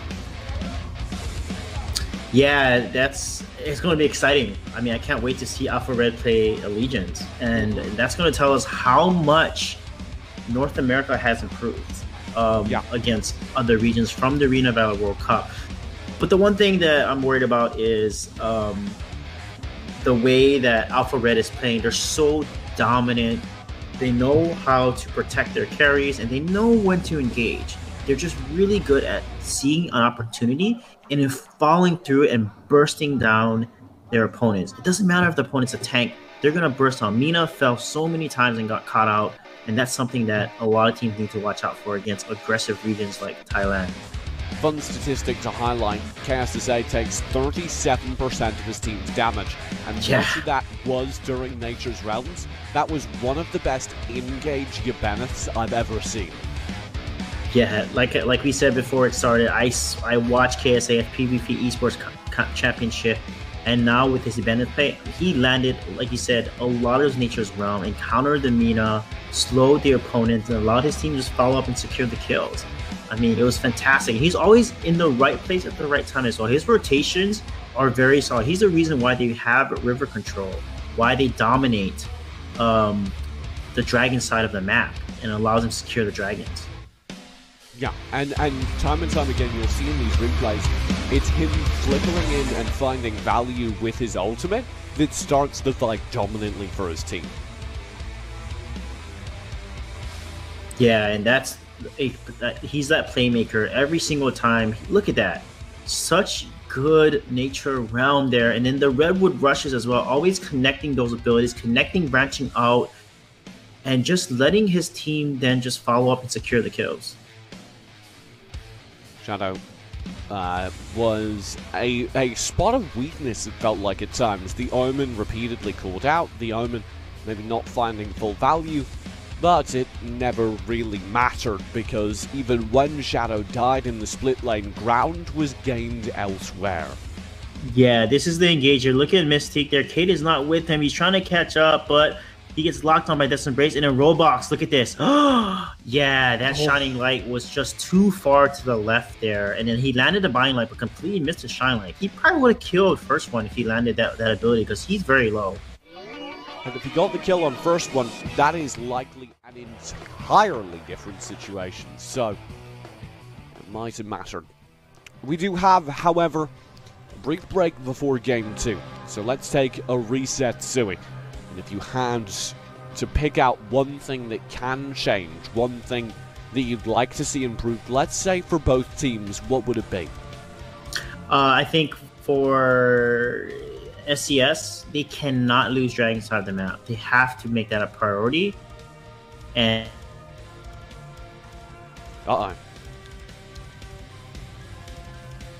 just keep doing what they're doing. You cut out there for a moment, but I think we're good. So I'm going to have to ask you to repeat yourself. Could you do so? Yeah, Alpha Red just continues to do what they're doing.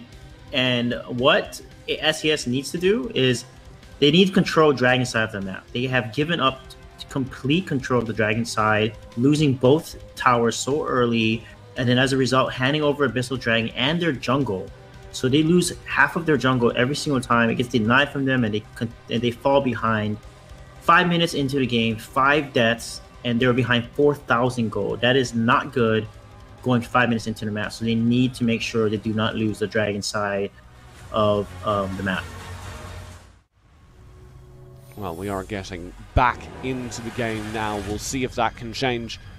And if you had to pick out something for Alpha Red to improve, because yes, they did win, but no, it wasn't entirely clean despite how dominantly they were winning. Let's talk about that, because I was actually really disappointed in how slowly they were pressing the advantage they earned. Yeah, and I agree with you. They could have taken the Dragon multiple times earlier, but they kept trying to pick fights. That's the one thing about Thailand. They just love to fight, TJ. They wait for the fights. They like to poke and whittle down the tower, which takes a lot longer, because if you just, just level up and get a bigger goal lead by taking the Dragon and then taking a Dark Slayer as soon as it spawns, because they were so ahead, TJ. They could have taken Dark Slayer right when it spawned and then pushed the towers a lot quicker. And I think that's something that they need to focus on, because you can't... in the game, it's about objectives, right? Teamfight is everything late game, but in the early and mid phases of the game, to snowball harder, even harder, is you got to win the objective game and be very efficient. And efficient means that you know when the spawn timers are, and you take it as soon as those key objectives spawn, whether it's enemy's jungle, or the Dragon, or the Dark Slayer. And I felt like they kind of prolonged that a little bit by not taking those key objectives right away when they were so ahead. 3 2-0s thus far today. A chance for Alpha Red to make it 4. All they need is one more game, and like you said, they did show some signs of weakness, some hesitation, some poor pacing, even when in complete control. We'll have to see if that can change for them, because while they may still be able to win this match without it, like you say, they're in the same group as Allegiance, a team that has looked very good so far. Maybe Allegiance will be able to punish mistakes. Maybe the eventual teams Alpha Red is going to play in the Stage 2 group stage will be able to punish those mistakes. You cannot afford to make them here. Yeah, you cannot, and you can't fall behind. I mean, in the match, the level difference. I mean, Liliana never got to her late game. She was level 9 when the Violet was level 14. I mean, it was insane. And then the opponent Raz was level 11. It was 2 levels above her. So that's something that they need to be careful, because again, Dragon side of the map, she wasn't able to take the blue golem or her jungle, and Liliana just completely starved out, and as a result, didn't take as much lane farm as well, and they were kind of sharing the lane farm. So the level was just so detrimental that she did not make a big of an impact that she could have. Small details like that may cost you. Maybe you can change up how you're sharing lane in the draft phase, which weirdly enough, Sui, we seem to have stumbled our way into. The first ban is Lindis Elsu. Again, Richter still on the cards. SES must have to ban him. Yeah, if they can't play Richter, ban Richter, because I think he's not available in their server, and then take Ignis. So I think they might ban Ignis here because I don't think they play Richter. So, ooh, wow, they're both open, TJ. I really like this from Alfred, playing a game of chicken. Which do you want? You give us Richter. You can have Ignis. Yeah, we saw Richter lose, actually, when OCS, or Overclockers, played Ignis against Tamago. And Tamago had Richter, but Richter lost because of how powerful the Ignis player, Chihiro on Ignis, was just so powerful. So can they do this here? Can the Roblox able to carry mid lane with this Ignis, because that's going to be heavy for him, and we just saw his Liliana performance and it was a little lacking. Yeah, Ignis is a good character, but the Liliana didn't get fed. The Liliana, like you were talking about, didn't get any gold. If the same is true for the Ignis, it won't matter what character you're playing. Ooh, the Crickneck and Marza, that's really strong mid laner, very strong side laner, and extremely strong jungler here. So what is Alpha Red going to play? Could they maybe pull out Xanis or Rourke, for example? Yeah, we could see the incredibly strong jungle Xanis. I'd actually prefer to see them look for a Mina right now as a counter to the Crickneck, but I'm a bit... There we go. Tight on the support picks. They agree with me though. Number one priority. They could have actually gone for Alice as well, but I think Mina is better because Mina denies the Crickneck Mina combo that's so strong. Alice is really anti-dive, but she won't be helpful at all if there's a Mina enemy team that can engage onto the Alice there. So it's much better to pick the Mina over the Alice, even though Alice counters dive comps. So now the rest of the draft comes through. It's going to be a plan to prevent dive coming out from SE West. They want to make sure that there's no high mobility mages left who could potentially cause big trouble for their mid lane Ignis. The number one priority for Alpha Red is making sure that there isn't good combo with the Ignis. I don't know if a net Ignis has been run in Asia, but it was seen as incredibly powerful in the Valor series. And something like that definitely needs to be kept an eye on. Ooh, this is scary there. Yeah, I agree with you, TJ. But look at this, though. The Chognar is banned, so there's no direct counter to Mina. And we know how Alpha Red plays. Super aggressive. They love to force team fights, and that's exactly what Mina's going to do. With the Dark Dominion, and then the Shock Ultimate from there, and Richter as well with the knock-up that he has from the bush. If they do these combos, it's going to be absolutely devastating. And then a Natalia on top of that. Oof. One static mage into another. If you're going to try and trade hit for hit, try and trade hit for hit against the Natalia. Most notably, the Natalia is CC immune whilst ulting, which means that it doesn't matter how many Fire Crash combos Roblox lands, if Chaos or if the opposing mage manages to get the ult off first, it won't matter. Yeah, I wonder if they ban Alistar, because Alistar could be a good countermeasure against the Ignis, because if Alistar is able to land his Magic Prison, lock Ignis down, and then cast his Magic Barrier, get some more stuns and locks onto Ignis, and they can destroy the Ignis, because that's what Ignis excels at, is the CC combo that the chain combo that he does. And a Thane being picked up here. Double Wow. frontline the hover. I'm not a big fan of this SES. I think at this point, I suppose they have an Ignis, so they can't commit lightweight. I would still have preferred them to have a little bit more options. The double CC frontline lock will give them enough room for the Ignis to stay safe, and then maybe the Marja and Crickneck can be the dive necessary. I worry this will simply enable the backline from Alpha Red though, and they seem remarkably confident with their draft. Yeah, and it's so interesting that we saw this in the Western regions in Valor series, like ALG. They would pick a net into a Mina. A net can counter a Mina because of the Hurricane wall that she provides that can protect her allies when they do get caught in a dark domain, or just displace everyone and not allow them to get through the wall. So it's very interesting that Annette has fallen off the meta when she was so dominant there, and not seeing that much play at all. So that's the beauty of the international competitions. The draft always kind of adapts to the stronger region, the stronger team, and then it shifts again. The draft will change once the championship teams tweak their compositions and innovate on new compositions that counter the most dominant compositions in meta. And then that's what I love about seeing watching international competition across the world, because the meta always shifts day to day. Well, it is continuing to do so in day number 2 of the AIC 2018. Last chance for SES. Sudari Esports need to prove that they deserve a slot at the AIC Stage 2. They are one game away from elimination. Opposing them, Alpha Red are looking to make a strong statement coming into Group Stage 1. And thus far, they'll do exactly that, looking to be the 4th 2-0 today. Yeah, it's going to be interesting to see the Natalia matchup versus the Ignis. Ignis is going to be able to outplay the Natalia, because every time that he uses Fire Crash, it increases his movement speed by about 40%, I think, for 1 second. And it gives him a nice barrier. So he can actually outplay the Natalia by just dancing around and quickly moving away from her lethal death rate, not getting hit by it.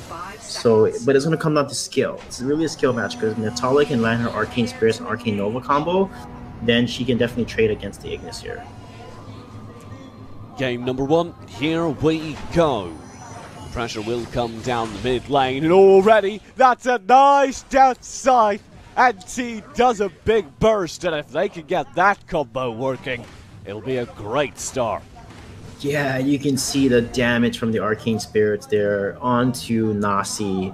That was so much burst, and this is why Natalia is so scary. And if you have the thing about Natalia is her ultimate is just so powerful against not only getting objectives like the Abyssal Dragon and buffs, but also against heroes frontline. I mean, that's literally the point of the death ray. It just slices through the entire enemy frontline, and they have to be careful, because even though Thane is tanky, a fed Natalia can easily take him out if he does not have that much magic. Thane might be tanky, but nobody's that tanky.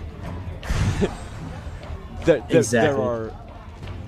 Nobody, I think, scales damage as much as Lethal Race. It is just terrifying. We're already opening up with Alpha Red, but more damage. Mystic will be caught out, and KSSA will get the killing blow. NT and Shadow responsible for the damage.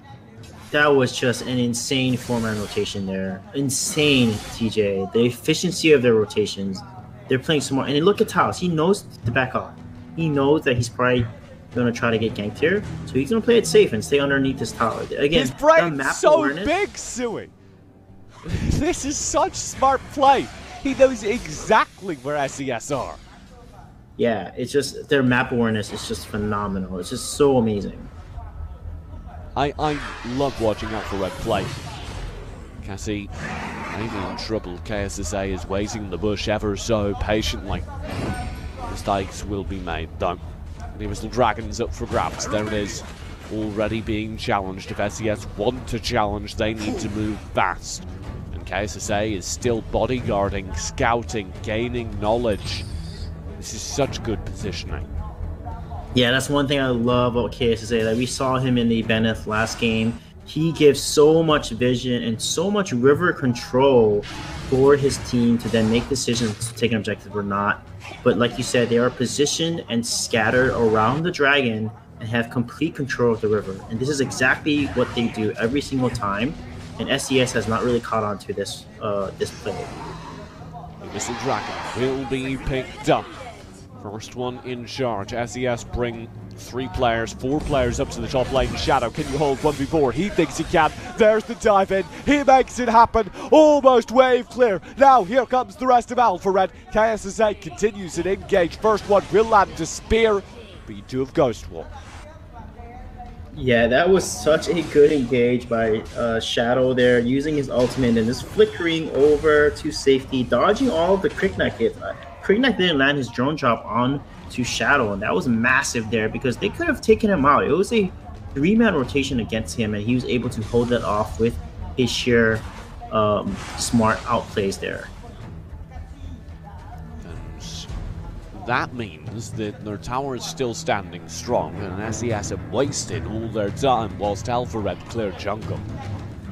Now they'll try a top lane engage of their own. Ghost Walk has been forced. Shadow will call that out, but instead NT's engaged a bit. That could be dangerous. Holy Empress will land. Avalon's Fury as well. Dark Dominion. NT to safety. He'll play through the King's Glory. He's still alive, and the rest of Alpha Red are looking for blood. Shadow comes through. There's the crit that gone. Casey already down. They've got the pole. KSSA again with the death side. He'll play safe, while Taos with the cleave lands the execution. Yeah, that was so insane. NT was so close to that. The King's Glory almost killed him. That was so unfortunate. If that landed, maybe it went better for SES, but unfortunately, that's so Alpha mean. Red. Jeff, did you see what they just did? Yes, that's exactly what I called in the Vietnam game matchup. This is what they do. That's what Talias do. They use a lethal death race and just steal the buffs away because it's so much damage, so much DPS that you can just take the buffs immediately and just rotate out. It's insane how they're using Natalia here. And NT had maybe a third of his HP, but they could not get close because you can't dare risk entering the lethal race. Yeah, and also when she activates lethal race, she's immune to any type of CC, and she has a barrier. The only way to CC her is you have to remove the barrier first. You have to do enough damage to break through the barrier, and then you can CC and cancel that lethal death race. My goodness. KSSA, that is teamwork. The man's insane. Towns goes into the shop as well. They want to find an opening. Robux forced back. These buffs still the property of Alpha Red. Kati might be in a lot of trouble. The cleave barely doesn't finish him. Robux tries to push forward and lingers a bit too long. It's only the flicker that gets him to safety. That was insane combo, TJ. Insane. KSSA, the death side pulled into the lethal death race, the Dark Dominion, and then the Slims, first one coming in there, contributing to the damage as well. Man, that is just so solid team synergy there. They must. My goodness, it's the same combo this time onto Robux. Jeff, this is stellar. Yeah, that is just devastating. Oh my goodness, what do you do to respond? There's no Chognar to protect you. If you get Dark Dominion to a lethal death ray, it's literally living up to his name. It is lethal. Well, there's another Dark Dominion. KSSA absolutely murdering people this game. The man stepped up, and it's 6-0 in favor of Alpha Red at 6 minutes. Yeah, KSSA was the player to watch for me because I saw how well he performed in the PvP Esports Championship.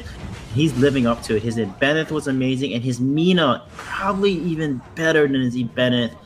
Every single death sit has been phenomenal. Even on the very first rotation, TJ, you called it out, the amount of damage that they were able to burst on the very first rotation before 1 minute of the game, and now every single Dark Dominion has been a playmaking ultimate that he's used every single time. And then as soon as I say it, he misses one.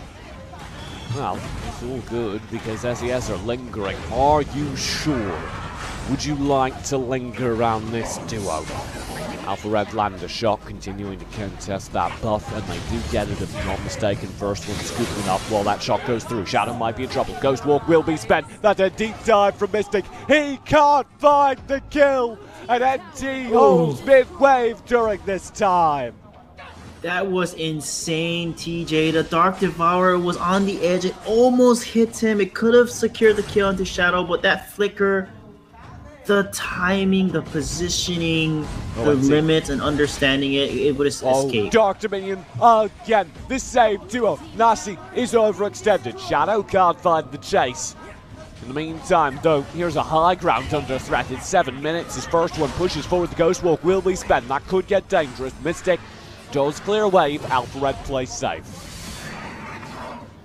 Yeah, Alpha Red is going to play a little safe here. And again, NT is just amazing on Natalia. Every single lethal death ray has been productive. Clearing the wave, stealing a blue buff, securing kills. Every single lethal death ray has been spot on. The sheer mechanics. Oh my lord! Speaking of Dark Dominion, almost 2 kills found. That is insanity. Every time I see that combo, Jeff, I get a little bit happier. Yeah, TJ, no front line is safe. And Arjun, he's a tanky hero. He's not easy to kill there. He has that shield, but with Natalia and the damage from Nina, whew, it's over. And then the CC from Nina, Natalia just does so much work. Someone tell KSSA to chill, because he won't. He's got more pressure still. They're going to chase Nasi well into the bush. They know he can't do anything to threaten them, so KSSA finds another Death Sight Dark Dominion combo. And get another kill. Taos again will threaten this high ground. If he gets it, that might be GG then and there, but I think Dies is here in time. It's all distraction. Dark Slayer will be taken. I think we need 2 chill pills, okay? We need the chill pill for NT on the Natalia and the Mina. And the funny thing too is, first one, we're not even talking about him as much. We're not even talking about Richter as much. I mean, they got Richter. Shadow has Richter. We're not even talking about, you know, the outplay that Richter does or the dominance that he has on side lane. None of that's happening. It's literally just the Mina and NT here doing so much work, decimating the front line. I mean, Natalia just melts front lines. They just have no chance. You've heard of Kiss, the new one-man band in KSSA.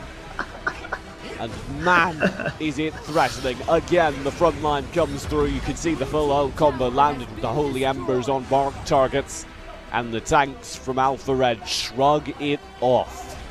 Yeah, Ignis is not able to do much here. Again, it's a kill a minute for Alpha Red. 10-0. This is a perfect game for them. They're up 8,000 gold lead as well. 6 towers, 3 dragons. Complete control of every single facet of the game, from kills to objectives to gold to rotations to pressure, you name it. Alpha Red is literally the alpha in this matchup. The shot from Taos just to cut off Casey. First one will chase him. Jungle versus jungle. Melee. The melee slims comes through. That'll be a summon of the Drake as well. Shadow in the meantime is casually taking a 1v3.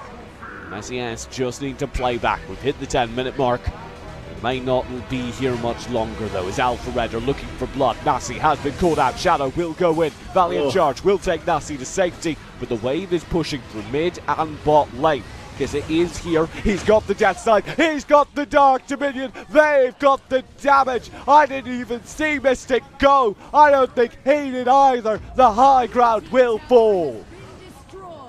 TJ, Nasi's only level 9. There's not a tank in your level 9 versus level 13, 14s, and 15s in this game. Oh my god. Yeah, and you can see that value. Finally, Dark Dominion missed, but it doesn't matter. The second high ground will fall. Taos ignores 3 players casually trying to fight him. Like rain in California, brushes off the fire. This is Alpha Red.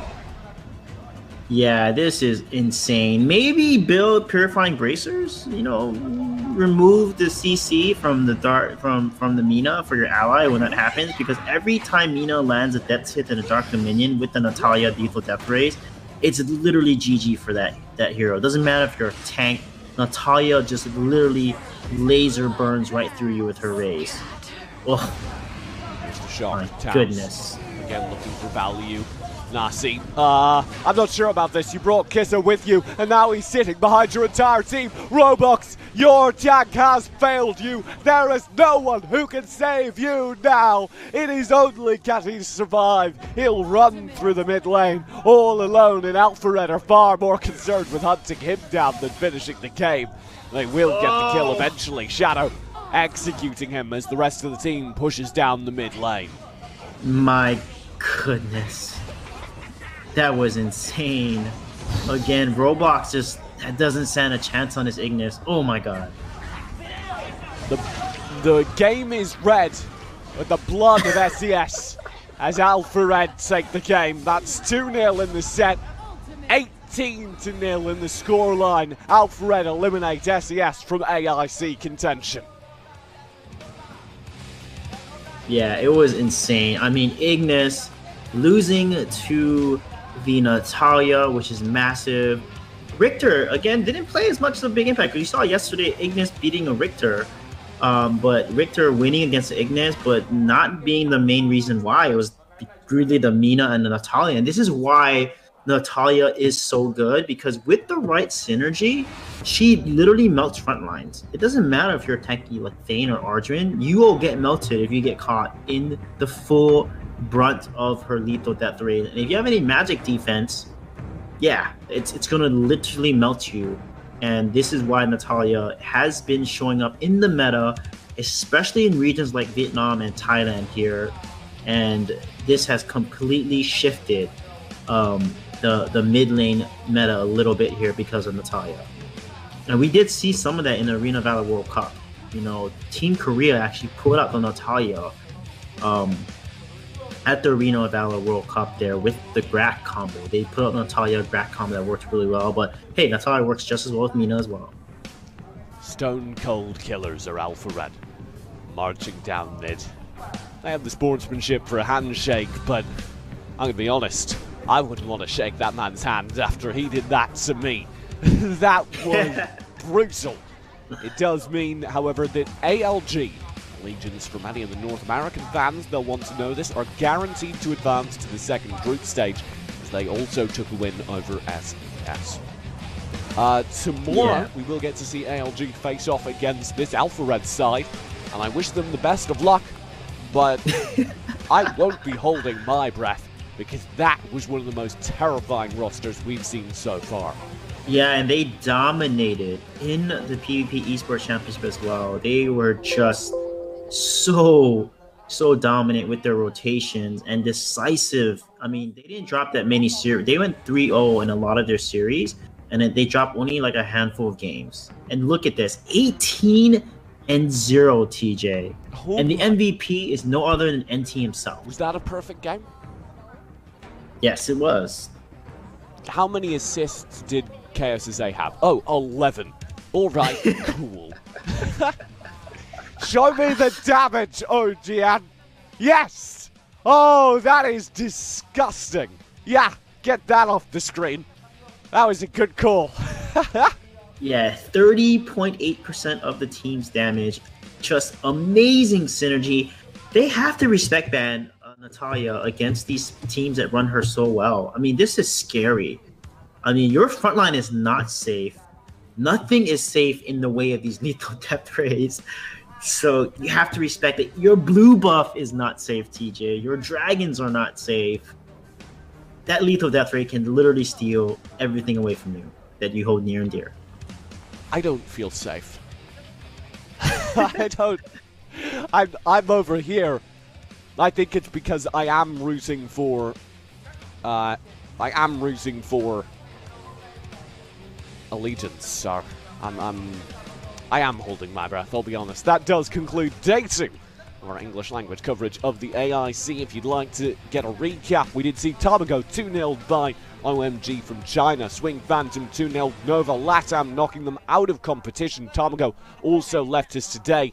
Nova EU got knocked down, but they're not out as TDC removed a block off them in very efficient fashion. And of course, we just saw SES get wiped by Alpha. Yeah, Red. so This three is teams the current are group knocked out standings. And today. I would like to ask you, Sui, of these groups, are any of them surprising you? No, not really. I think the one that surprised me was Nova EU not playing as strong as they did against TDC. So they're the last team. XD and Nova EU are the last teams there, and we're gonna find out who is gonna go home. But look at that: Nova Latin America going home, SES going home, and Tamago also going home. I think that was the toughest one. Tamago, I thought, would give a bigger competition against OMG, but my goodness, this China team is a more than a dark horse at this point. They are in contention. They'll probably be able to take it toe-to-toe against a team like Alpha Red. But Alpha Red looked like the strongest team out of today so far. Yeah, it was certainly a terrifying thing to watch. We'll go ahead, though. We do have to wrap things up for us. I certainly enjoyed getting to do this broadcast with you. As always, Silly, This is the second of 3 days that we'll be doing it together. Tomorrow we have yet more games as we will be back with day 3 of the Stage 1 group stage out of Vietnam. You have 3 final words this time because day 3 is tomorrow. Sui, what are you leaving us with? Pick 3 words. Allegiance versus Alpha Red tomorrow. 4 words. Or I'm Allegiance not a versus Alpha Red. mathematician, but it seems like you cheated. Thank you so much for watching. My name's been TJ, joined by Sui. We, of course, were presenting the English language coverage of the AIC. I encourage you to tune in tomorrow at 11 p.m. Pacific time for the 3rd and final day of the Stage 1 group stage. Those games will resume, of course, the weekend after as we get into the Stage 2 group stage with the legendary teams coming in to join the groups. Things are only just starting for Arena of Valor International competition. For now, though, thank you so much for watching and have a great rest of your day.